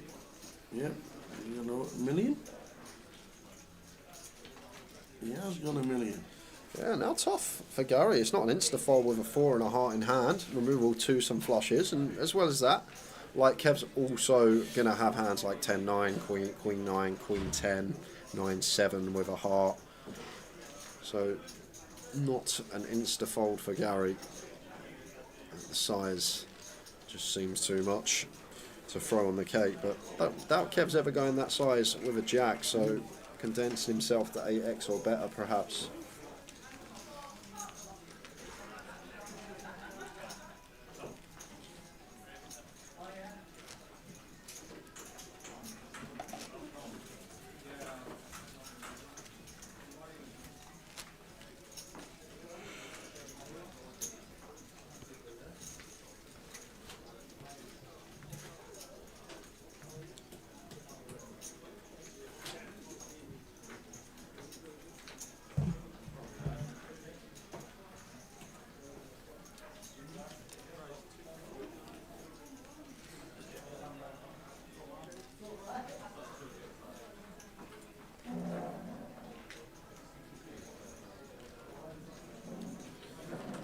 The ace deuce off in the big blind, going to be a call at the minimum, maybe one that can be taken upstairs as we see Gary go for the deep reach. Like even getting 4 or 5 off out of here, that's 44% versus our hand is a great win when Kev has position.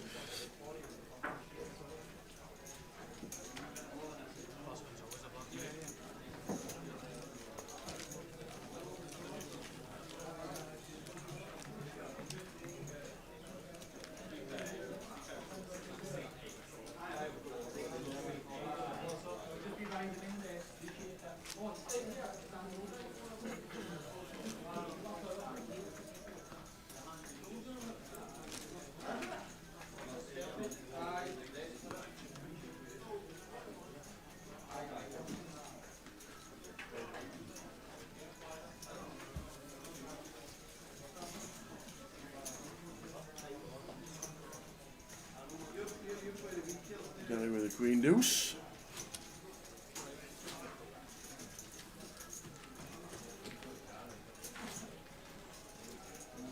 Kevin with a 9-7, we're going to see a flop.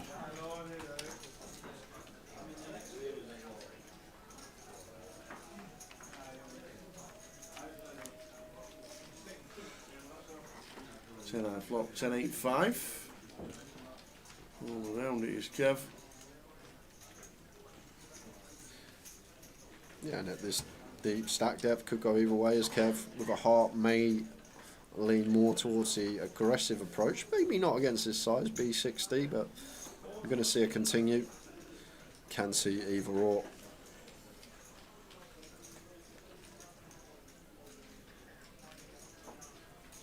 He's just going to go for the call against B60. Take some turns.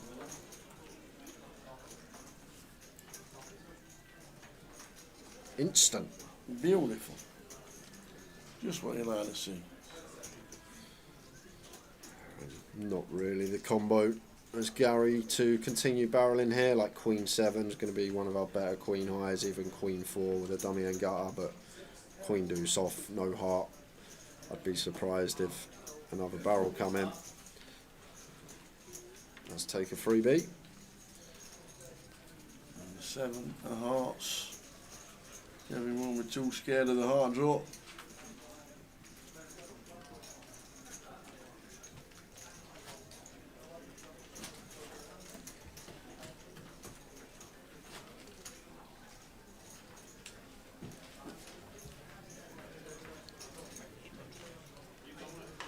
Kevin. So we're just bet and done. Yeah, And then that will be it. Snap fold from Gary. Could even be behind some bluffs here. Hand like Queen Jack heart.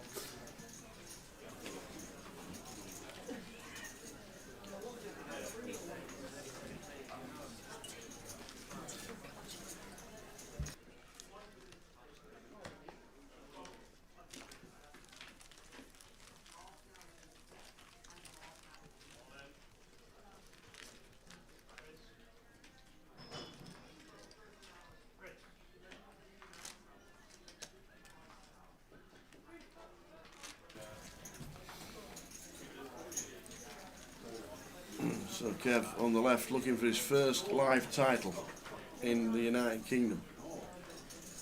On the other hand, Gary Armstrong used to love putting in the £20 freeze outs in Dundee into the database because he kept winning them. I definitely looked earlier and Kev definitely had a first. Not in the UK. Oh, okay. I'm just, I would like to Not know. in the UK. You've done your research, you, ain't you? Yeah. Both of them coming in the States. But we still need to know whether it was the Goliath or the GUKPT that Kev won online during lockdown. So I can't remember which one it was. Can we remember, Paul?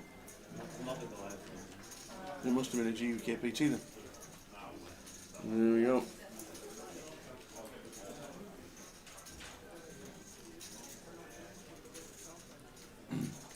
But let me tell you, Gary Armstrong's first win came in the £10 Dundee. Must have been a rebuy because fifth got 55 quid. Paul McTaggart in with the information. He won neither. It was the leaderboard for the series he won. Oh, He must want a GCoop leaderboard. cheers, Paul. Just picking you up about your research, and then you go and do I know that. we chatted. I know we had a chat with him back in the day when we had an hour with the tower and all that malarkey.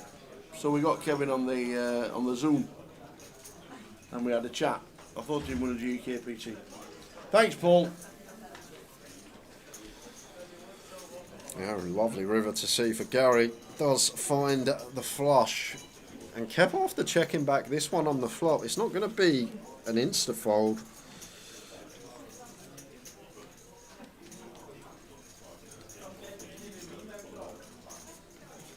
Gary's bet turn as well, so like he's not going to continue firing like the ace-6 or ace-deuce here.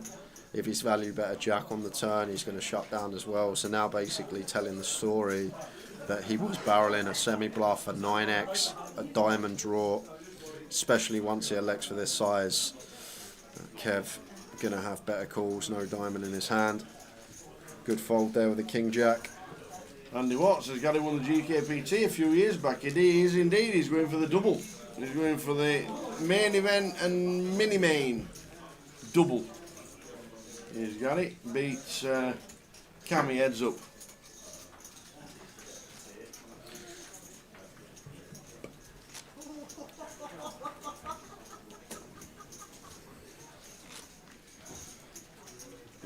cammy heads up. He did. And still looks totally different with a hat on. I have to ask him to wear a hat so I know it's him. You want to use this for one of the interviews? Why not? I don't see why not. It's a good idea, actually. Get the old Cardroom Direct hat on. Oh. The water. Thank you. What? Looks like a jug. Thank you.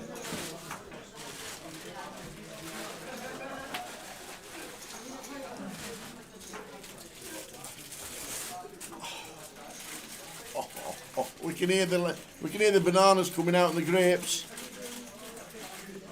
This is usually the stop. We get all the treats as well. We will get treat for sure.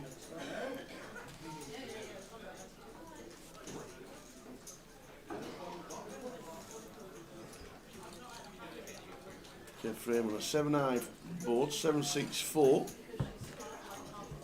Kind of annoying, like in our head, going to be continuing here almost always at the size 80%.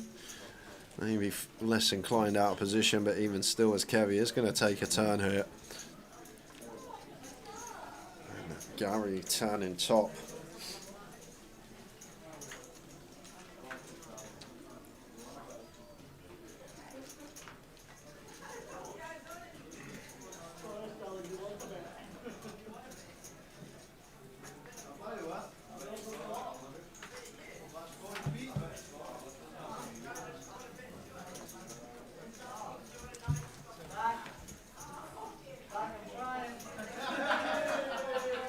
So Kev gets out of the way. Look at these, 53 and 52. That's why they split it.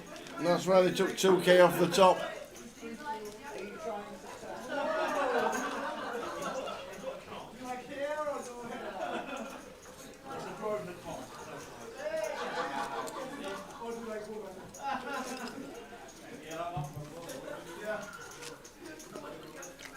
Them my rollers seem to be having too much fun, Tower. Far Go too and- much go, for, go the, and for a 1650 buying. Far sort too them much. out.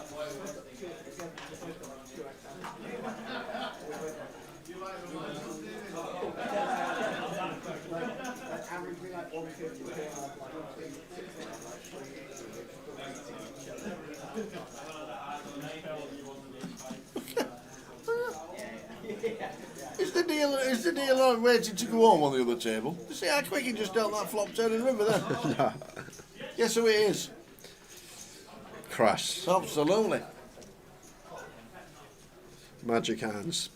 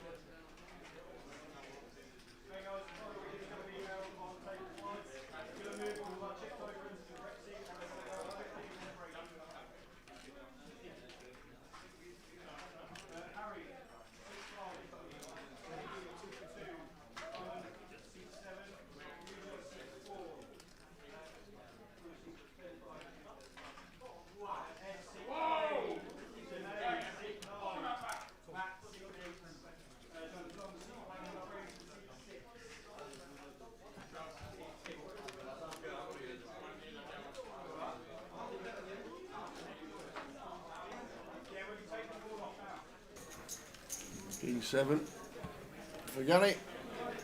9-4 for old Kev. More flopping a piece. Hard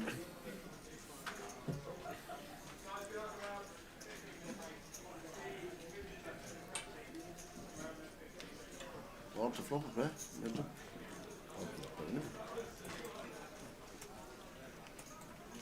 Eight spades turn. Just going to check call from Kev.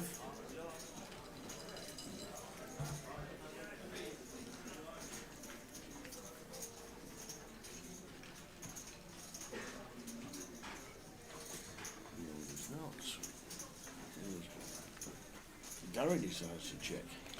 Interesting from Gary. I guess he still wants some top pair checkbacks in range. Like, if this weren't heads up, full ring, we'd open, big blind defend. I could definitely see this hand wanting to check at a juncture to use it as a 2-street hand. But heads up, I still feel like even King 7 off can just go for 3 streets in a heads up confrontation. And taking this tricky line may just get him paid. Especially for this size, because I don't think Kev's ever going to expect Gary to value bet a 6 if he ever has 6-5, 6-7, 6 deuce here. So after check turn, I feel like Kev may pay this one off, because I'd probably read into this as a size that a 6 would never go if he happened to have one of these straight draws that made a pair. And where are the bluffs coming from? And once again, Kev gets it spot on. He has not got one wrong yet. That was a much trickier one than most, especially after the check back turn from his opponent. Been on point with these river decisions, and you're going to struggle to beat a man that's not getting any river decisions wrong, I'll tell you that.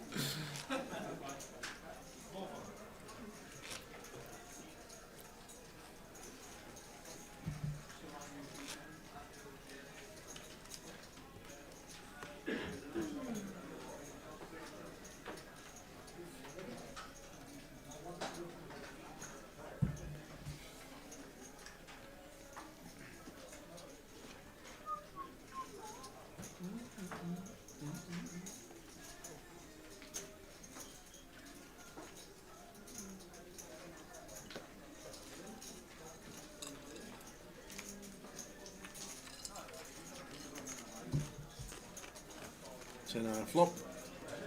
Both flopping again. The whip. Gary just has him pipped every time. What can you do, Kev?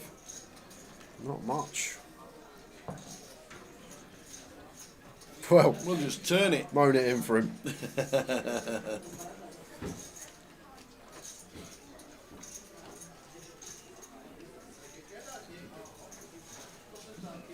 Good chance to get some back here, because Gary's going to have to call turn regardless of size. And then on brick rivers he may just have to pay. Deuce of clubs actually going to be a really good one to have, like unblocking all the bluffs as well the time this brick's out.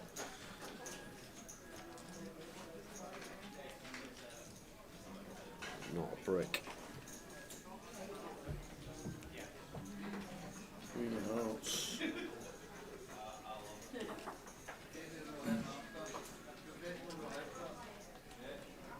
Does he go over pot again? Interesting what he thinks Gary's range looks like. That's exactly.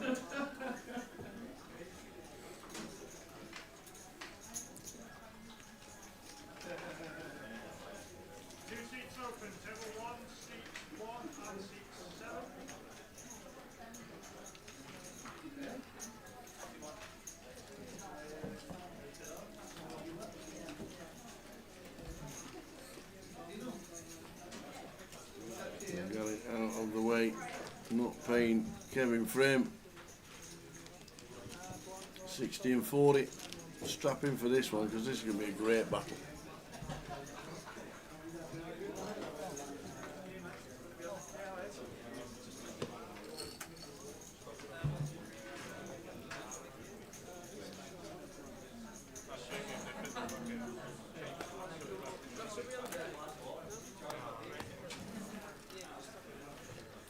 Jeff Frame on the left, Gary Armstrong on the right.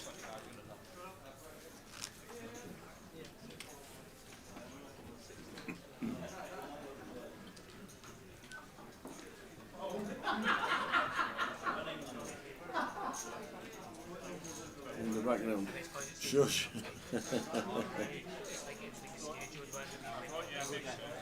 Oh, what's happening now? Oh, clock's changed.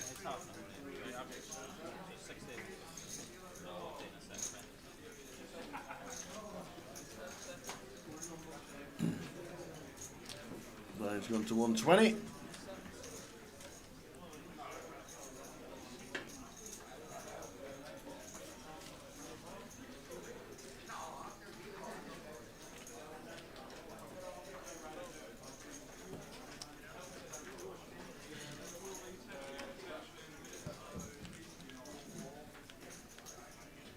Queen high flop. Queen 10-5.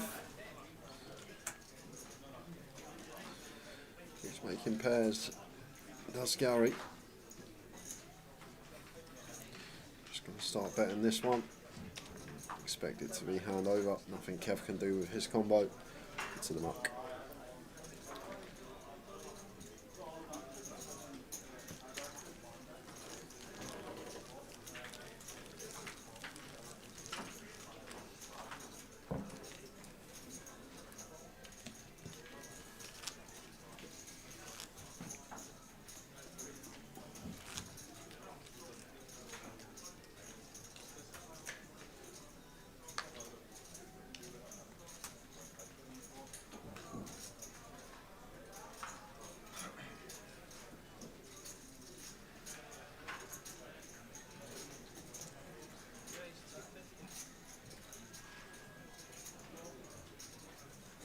Should be getting through. Not going to defend 9 deuce, even heads up.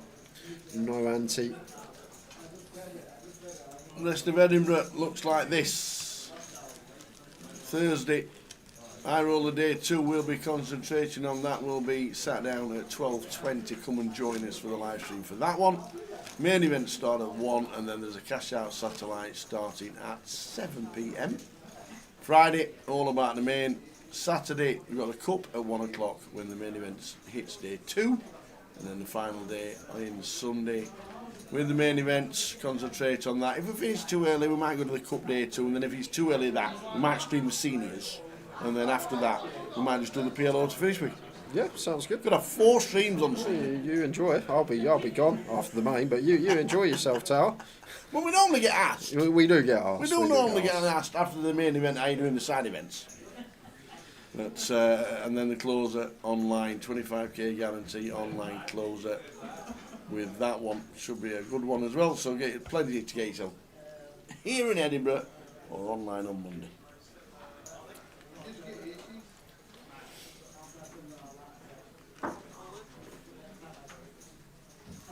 Triangle in from Kevin.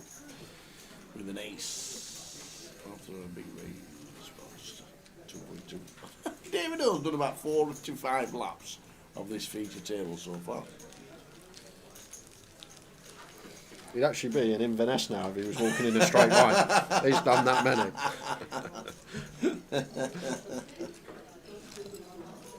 There he comes, back again. Got to get your steps in. Gotta get his steps. He's done his by 2 o'clock in the afternoon when there's a stream on.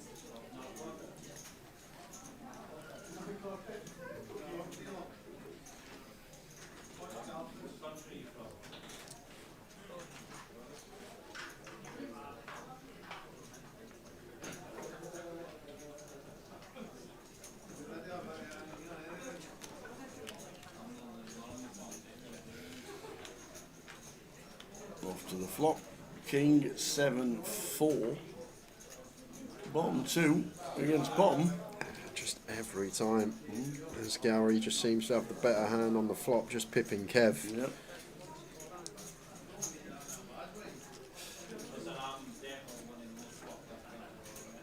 Is this one where we just call because we have flop 2? I could see raise with bottom 2 here. Probably less inclined to check raise some of the top 2 and the sets, but I'm blocking that King X. I don't think it'd be a bad thing as Gary. Oh, what turn! 9 of clubs. Yeah, that is ridiculous. Oh, 2 over 2.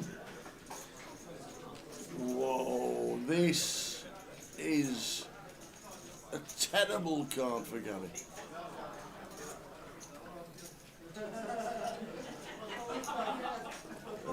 There's Kevin here. Might see overbet here, Tower on two-tone now from Kev. This is generally the type of textures that we are going to choose, some overbets.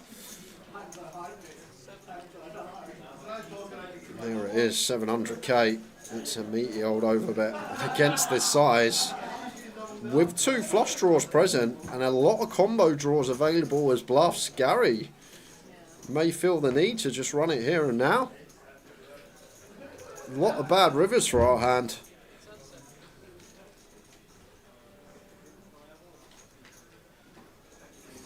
So into the time banks we go. Just thinking whether to flat here or whether to run it here and now against this large sizing. And he's said all of it, and then there's a snap coming because Kev says, yeah, I've got 2. Oh. Gary Armstrong sees the bad news. But he's drawing to a 7. If a 7 hits, we have a champ.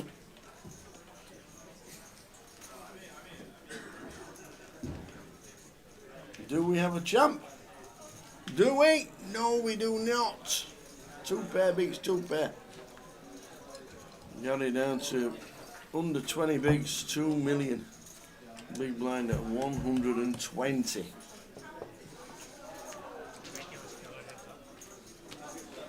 I think Rasparou's got a Scottish keyboard for you.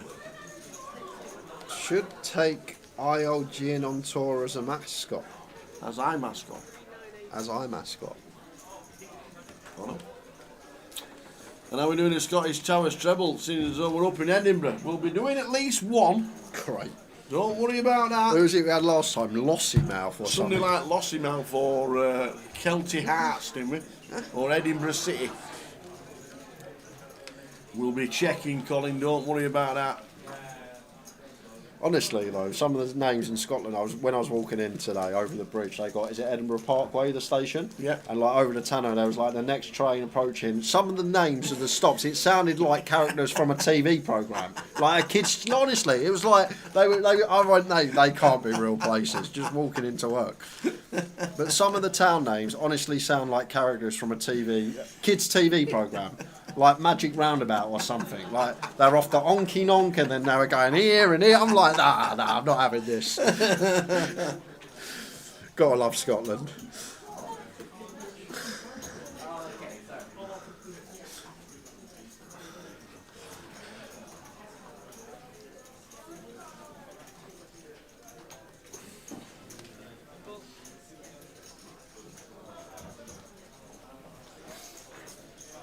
Man Sinead playing the turbo. Good to see him back from Malta.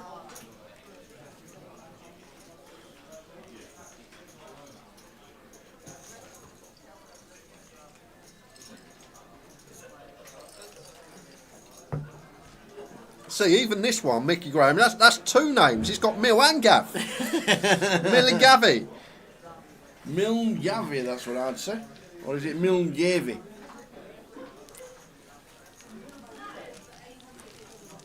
Mull Guy? Not having that.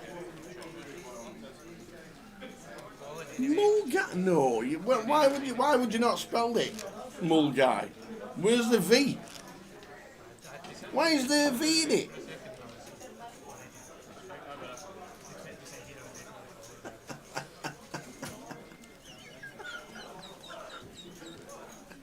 Oh, this could get interesting. Stevie Nichols says it's pronounced Milguy. So why is there an N in it and a V? Are they just extra one day? 6s against Queen 6. 10-9 flop, 10-8-3.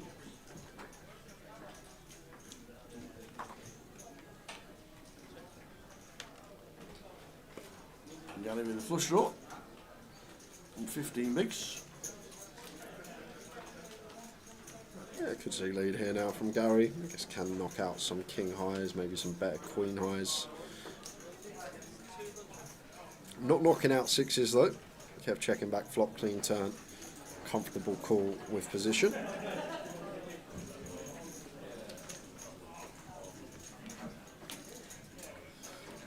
And completes on the river. Does Gary. Second time we've seen him barrel with the flush draw. Find the flush completer on the river, but this man has not paid one off yet. But he's got to find a flick in eventually, surely. Like 6 is not the best one here, I don't think, to hero, but yet to see Kev get one of these river spots wrong. He's called when he's ahead, he's folded when he's behind, and once again keeps the perfect decision making intact.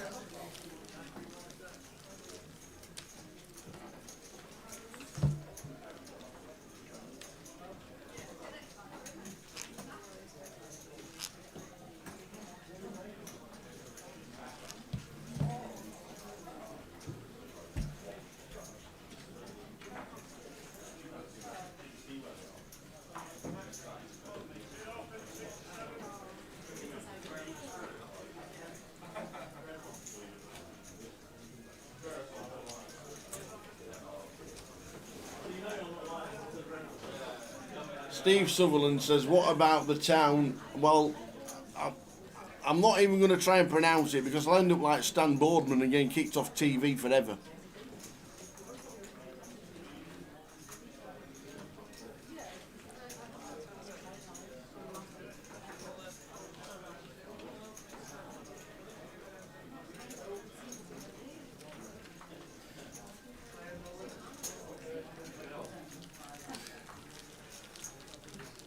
Saw Stan Boardman at our golf club about 3 months ago. Playing around the golf. And he's on tour, doing small little venues with his old Stan.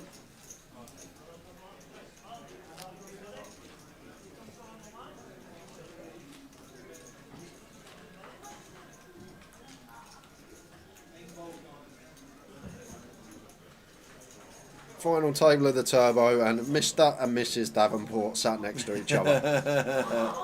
Is that the final table? Yeah, that's Is the it really? FT. I just saw them take a picture. They all stood behind the dealer and took a picture, and I don't often see that unless it's the FT. So That makes a lot of sense. I didn't see that bit. it is a turbo, isn't it? So Yeah. probably thick and fast.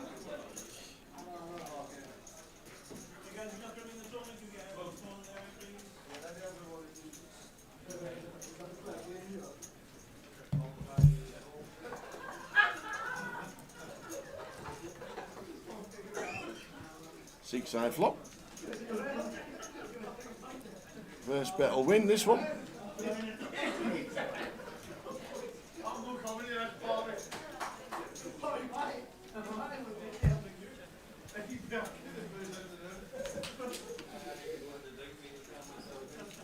Nobody wanting this one. One bet, one chip would have won it on the turn.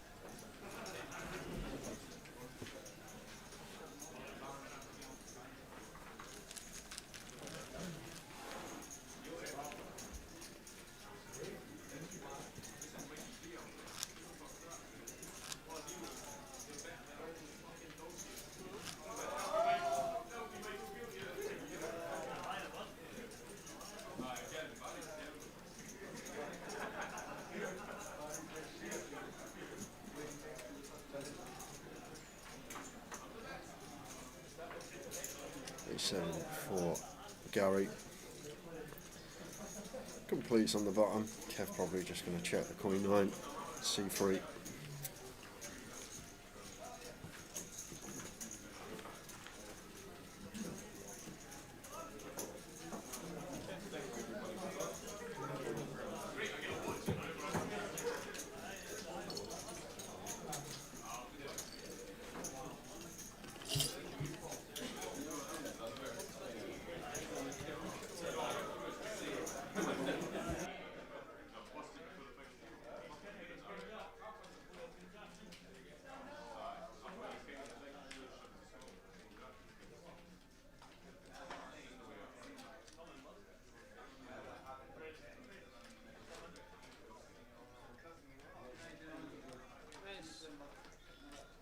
360.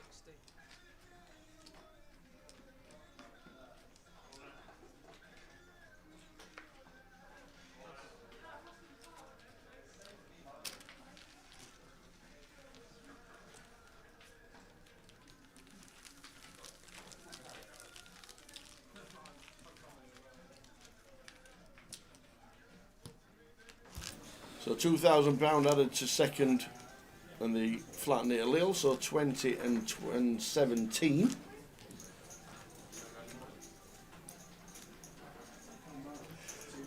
That I don't know the history of. Why is Berwick in England but they play in the Scottish Football League? That I don't know the history of, but there has to be something. Maybe it was in England and then they decided to draw the line a little bit further down and then ended up in Scotland. I don't know.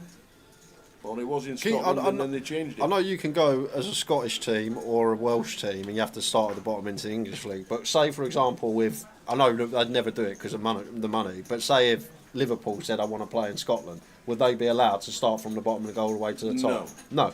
No. So why are Cardiff, Swansea, Wrexham all allowed to do that? Because they can't play in the Welsh League. Because they probably weren't a Welsh League when they joined the English football team. I don't know. But I don't know why Berwick playing Scotland's football when it's actually in England. But I'm guessing it has something to do with changing the border of Scotland to England. I don't know. That's what I think. Pinchop. Played with Kev in Las Vegas. Lovely guy. He sure is a Kev. Kev's a lovely guy to chat to. So too is Gary. But you do see Kev in Vegas.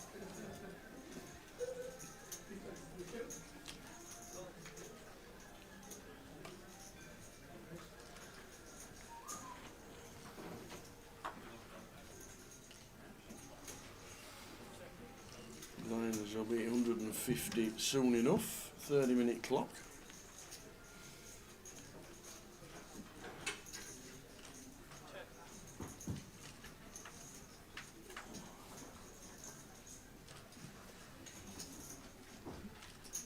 How about Ochendinny?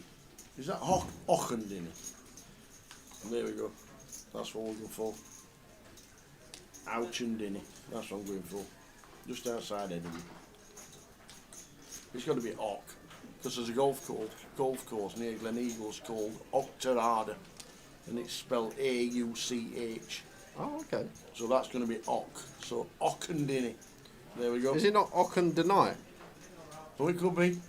You might have got it there. But I'd have said Ochendinny.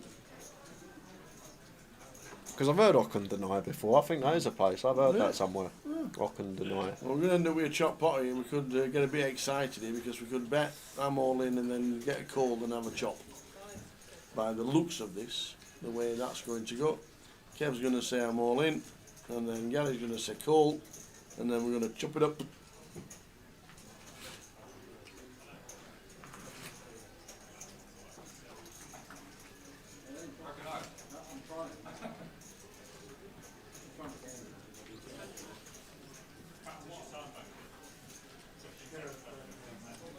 There we go. We're going to chop it up. Did Sinead play poker before she was with Matt? Yes, Sinead's been playing for 10 years plus. In fact, longer. I think Sinead was playing the first seasons of the GUKPT down in Thanet in 2009 and 10. So she's played for at least 15 years.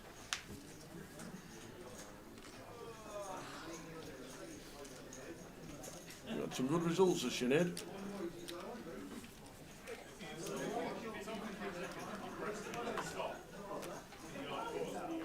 And as she said in an interview with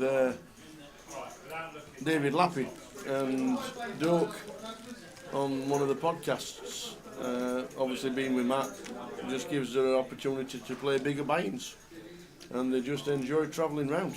They love it. And they just come back from the Malta EPT, had 8 hours sleep and drove up to Edinburgh. And then on the FT, first event they played and together. they're both on the FT.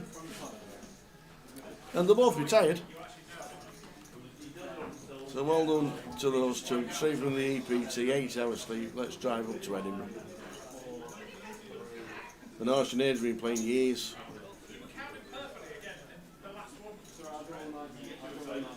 That is a big hand, heads up for Gary. Wouldn't jam it for that reason. I know we only have 13, 14 bigs, but 9s is a monster in a heads up situation. Personally go for like a 360 here out of position, 3 bigs. Try and induce something from Kev, try and get him to call a hand that we're doing very well against. Even some extra meat on that 470. Big 4Xer, just shy of out of position. I do like the decision not to jam, but it's a decent percentage of the effective stack size. Veering towards 33%. It's kind of awkward for Kev, this one, Queen 7 suited, but does come to the correct decision, lets it go. It was in rough shape.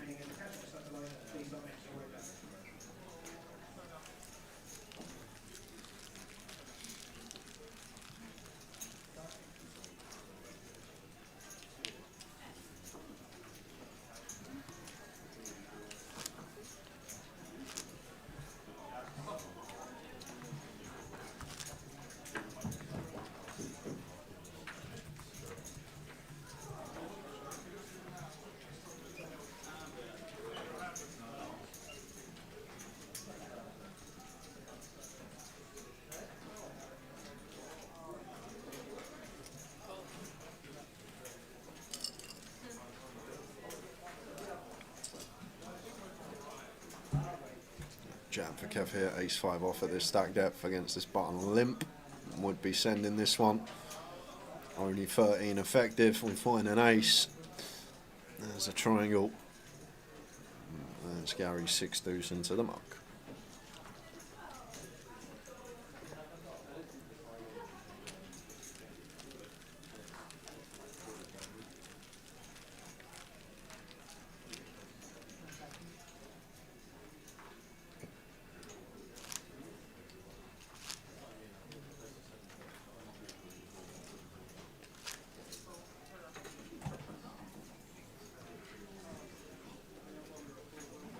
Heads up in the minute. Mr. Wilkinson just busting out. Over the high roller. We got ravid. Who hasn't been ravid? There you go. If you ain't been ravid, you don't play enough poker. Well, you never hear him complaining about it. Everybody else getting lucky though. I couldn't believe it, honestly, I couldn't believe it. He might jump in day 2 buying tomorrow, Wilco. Popped his head in the booth, said hello. He's been here all week. I thought Keith was coming. He's here tomorrow, Keith. I spoke right, to yeah. Keith today on my way Nice up one. on the train. Good. He will be here tomorrow.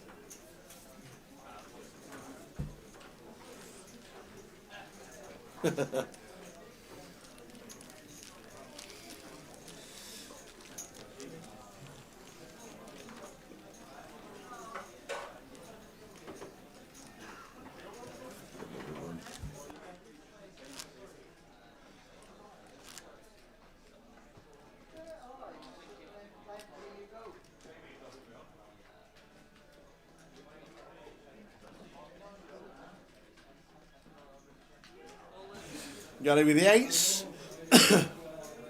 Okay, with 8-6.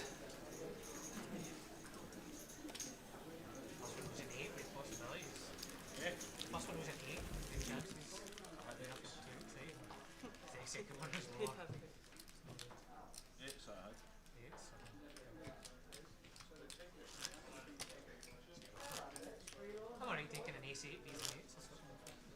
King 8s, That's a picture. You don't know.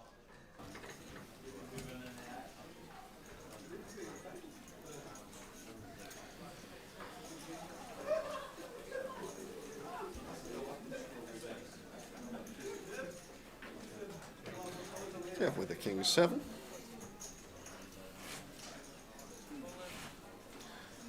Exit 240. Gary reshoves the King 7 suited. Not going to be able to call as Kev gets the same hand out of there.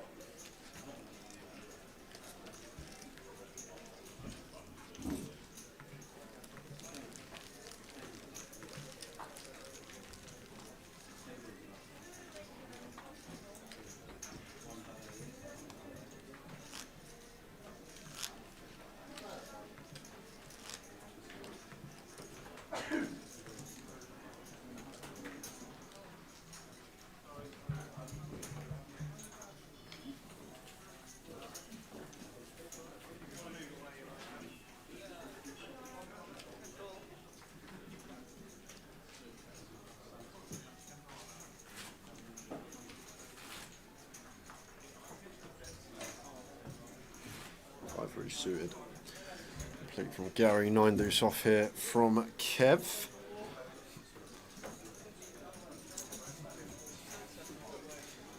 I'm going to take one of these, and to be fair, at this stack depth, if we are going to raise not all in, we do want to be polarised. Best and worst hands, similar to blind on blind. It does flush out the 48% of the 5-3 suited.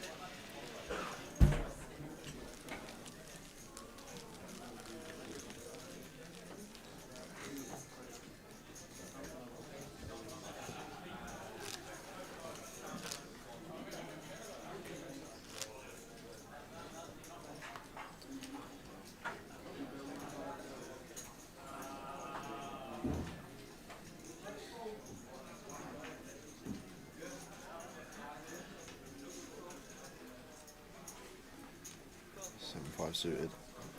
Kevin on the button and Gary Ace off. Good enough to jam for 14. 7-5 of diamonds. Going to be hitting the mark.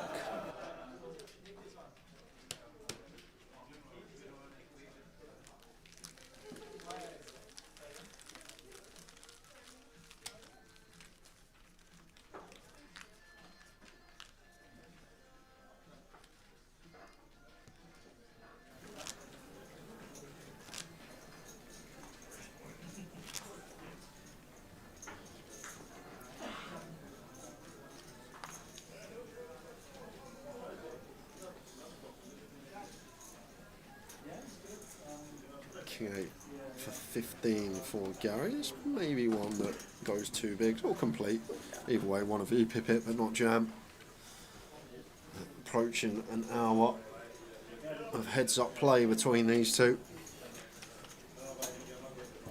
And to be fair, Tal, these are probably the better two that we've seen at the final table, Gary and Kevin. It's like you said when Kev was like 9 of 9. Yeah. But and exactly the same as when you lose 3 flips as chip leader. Yeah. You know what I mean? It's just such a game that you play. You said earlier, you play everything spot on, and you still can walk out the door feeling like you've just been kicked by an elephant. There's not many other games, sports, whatever you want to call it, that you have a great game and you walk off like feeling demoralised. Yeah. Every now and again you'll get a 1-0 beating at football and you'll think, how have we lost that? Yeah, literally, yeah.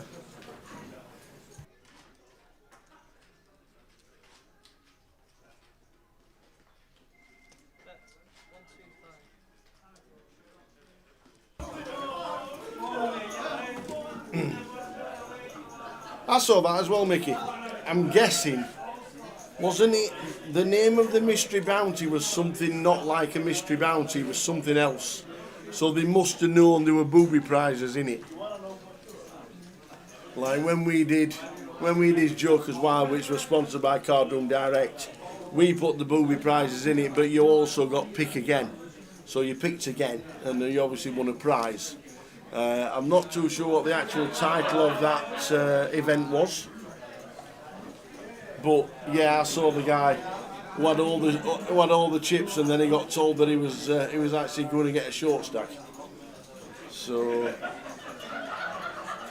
and actually he was one of the biggest stacks in the room, wasn't he? But there has to be something in the title that will tell you there are some booby prizes in it, or there's some mystery bounty prizes in it that makes you change it. Or else, like you say, if you don't realise that and then that happens, then you would be a little bit upset. But imagining it happening. Imagining it happening to you when you just built up a stack and then the short stack just like, that's it, we're done. Give me your chips. So yeah, like I say, I think the title of the tournament would have to tell you that.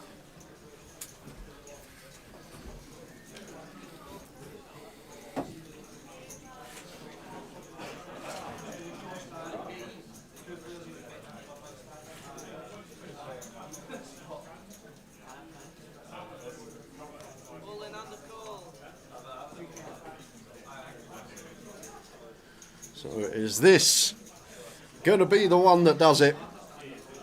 All in and cool. King 6, Ace 3. Kevin Frame for the win. King or 6. Ace high flop Good luck for winning the this all one. in. Got to find runners. Yeah, this looks like a double. Seals the deal on the turn.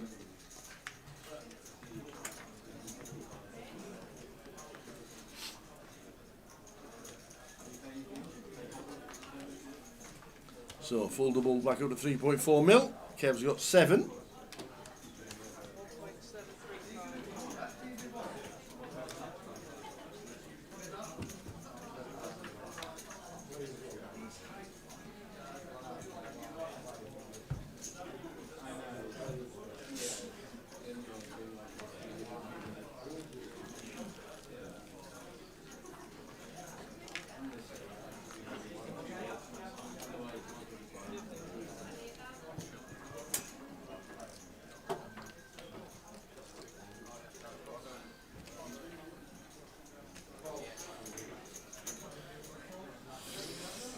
Our plate of heads up tap. Ends up on a 523. Chance to get some back right off the bat for Kev. Oh, wow. Wow, Kev with the ace king. Yeah, and this just gets in. It has to get in. This is a cooler. 20 bigs. And we'll be feeling a bit hard done by just doubling Gary up. But now Kev going to win this 75% of the time. We have our Here we go champion. for the title. Kev Frame for the championship.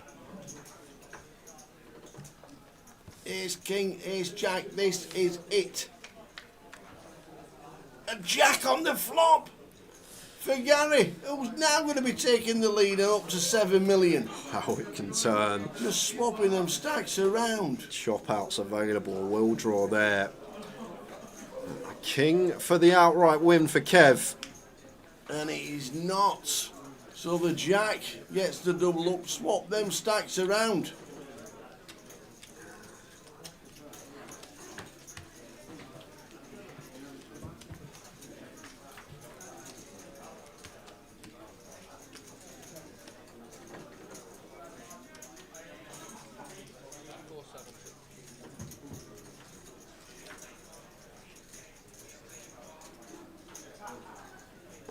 I think the monster's going to be here till midnight. Well, it'll be a cracking watch, that is for sure.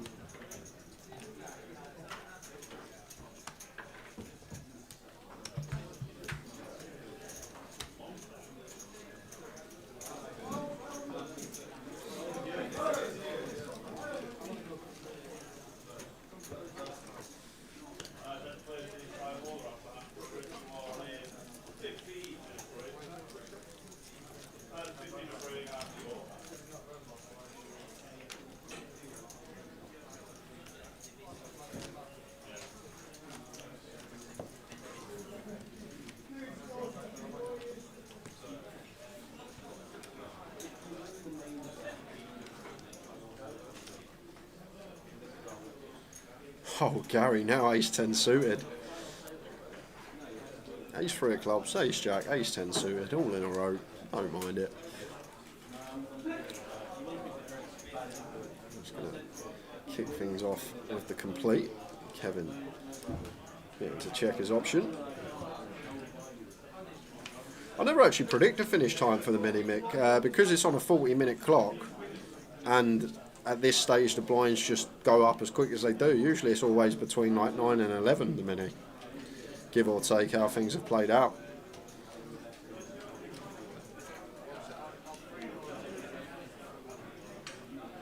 Honestly, we have the anomaly sometimes when it's just bust out after bust out. Sometimes we're done for 8, half 8, but that's rare. Usually 9 and 11 the ballpark.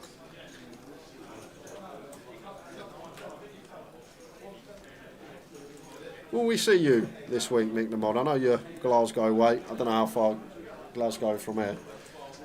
40 minutes. Are you going to pop down and say hello?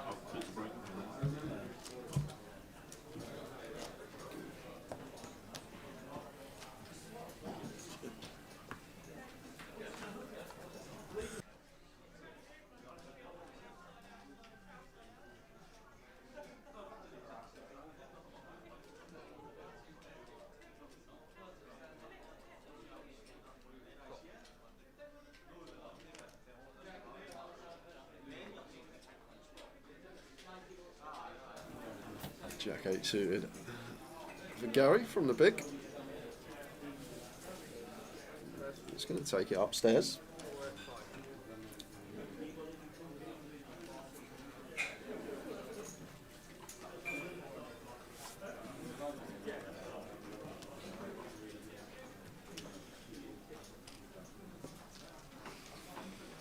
I think the most thinking about playing the seniors is his final table before. Be good to see you, pal, if you make it over.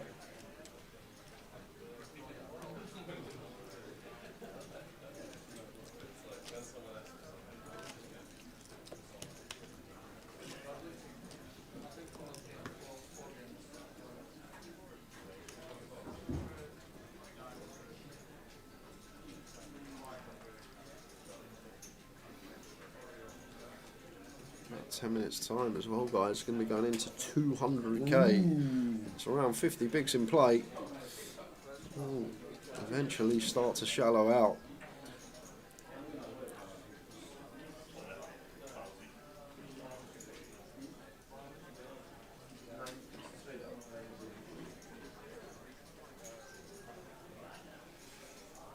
And there's it up.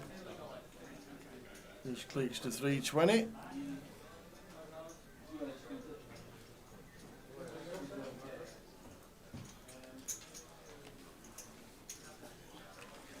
Don't know what's happened to the cards that raise. Yeah, this should be really polar from Kev because he's got 20, so 20 bigs going to have a lot of shoves out of position tower. So this is either going to be something really trashy, like an ace deuce off, or something top end for Kev, or at least it should be. That's how the range should be constructed, and it was top end with the ace king.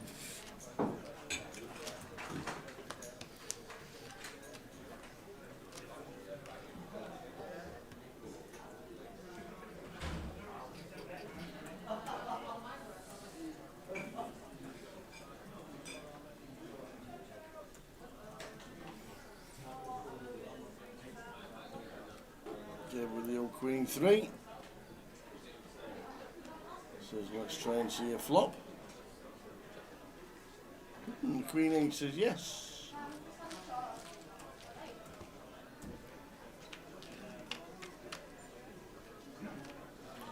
King I flop, King 6-5.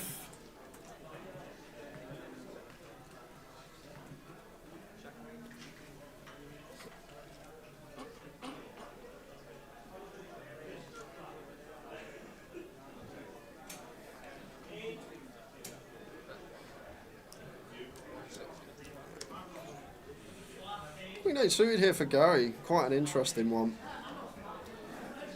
Free to flush, free to straight against half. I wonder if there's any like check raises going on here, Tower. It's quite a nice one to choose. Usually I say it's good to have the overcard as well, but at this stack depth maybe not going to have as much ace-x.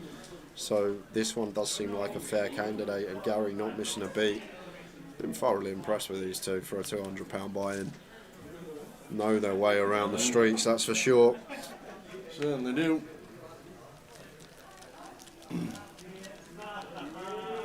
20,000, 17,000, a 3k flip is what they're playing for.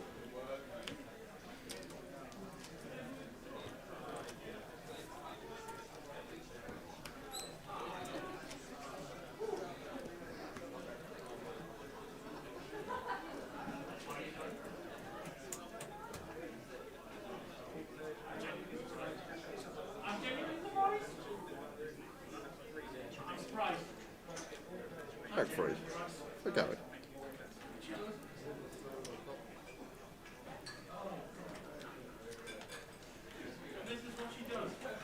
King 6 for Kevin.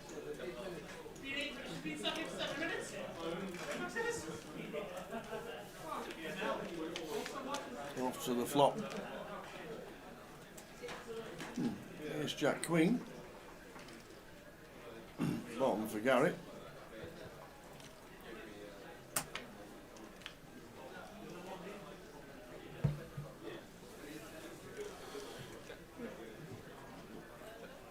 Checkity check. Oh, that'll do. We were trying to get a good double up. Can definitely go for value here as Kev. Yes, 10x gets there, but it's one of these we're protected. We can have 10x of our own. So when we get raised, it's just no one's bluffing this spot. But not going to go for the value. Maybe trying to induce. Gary 45, Kevin 20Bs. Heads up for the title of the minute. 20,000 to the winner, 17 for second.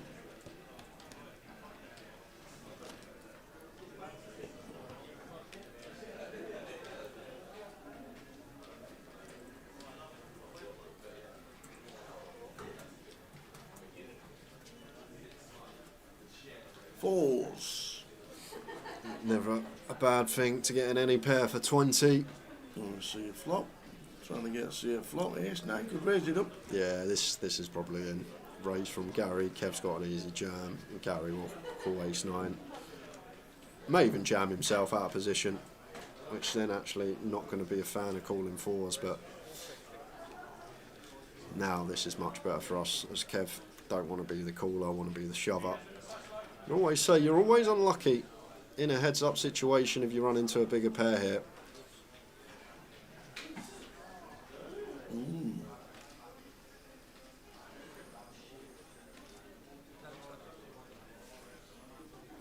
Yeah, no You well. want to see the triangle going in the middle. Now then, Gary. Question back round to Mr. Armstrong. I don't think we can raise fold ace-9. Heads up for 20, and There there you we go. We are racing it off. Here we go. Kev Frame, pocket fours. Gary Armstrong, ace-9. An ace or a 9, we have a champ.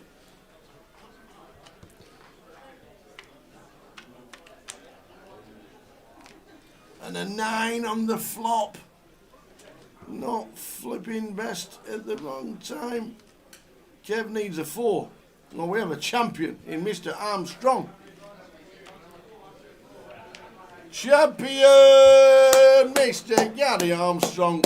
There we go. The handshake says it. 17 for second, 20 for the win. We doing interviews for this We one? are indeed. Okay. We're going to have a quick chat. Gonna have a Let's go. chat. Here's Tower. We'll send Tower off to the floor. Looks like Kev wants to get out of here, but we'll definitely grab at least Gary. Kev might come back. We will see. We'll get set up for the interviews. But that was a good watch, guys. Little 5-hour stream for us to kick off proceedings for GUKPT Edinburgh. We'll be back tomorrow for the high roller coverage. That's looking like a corker with some of the names in. But it was all about the mini main today. 523 entries. Great turnout as always in the mini. But Gary Armstrong, come best. Looked like losing at one point, didn't he? Kevin Frame, you got to remember, had a near 5-1 chip lead, and then unfortunately for him, looked like he had it done and dusted. Ace King versus Ace Jack. Jack on the flop for Gary. He doubled up. He got back into it, and then eventually it was the flip that sealed the deal. Pocket fours no good against the ace-9 of Gary Armstrong. But great from both. There was a small deal done. The prize pool was pressed, so 17k to Kevin Frame, £20,000 and change going to Gary Armstrong. And the tower is there, so we are going to head down to the floor with the tower and Gary Armstrong. How are you? Yeah, feeling good about that. You are Gary Armstrong? Yeah. We were just looking on the database. I was, that's not Gary. That's not Gary. But well done. That was a big field, and that was a great final table. Yeah, I'm pretty chuffed about that. No, I mean the 7-4 hand. I thought after I lost that part, it was going to be hard to come back against Kevin because they're a tough opponent, you know. Yeah. Main event, and now a mini main. It's a good double to have. Yeah. It's not bad at all. The numbers. We were looking and thinking Edinburgh, you know, it's sometimes smaller fields, but 540 odd runners. What a turnout. What a turnout. I think a lot of people enjoying coming to Edinburgh to play poker now. We love coming up. Yeah. We really do. We're always great people, great hospitality. We love the place. And you love playing down here. So I heard next year it's going to be in Glasgow, not here. Well, is that true? That I don't know. That's not me, but you've got two trophies. You got a main, you got a mini. You must be loving it. Oh, I'm ecstatic, mate. Here for the weekend? I'll go up the road, chill out, and then I'll come back. Love it, absolutely love it. Well, we've got a trophy, and Ross is going to give you the trophy.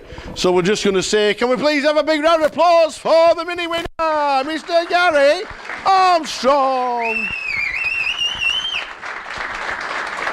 Absolutely fantastic. Main event. Thanks. And a mini congratulations. Yeah. Jay finishes off.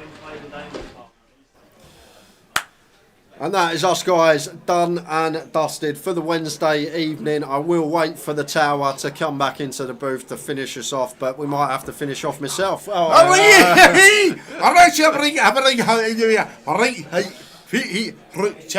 gone home. Tower's gone home.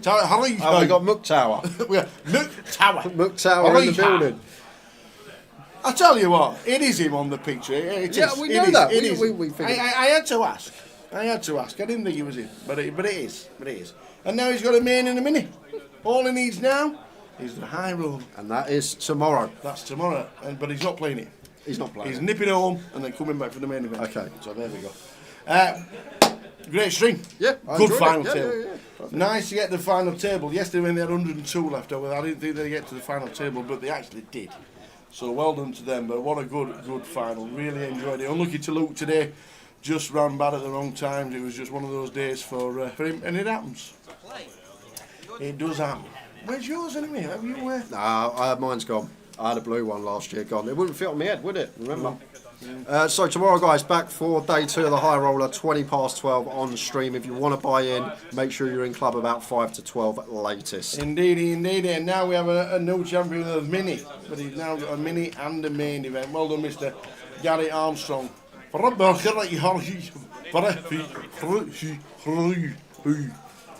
for dinner. Yeah? No, nice one. Got my dinner. 12:20 tomorrow for the High Roller. Should be a cracker because the field is brilliant. It's looking good. Really enjoyed that. Enjoy that? Yeah. Good start in Edinburgh. Yeah. Really good start in Edinburgh. So from the team and the tower, we will see you tomorrow. 12:20 High Roller Malarkey. Should be a cracker. Ta-ta. Good night.